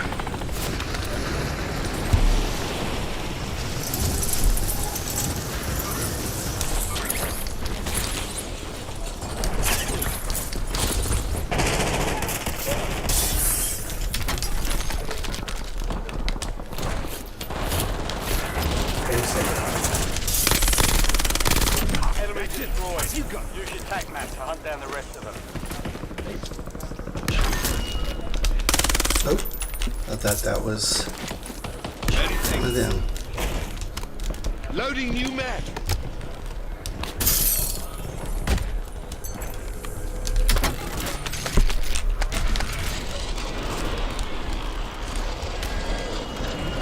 Linking back. Enemy soldier incoming.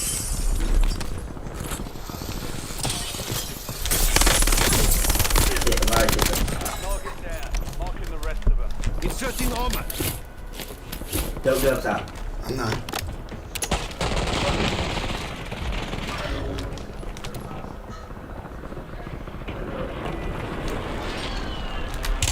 Oh!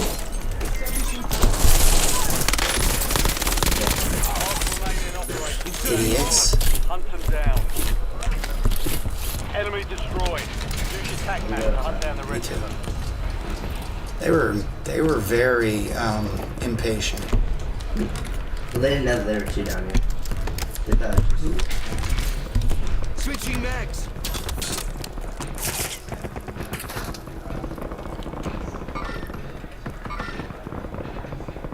Boat. Oh, somebody's coming. Did you hear that? Okay. Oh, yep, they're on the boat, but they're keeping covered. There's nothing to see.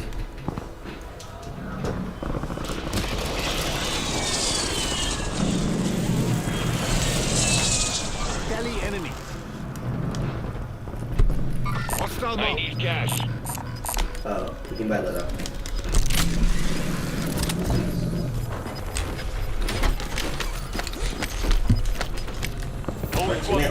Watch out. Gas is moving. I know, they've been good for that. I'll give them credit. Loading new mag. Oh, I thought I got away. Why'd you go in there? They marked it over here. They marked it on the house, so, or by It can go through buildings. Taking fire. Oh shoot, who's dead? Down.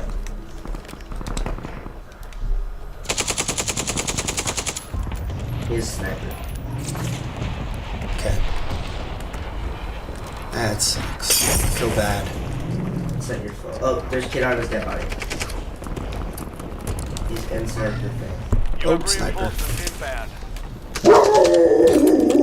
Wait, is Mama Kate gonna get it? No, not till Friday. Move to location. No.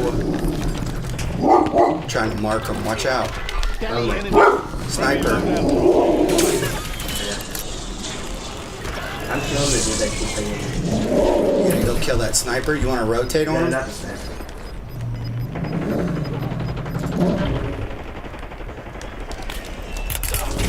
Oh, I'm dead. What was it? I don't know. Somebody went up top of the house. Soggy tater tot with the MXR. I might have to switch to the MXR. Although I haven't even been able to use my guns yet.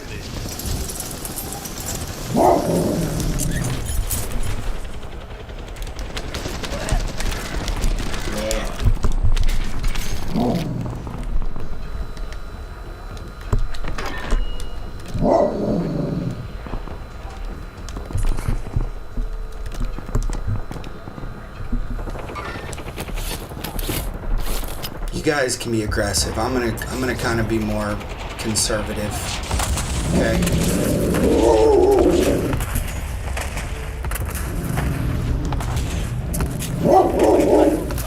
There's a bunch of kids in here. Well, you guys go at it. I'm gonna try to make sure we don't get eliminated here. Uh-oh. Was that you? No. Oh, I'm dead. You knew exactly where I was. I dropped down trying to leave it. Well, they went up top, so I jumped. How did he know where I was? Oh, he heard my footsteps. You know, I forget that they can hear you when you're squatting, when you're crouched. Teammate, don't. Don't. No, teammate.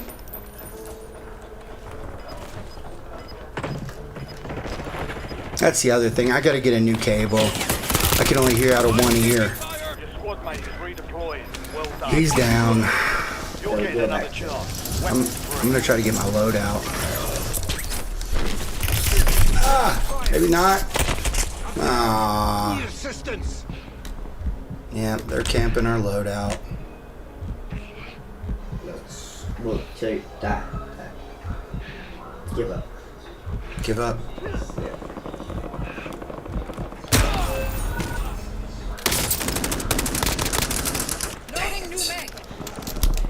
They're on the lighthouse. That's who. They're not camping. They're just on the lighthouse, so you can get the loadout. I'm just telling you, you can. You're in the top 10. Keep knocking them down. We're at -1, so yeah, no reason to get a loadout.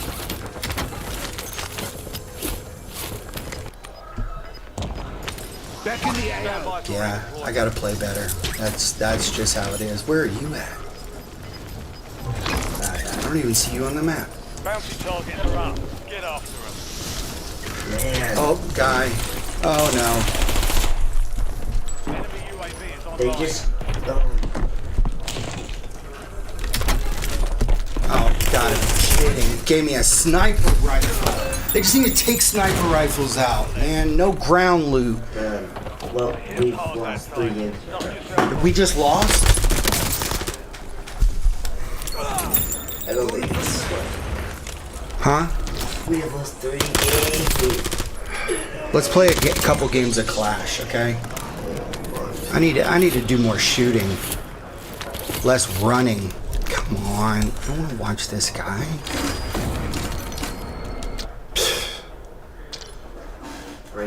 Our teammates have just... What'd you just say?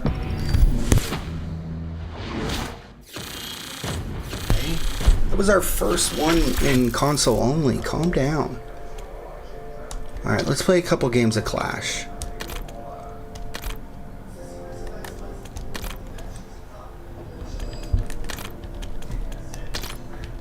I wish there was another attachment or two on this new special gun, man. The only attachment to really choose from is whether to do ADS or hip. That's lame.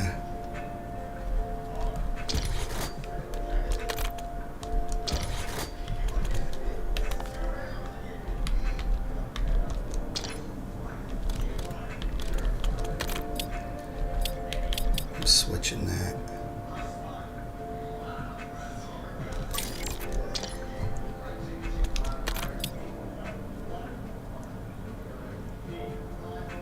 They really should put Sprinter into the ground loot and remove the ability to pick it as your perk 2. Sprinter and yeah, because it's just like you have to have it and there's no other way around it. You know what I mean? What else are you gonna go with there? I guess Berserker's pretty good, but it's in the ground loot. Berserker's the one that makes you like put your plates in and change your gun. Like it massively increases your loading speed, your reload speed. I don't know. I just wish everything didn't have to be crutch perks.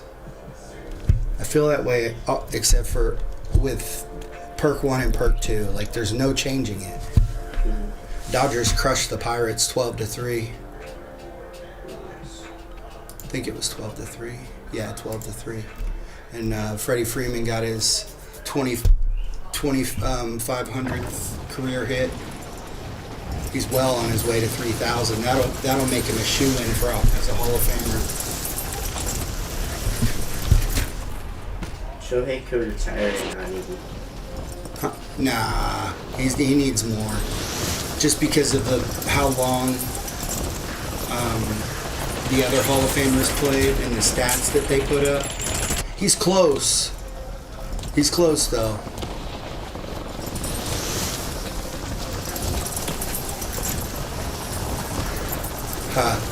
Pirates were yelling Shohei sucks chants just before the Dodgers scored 10 runs on him that inning.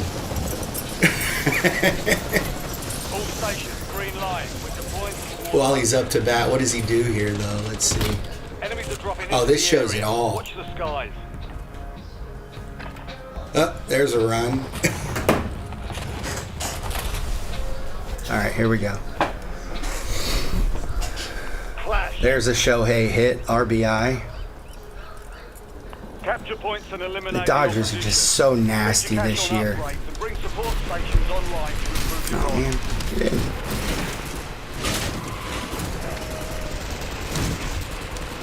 Home run. Andy Pajes. Oh, another throwing error.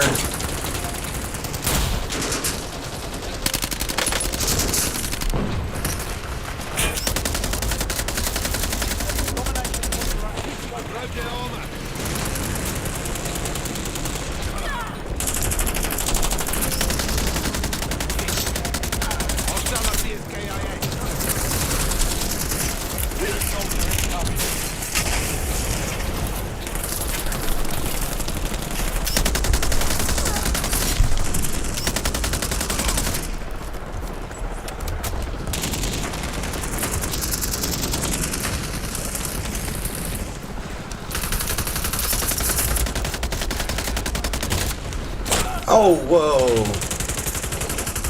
Didn't even see a sniper glint. Look at you with 5 kills already. Locked in over here. Back in the AO.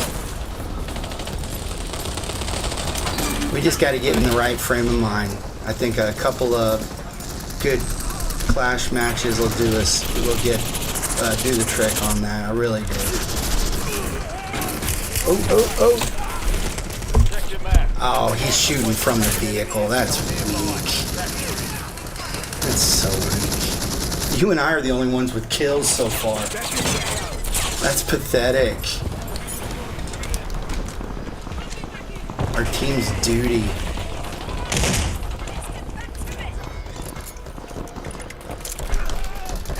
I don't want to hang out there.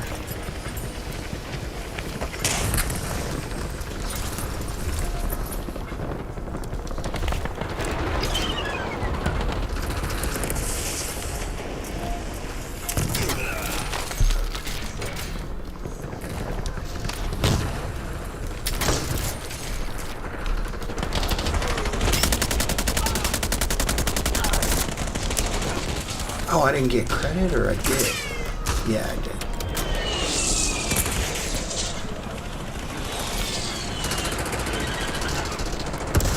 What? What? I don't like the passive eliminations that you get. Oh shoot, sorry. I just wish it would only show actual eliminations.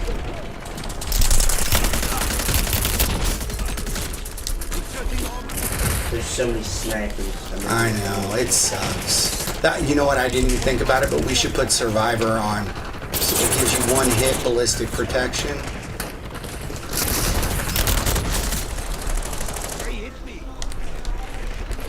Well, I had literally had 1 hit point there.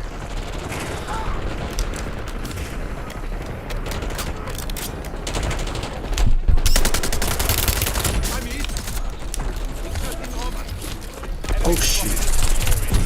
No! Got a nice streak going. I think it was 3 streak.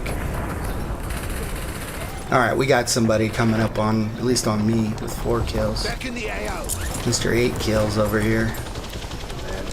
I'm usually at the top when I don't play with you. That is good. Oh shoot.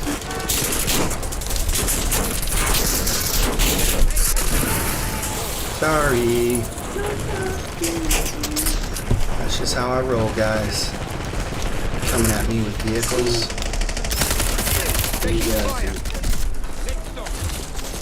I mean, it's not the greatest TTK, I'll admit that.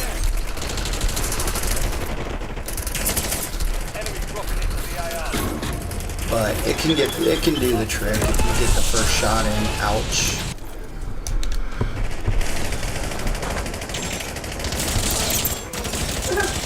If I did shoot him. Let's get to work. They were stacking. Wow.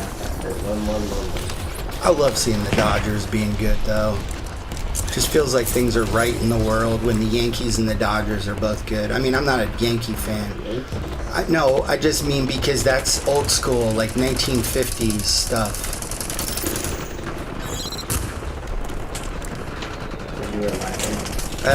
Yeah, I wouldn't have lied. That was silly. Priming C4. Care package drops inbound. I broke their armor.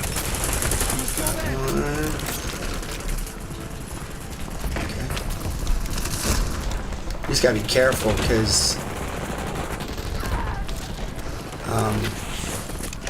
I'm dead. Going up a ladder is just so dangerous. Huh?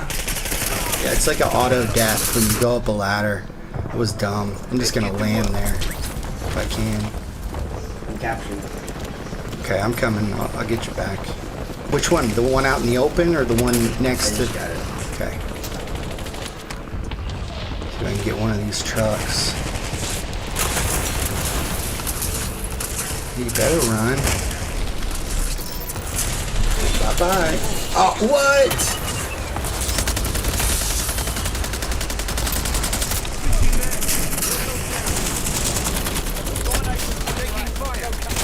Ah, that's stupid. Machine gun on the truck, man. Those things hit. Oh, I just took 2 dudes. Let's get to work. Nice.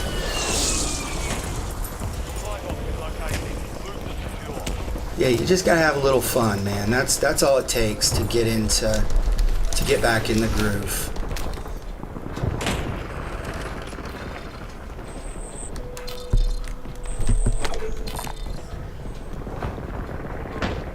Really don't want to use this drawbridge. I'm trying not to. Oh my gosh, there's 3 snipers with me.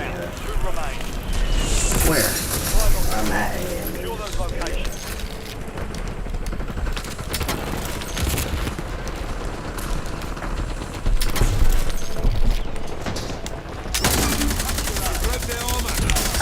Yep, I just got shot by one.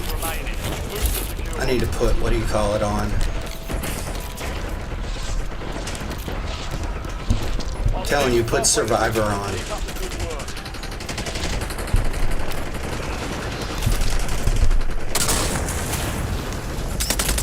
Loading new mag. Enemy soldier incoming. Captured B. Oh my gosh. Somebody shot me with, oh, they sniped me. Never mind. Look at you at 19 with 7 assists. You're insane. Keep holding the lead. Back on the field. I wish we could get different score streaks. Outside of just buying them from the buy station. Oh, I've been getting like PAs. Yeah, but I mean like good ones. Oh, yeah.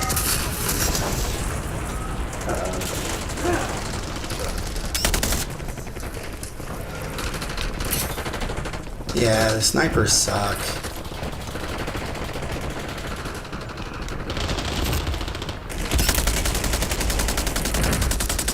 Got it. Stupid sniper. Oh. Yeah, I'm just gonna get on top of that building because that's where they all are. On the ground. But you've got twice as many kills as me. Literally. Let's get to You're work. insane. Drive me crazy.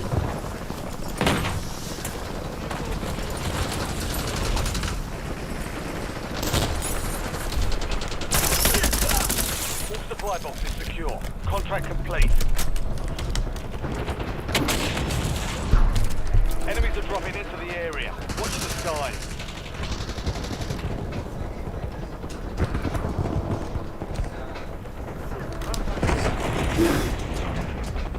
Domination. You make a dad proud sometimes. Oh, yeah. Oh, yeah. Is it that? Okay, at least it's not that fat. I'm going somewhere else. I'm tired of getting sniped. Where are you? I'm dead. Let's get to Sick work. of this guy. These guys. It's just no fun. I broke their armor. Stay down. Switching mags. Gotta like hide to avoid them.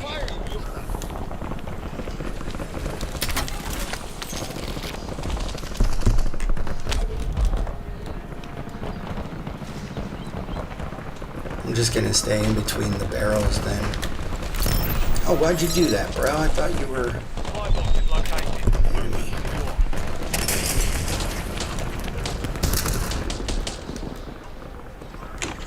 Care package incoming. Grab them for bonus points to gear. Captured C. Are we winning or losing? We're winning by like 200. Seems like we're losing, but we're losing in the sniper department.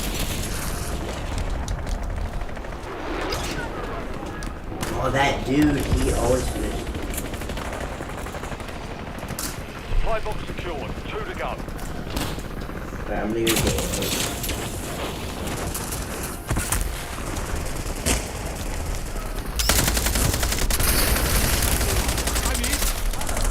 Loading new mag. Enemy grenade.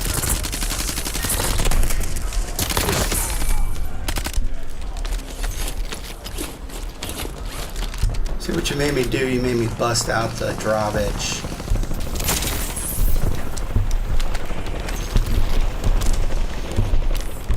Pick it up.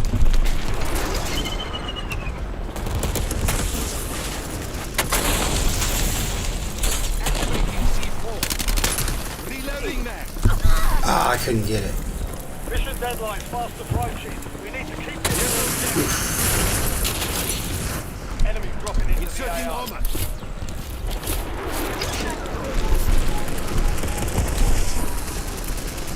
What do you have now? 40?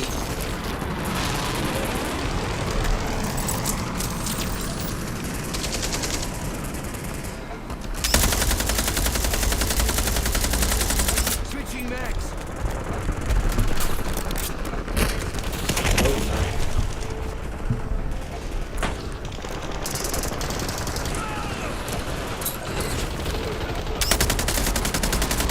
Domination point to action.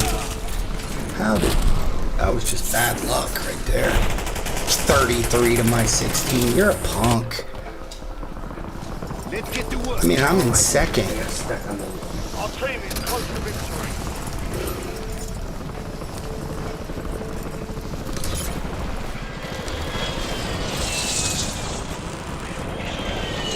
Oh, that was a bad guy. He just drove right past me. Look at this. Hi.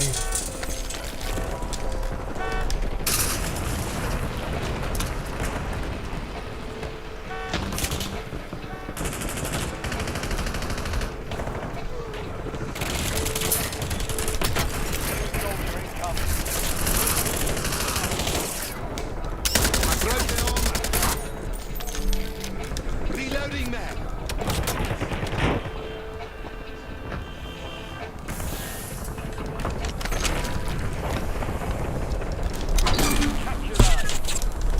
Ah, I can't get in there. That sucks.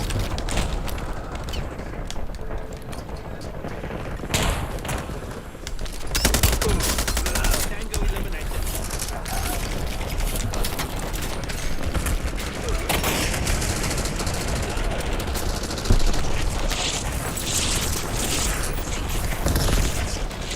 That's a win. Way to take what's yours. Oh, I didn't finish second. Oh, you did have... You had a guy with 42 kills. I didn't see that. It just I shows. just did that literally like 5 seconds ago. No, Nice. it's fine with it. Isn't that crazy? Did it do a bunch of different... Never mind. It's okay. But that was a lot more fun, wasn't it? Yeah, better than ranked. Yeah, so let's play another. Till you're in a good mood and talking. Hey, I'm in a good mood. I know, I'm just messing with you.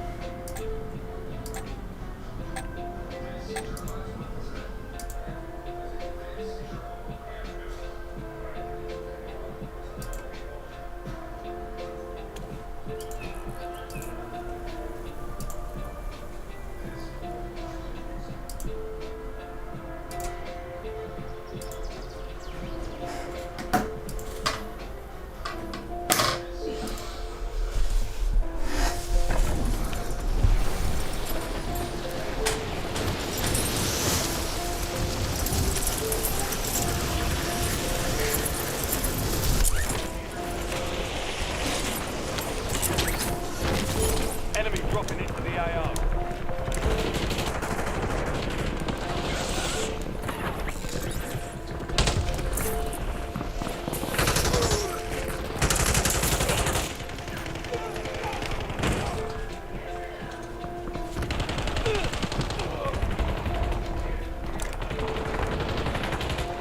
Enemy soldier incoming.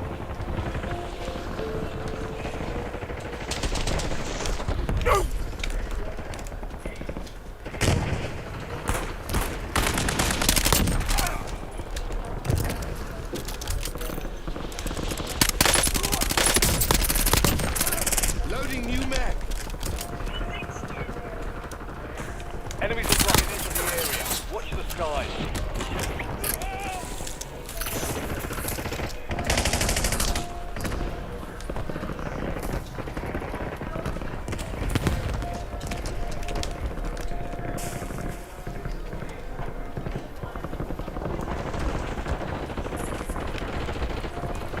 Enemy soldier. Inserting armor. Reloading mag.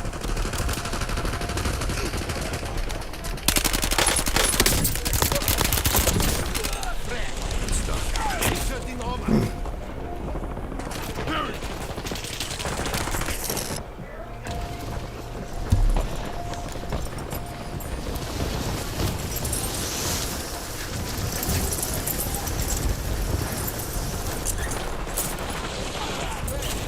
All stations, we are green to go.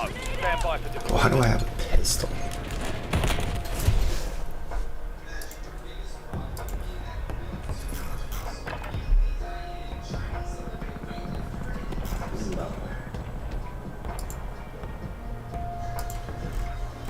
Clash. Claim control points and eliminate hostile forces. Use cash to upgrade your arsenal and activate support stations. I'm reloading. That was the first time I played over here. I think.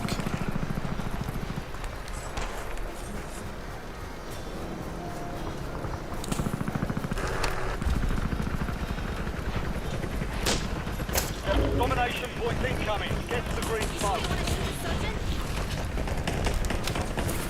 Oh my goodness, that was the first one.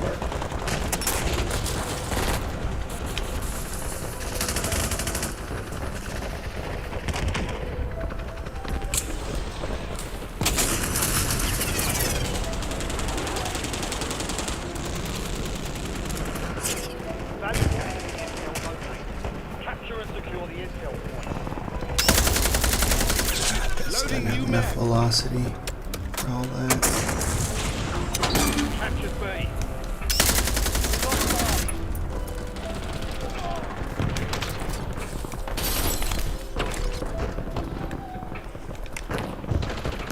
Mark the point on your map containing enemy intel. Capture and secure it. Man, I can't. Here we go.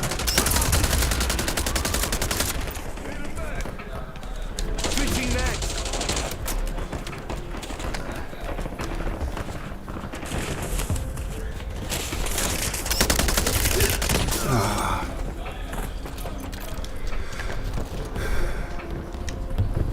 Secure the supply boxes. Locations are marked on your tag map. Back in the AO.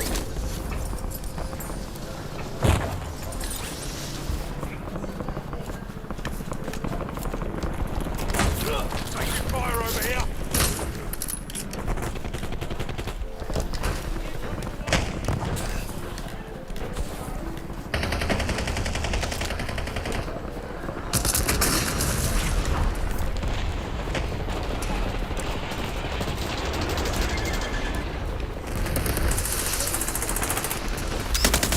Oh, whoa. Got no warning there. I hate that. At least say something. You don't have to show me a Let's get to work. written cues, but at least say, watch out, or something.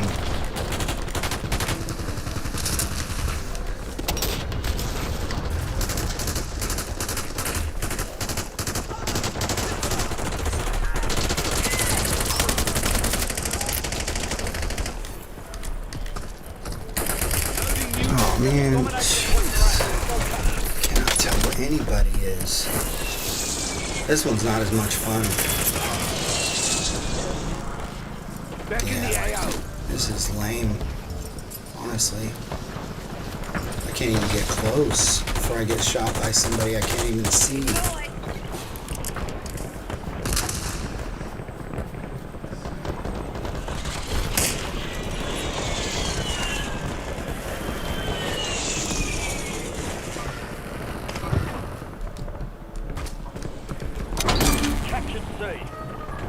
I don't know how we're capturing points.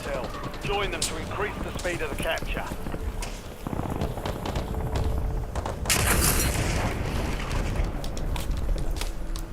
Ooh, man.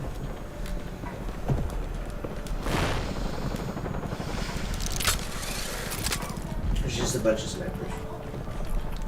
I know, that's what I mean. I can't even find people. If that's what this mode's gonna become, then I'm not interested. Reloading mag. You basically have to get all the way up on snipers.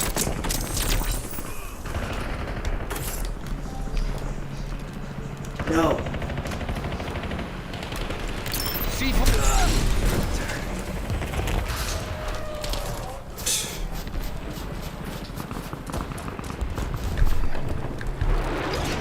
Let's get to work. This is so lame. That was a dumb move, what I just did, but other than that, it's lame.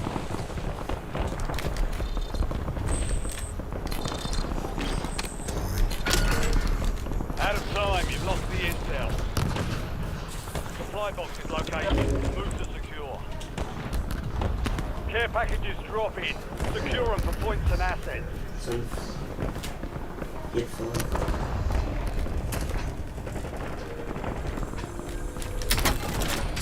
One supply box down. 2 remain. Time's up. Enemies erase the intel. I believe we're losing. No?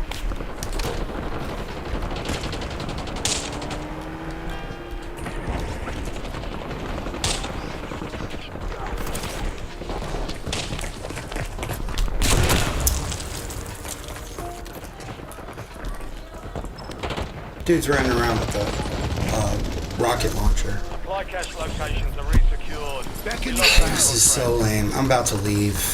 I can't even get close, Slade. I mean, our entire team is sniping too. It's a snipe off. They should just not allow snipers in this mode.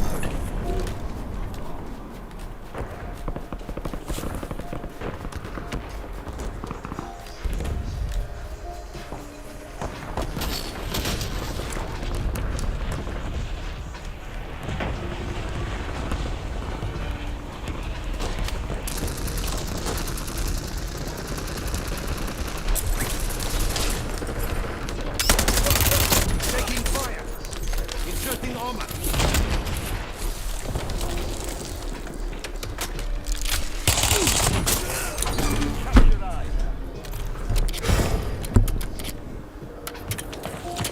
Yeah, I'm leaving. Are you leaving with me? Let's get to work. Are we gonna play ranked? Or are you done? Just tell me. Tell me when you're done. I didn't mean quit. I was asking you your opinion.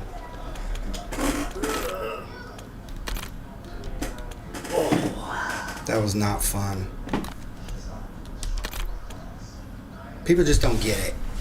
When you destroy the mode with, are you using a sniper? Yeah. When you destroy the mode, then people just stop playing it, and you're gonna lose the mode. And that's what they're doing. Just everybody sniping.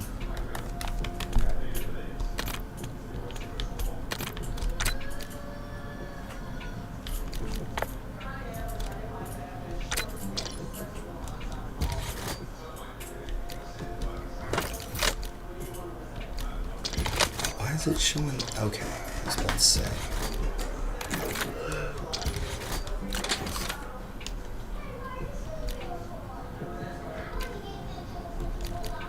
What day is it in 35 days? July 15th. It comes out on July 15th. What? Season 5. Is it the last season? No, season 6.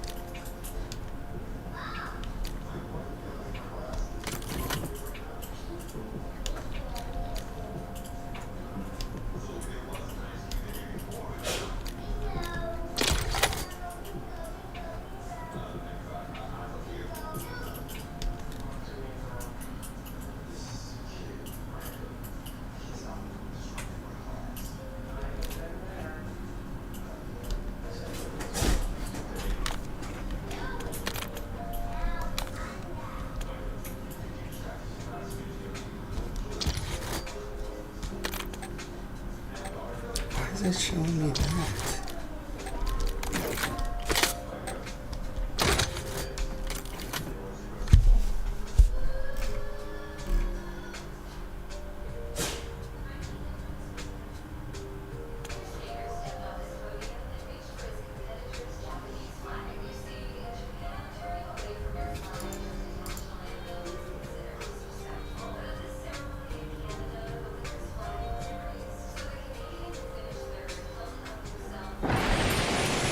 Headed to the war zone.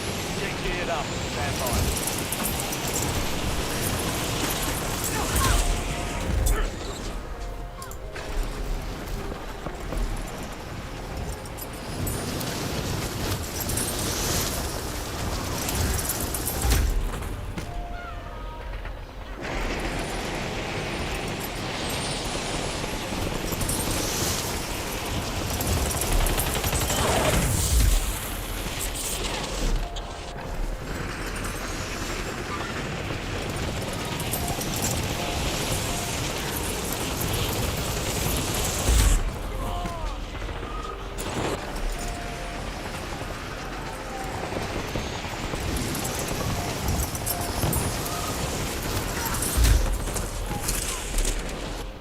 Enemies are dropping into the area. Watch the skies.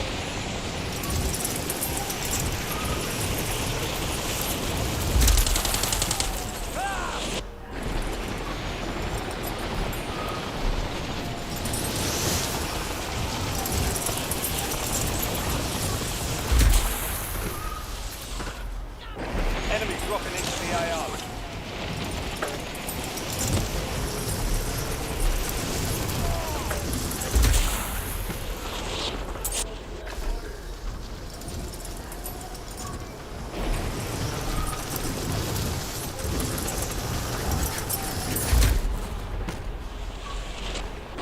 Enemy soldier incoming.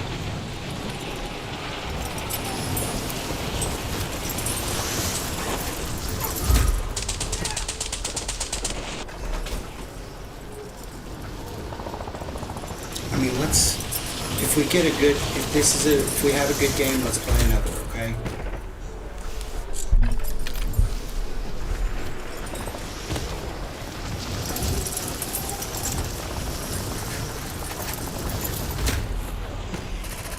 All stations, green light. We're deploying to the war zone.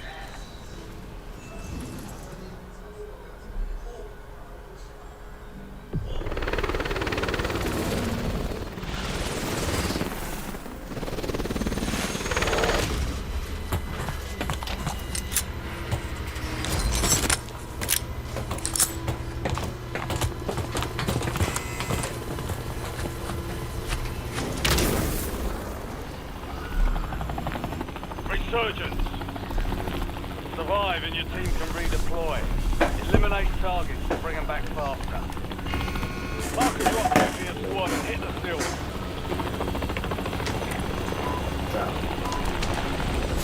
Enemy dropping into the AR.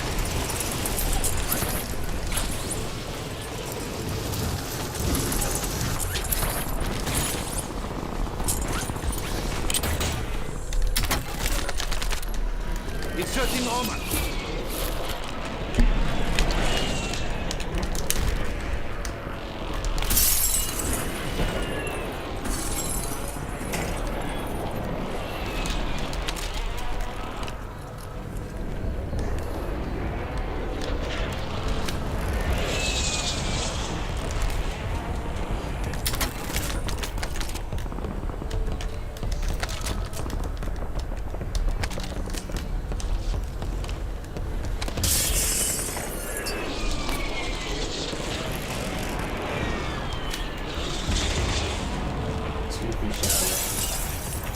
Where? We have black noir on our team. We do?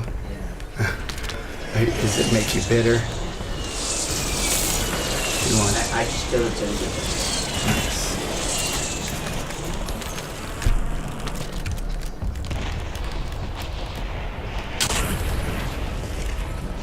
They got a large up already. They probably completed a contract. It's me.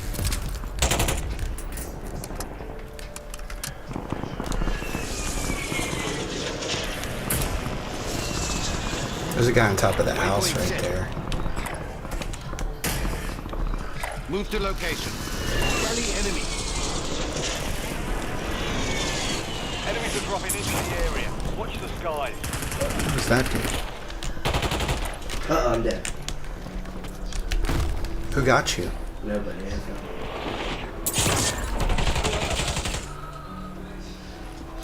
Oh, okay, I think it's image.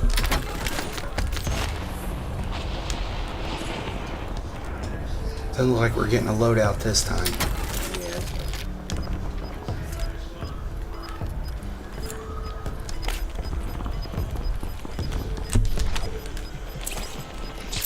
Your squad made it to the safe zone. You're losing ground. Yeah, we don't want to leave here. It's our spot. Oh, there's somebody over here. Where? You see the red dot? That house? Oh, never mind.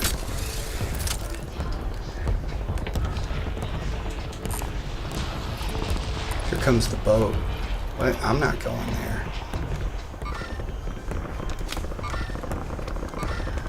Hostile UAV in the area.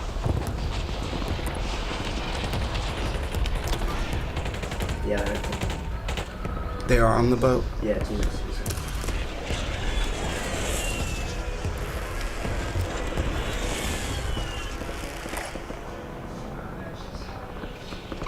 Enemy soldier incoming.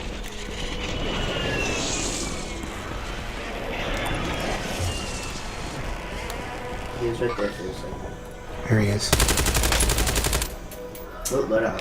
Loadout Switching drop mags. your way. Alright, you go ahead and I'll watch you. Who's shooting you? Move away. Oh, shoot. Inserting armor. Dead.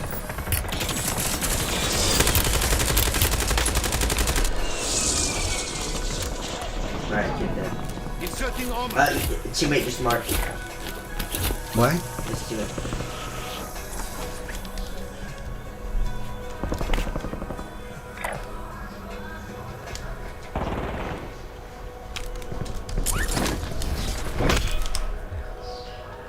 Heads up. An enemy squad marked you as a bounty target. Alright, I'm getting. You're going? Alright, I got it.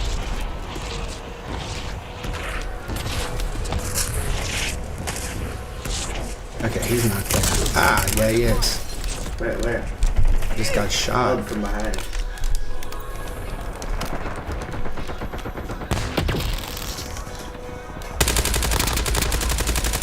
Got him. Yeah, nice. Oh, no, there was one. He's in that car. Not this one. He's in one. Kill. Marking the rest of that squad on your tag map. Get hunted. I'm gonna go get my loadout, okay? Wait. I don't have any armor. Can you spare an armor plate? I don't know. Not even one? I'll just buy some. Never mind. Here you go. What? Just. You just try. Oh, yeah, give me my money. Yeah, sorry. No. Yeah, Inserting armor. I'm going to sit top. Get to the safe zone. Gas is moving.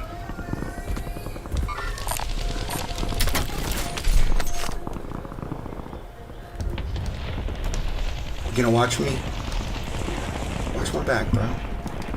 What? Watch my back while I get my loadout. Okay. Oh, You're clear. sorry. Enemy hunters were eliminated. Get to that house.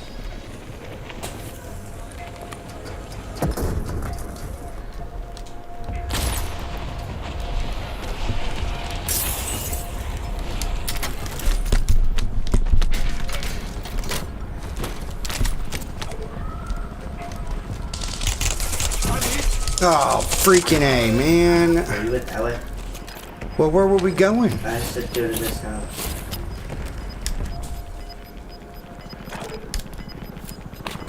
Well, I think I can still get a loadout. No. 10 Nope. remaining. Unless Keep I buy pushing. it. We've got That 10 would be squad nice. waiting. Go into the circle. Did you make buy you back? I don't know. Did he? Alright, I threw it down right here. That's on it. Are you doing that? Yeah, I'm coming back.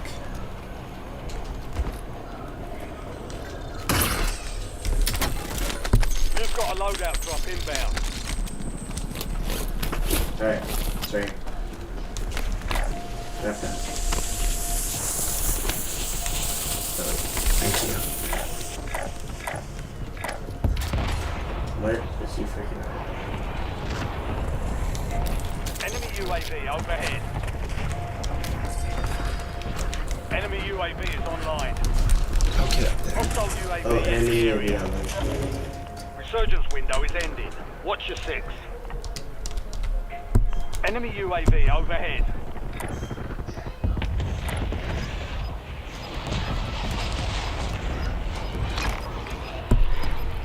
Positive ID on the bounty target. Hunt them down. Head to the safe zone. You're losing ground. Moving. What was that? I have no idea. Oh, right here we go.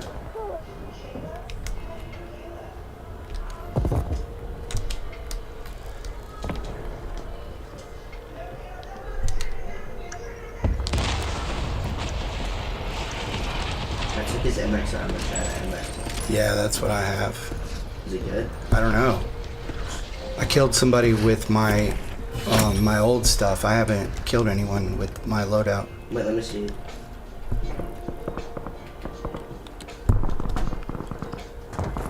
This camo's cool. Yeah.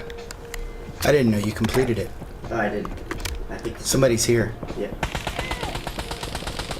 Oh, that's kind of good. It's a little slow, Yeah. but it has stopping power. Inserting armor.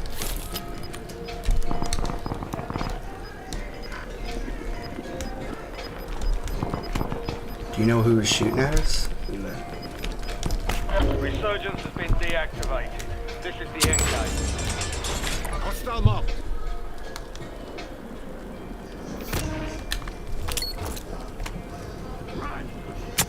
Ha! Almost stuck him with it.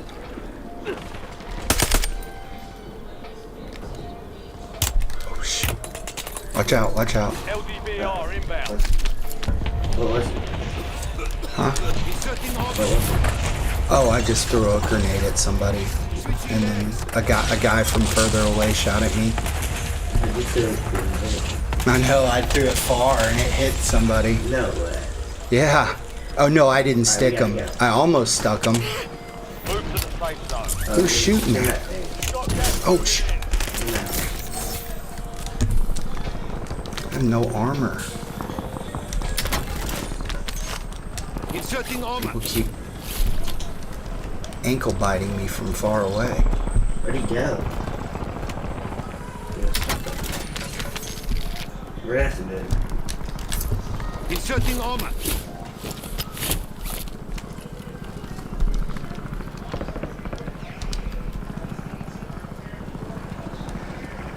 I guess he's not in there.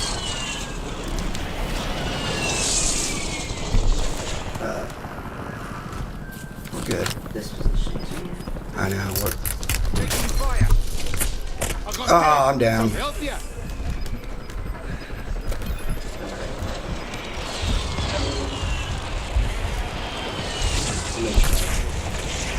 Yeah, that was an awkward position. Enemy UAV is Alright, I'm behind this machine if you can get over here. Oh, man. I didn't even see it. Somebody should have marked him.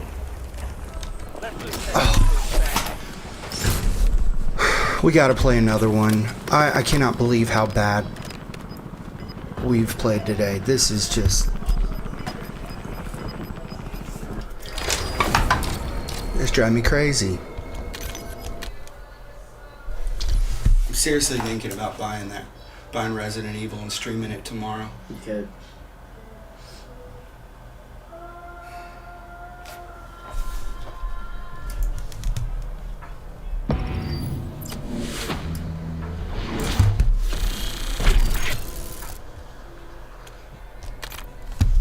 Oh, I think I've earned like 6 CR today.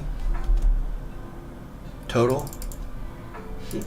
I've gotten 37. Huh? 37.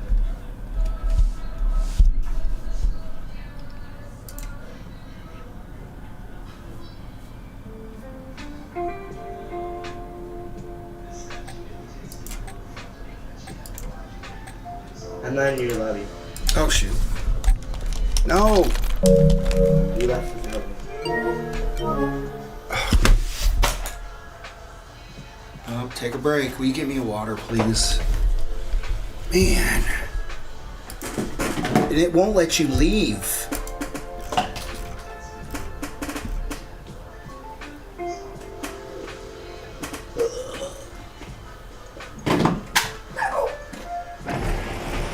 Use this time for some target practice. The real thing's coming soon.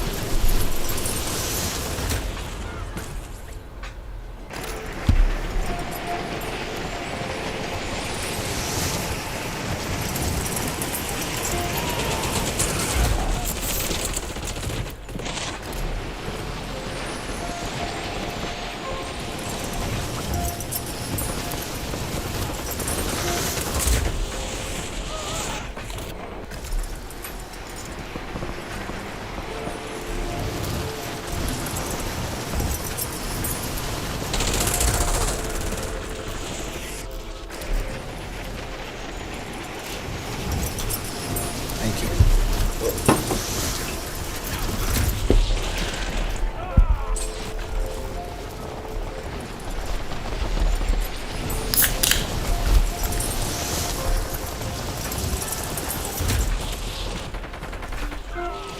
Enemy dropping into the AO.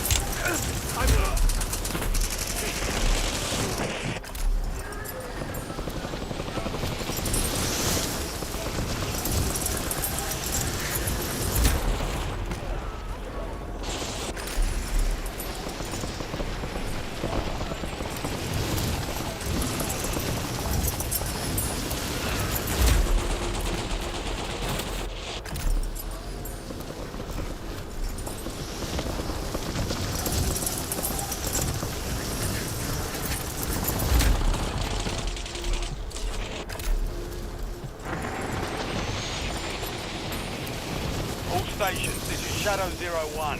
Deployment to the war zone has been authorized. Enemies are dropping into the area. Watch the skies.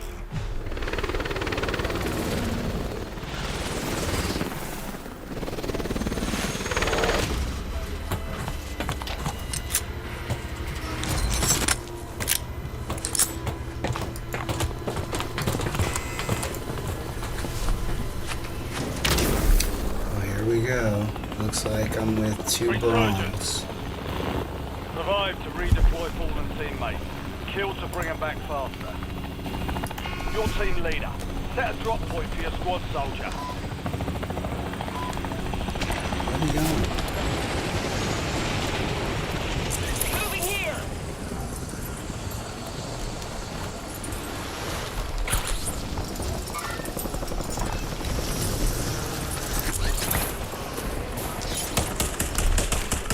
Changing mags.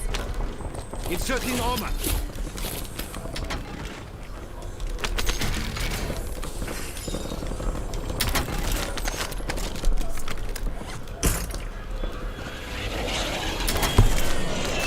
UAV prepped for launch.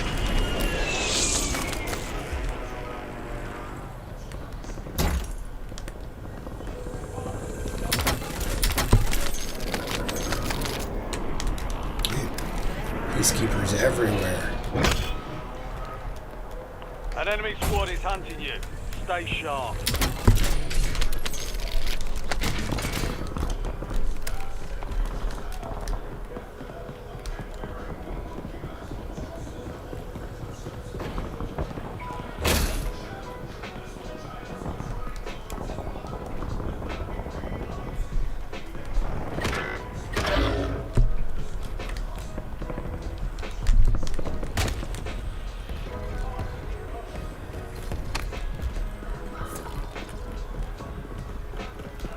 You have reinforcements inbound.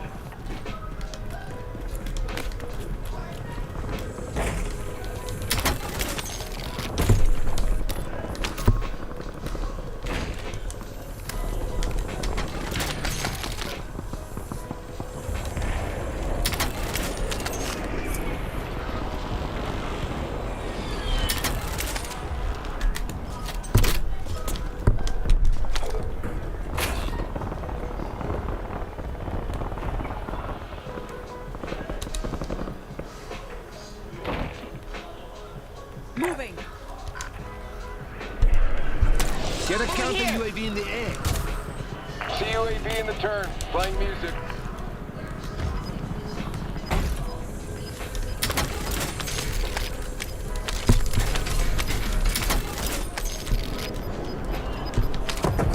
All squad mates are in the safe zone. Enemy dropping into the AO. Watch for movement. Switching mags.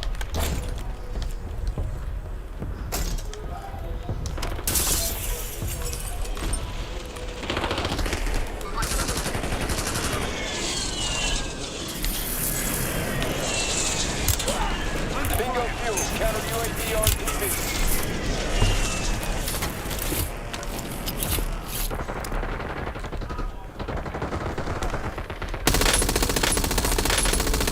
Loading new mag.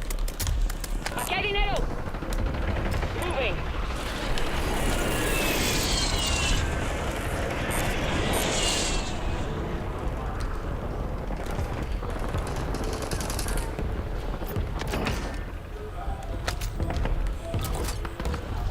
Where is it? Loadout drop headed your way.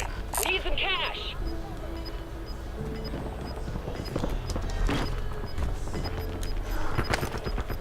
Need some cash. Need some cash. Loot up for grabs.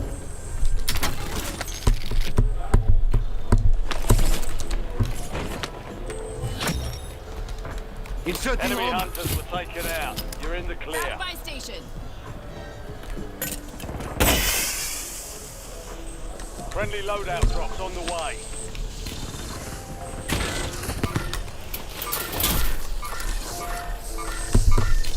Yeah, people are annoying. Cancel that. Enemies are dropping into the area. Watch the skies.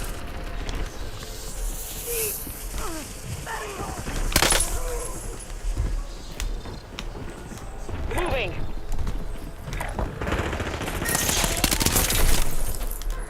Switching mags. Come on, back at them.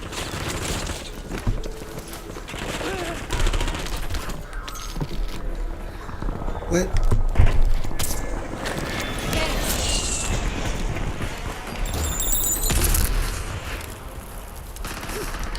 made it to the top 10. We've got 10 squads active in the field. Switching mags.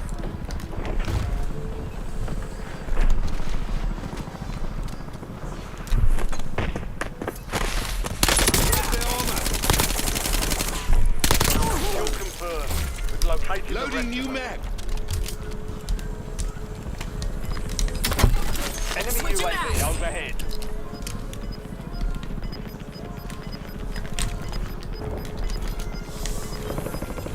Your squad's in the safe zone. Gas is closing in. I'm hit.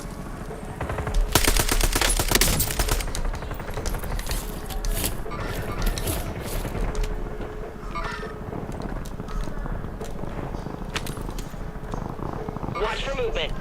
Enemy soldier incoming.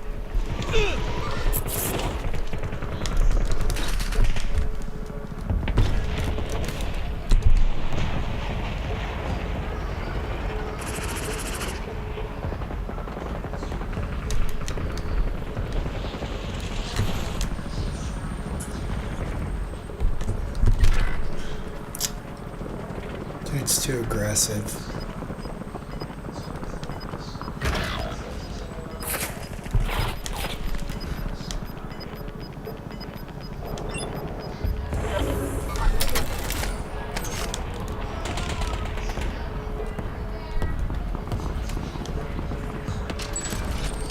Watch for movement.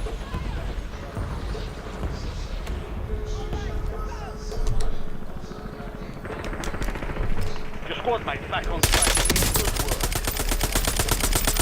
Reloading mag. Taking fire.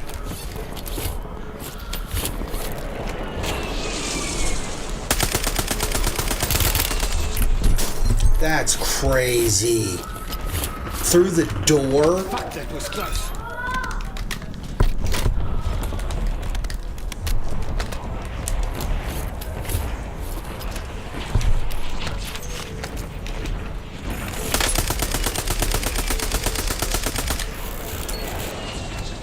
Get ready. Switching First mags. window is about to close. Enemies are dropping into the area. Watch the sky.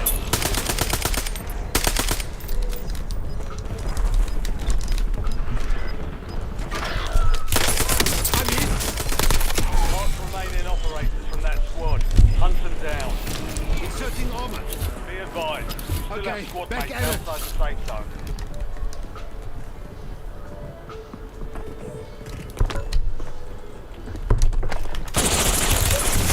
Oh man. You have reinforcements inbound.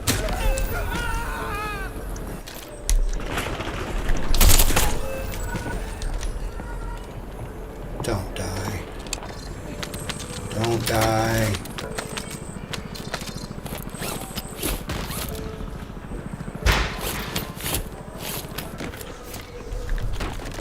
Loading.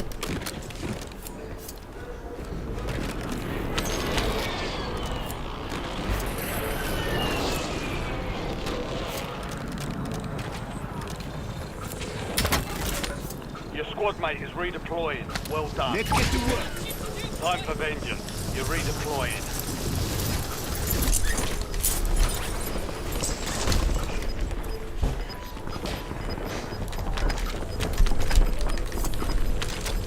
Be advised, search is no longer active.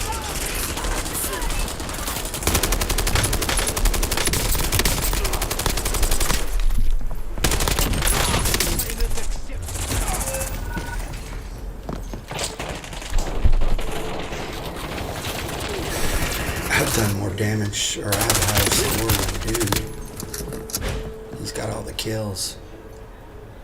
Yeah, I'm dropping on not on him this time. Oh, we have to be redeployed.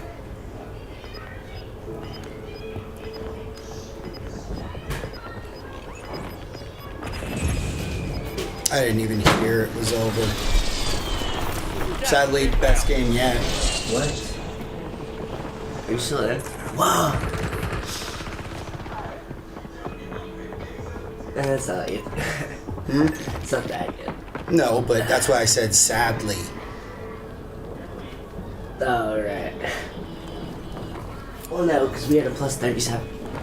Did we? Unless I did. This guy's good. I have a higher score than him. At least I did. But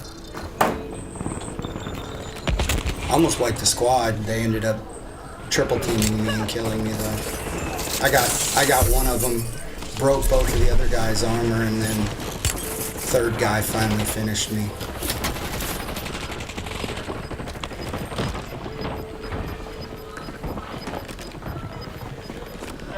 Right there, sniper.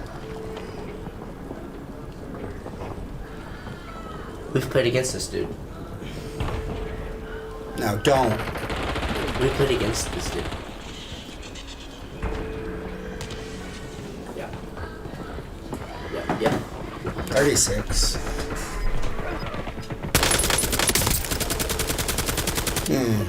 He almost had him. Oh, he did. Changing mags. You killed him? No. He's armoring up. He's right there still. Oh man. Yeah. Yeah. We got 56. You should invite him to our party. You think I should? Yeah. Looks good. I'm gonna go with no optic on my DS 20. His name's OK. PS5 OK. I'm looking. I don't like searching for people through the, the type. Nope. Come on.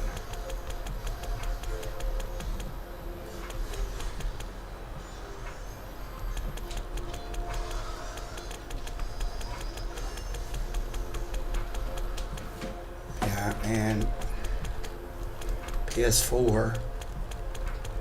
Huh? I saw a PS4. PS5, not him. I don't see him. There he is.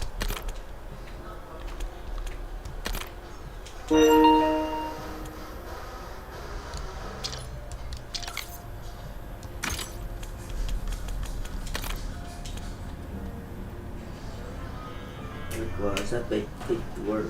I'll be another.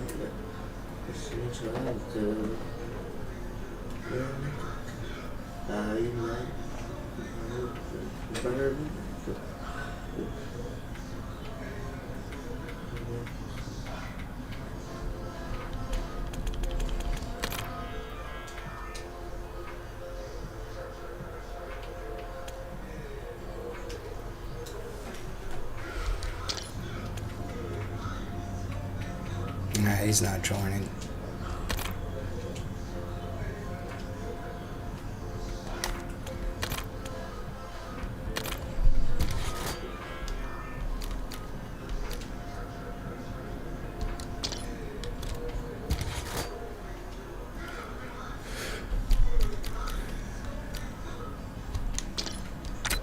I think I like the DS20 better.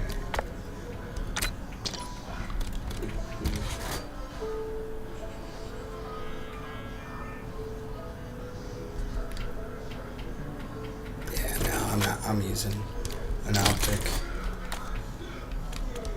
Alright, I'm using a sweat skin. Huh? I'm using a sweat skin. Guess what it is? What? Guess. What? Samantha's PJs. Samantha PJs. The goat of sweats.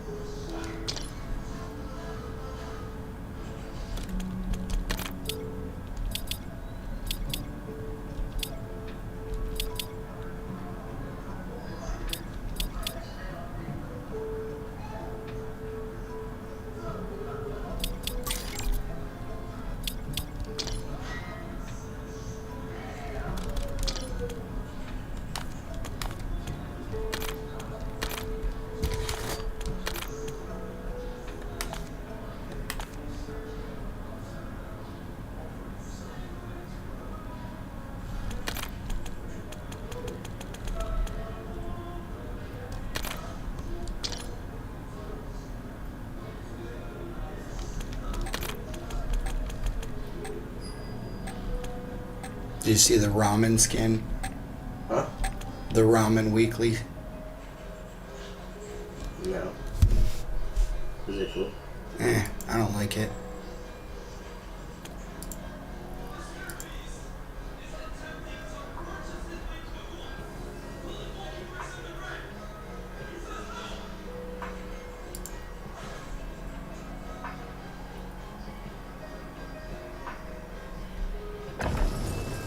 Ruck up. You're headed to the war zone.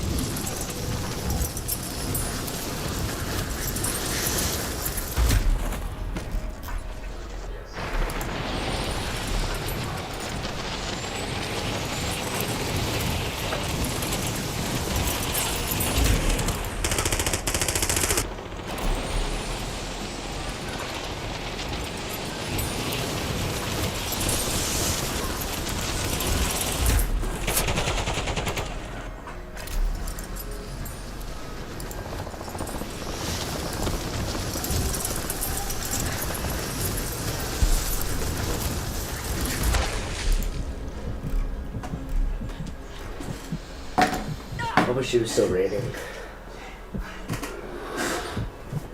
Enemy dropping into the Yeah, I AO. love rain. I like it when it's pouring outside.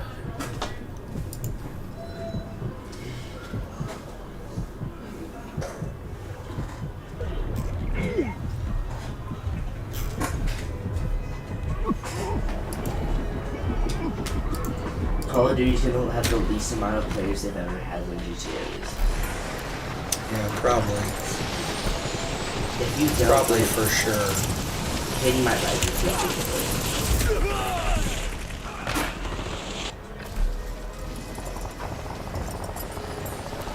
It's the dude, PS5 okay. What, in our group? Against us. Of course it is.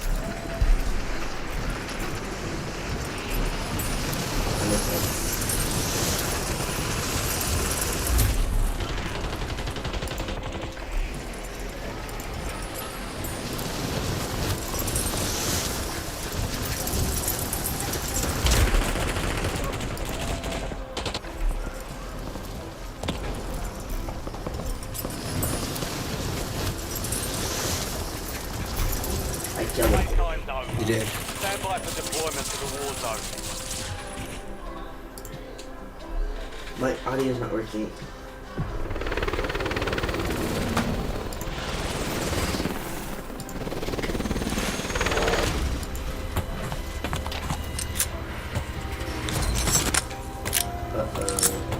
What? Probably just have to restart. Probably have to restart. No, it's my headphones. Resurgence. Survive and your team can redeploy. Eliminate targets to bring them back faster. Alright, soldier. Mark a drop point for your squad and go get on. Get tagged. Get ready.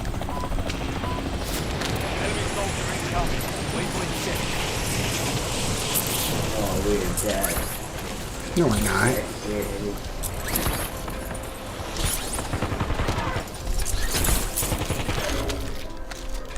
Incising additional armor. Good people are around us. I don't know. Changing mags. Inserting additional armor. Inserting armor. Yeah. Oh my, how did he... That's insane. How many people are in there? Oh, he shot me in the head, that's how.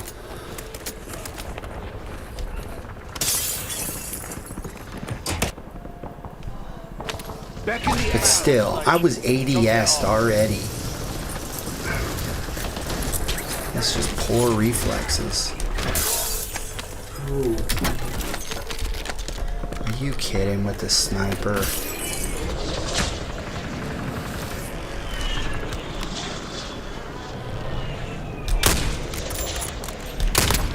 You have reinforcements inbound. loading new mag. Target down. Marking the rest of them. Oh, no. I got dead. Same guy. What a scrub. Just wait till I actually can get it.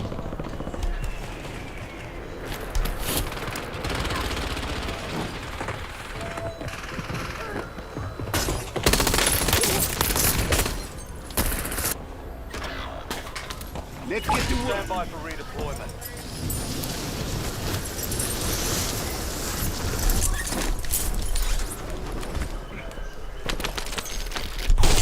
Oh my god. This idiot's killed me 3 times. I'm just not going there anymore. Oh, I have to do that.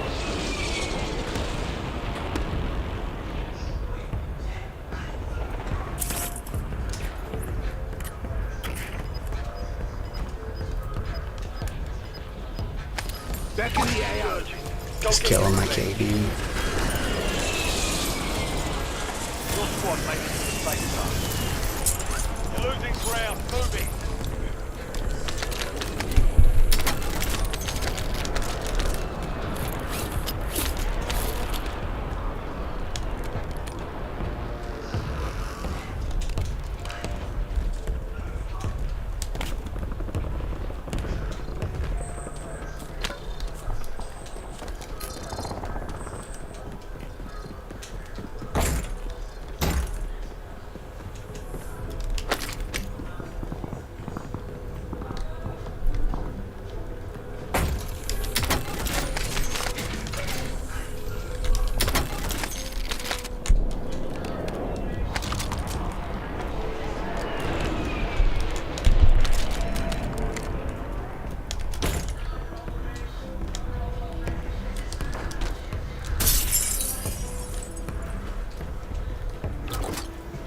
Look. You've got a loadout drop inbound. I got my gun. I'm getting shot at. Hostile UAV in the area.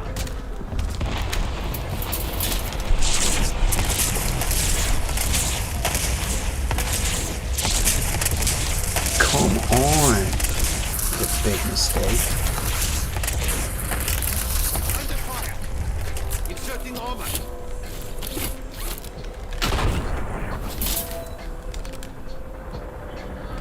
Your squad mate's back on station. Good work.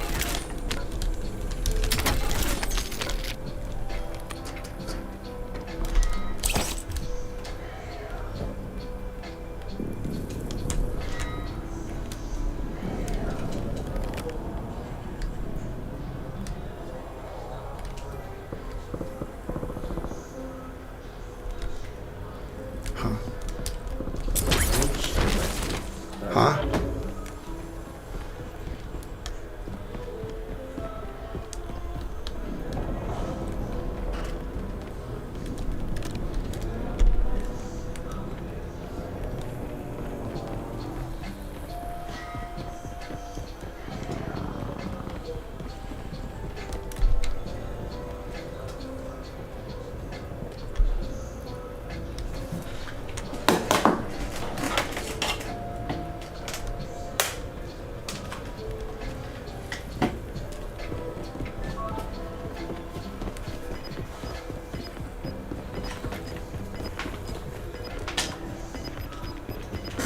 Alright, I can actually hear now.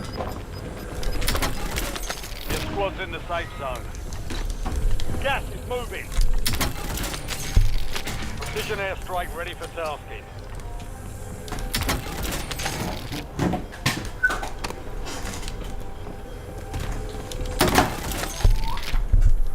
Marking field upgrade.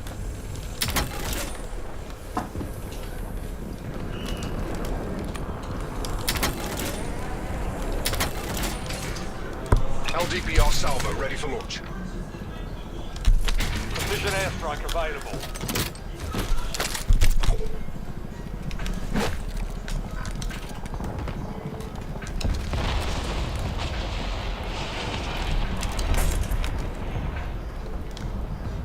Oh, kid dropped in.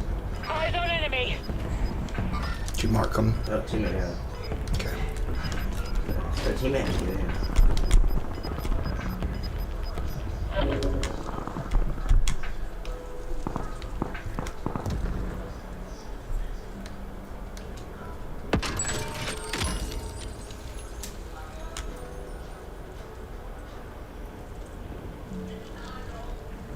Here's somebody dropping right now. Mark. I don't know. I just hear them. Enemy UAV is online. Hostile UAV in the area. Hostile shooter.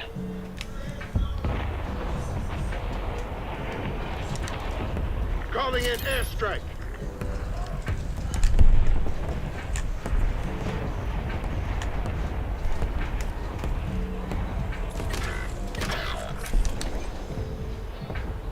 Enemy UAV overhead.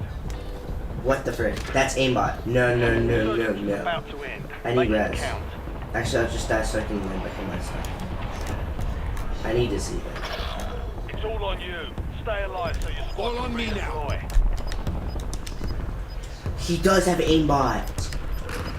Well, He has aimbot. make sure you report them. It went straight to my head, like actually. And he had one. Hostile thinking. Enemy dropping into the area. Watch the skies. Did we just die?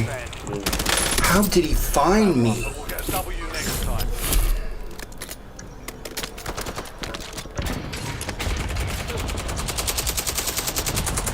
Freaking! All right, that's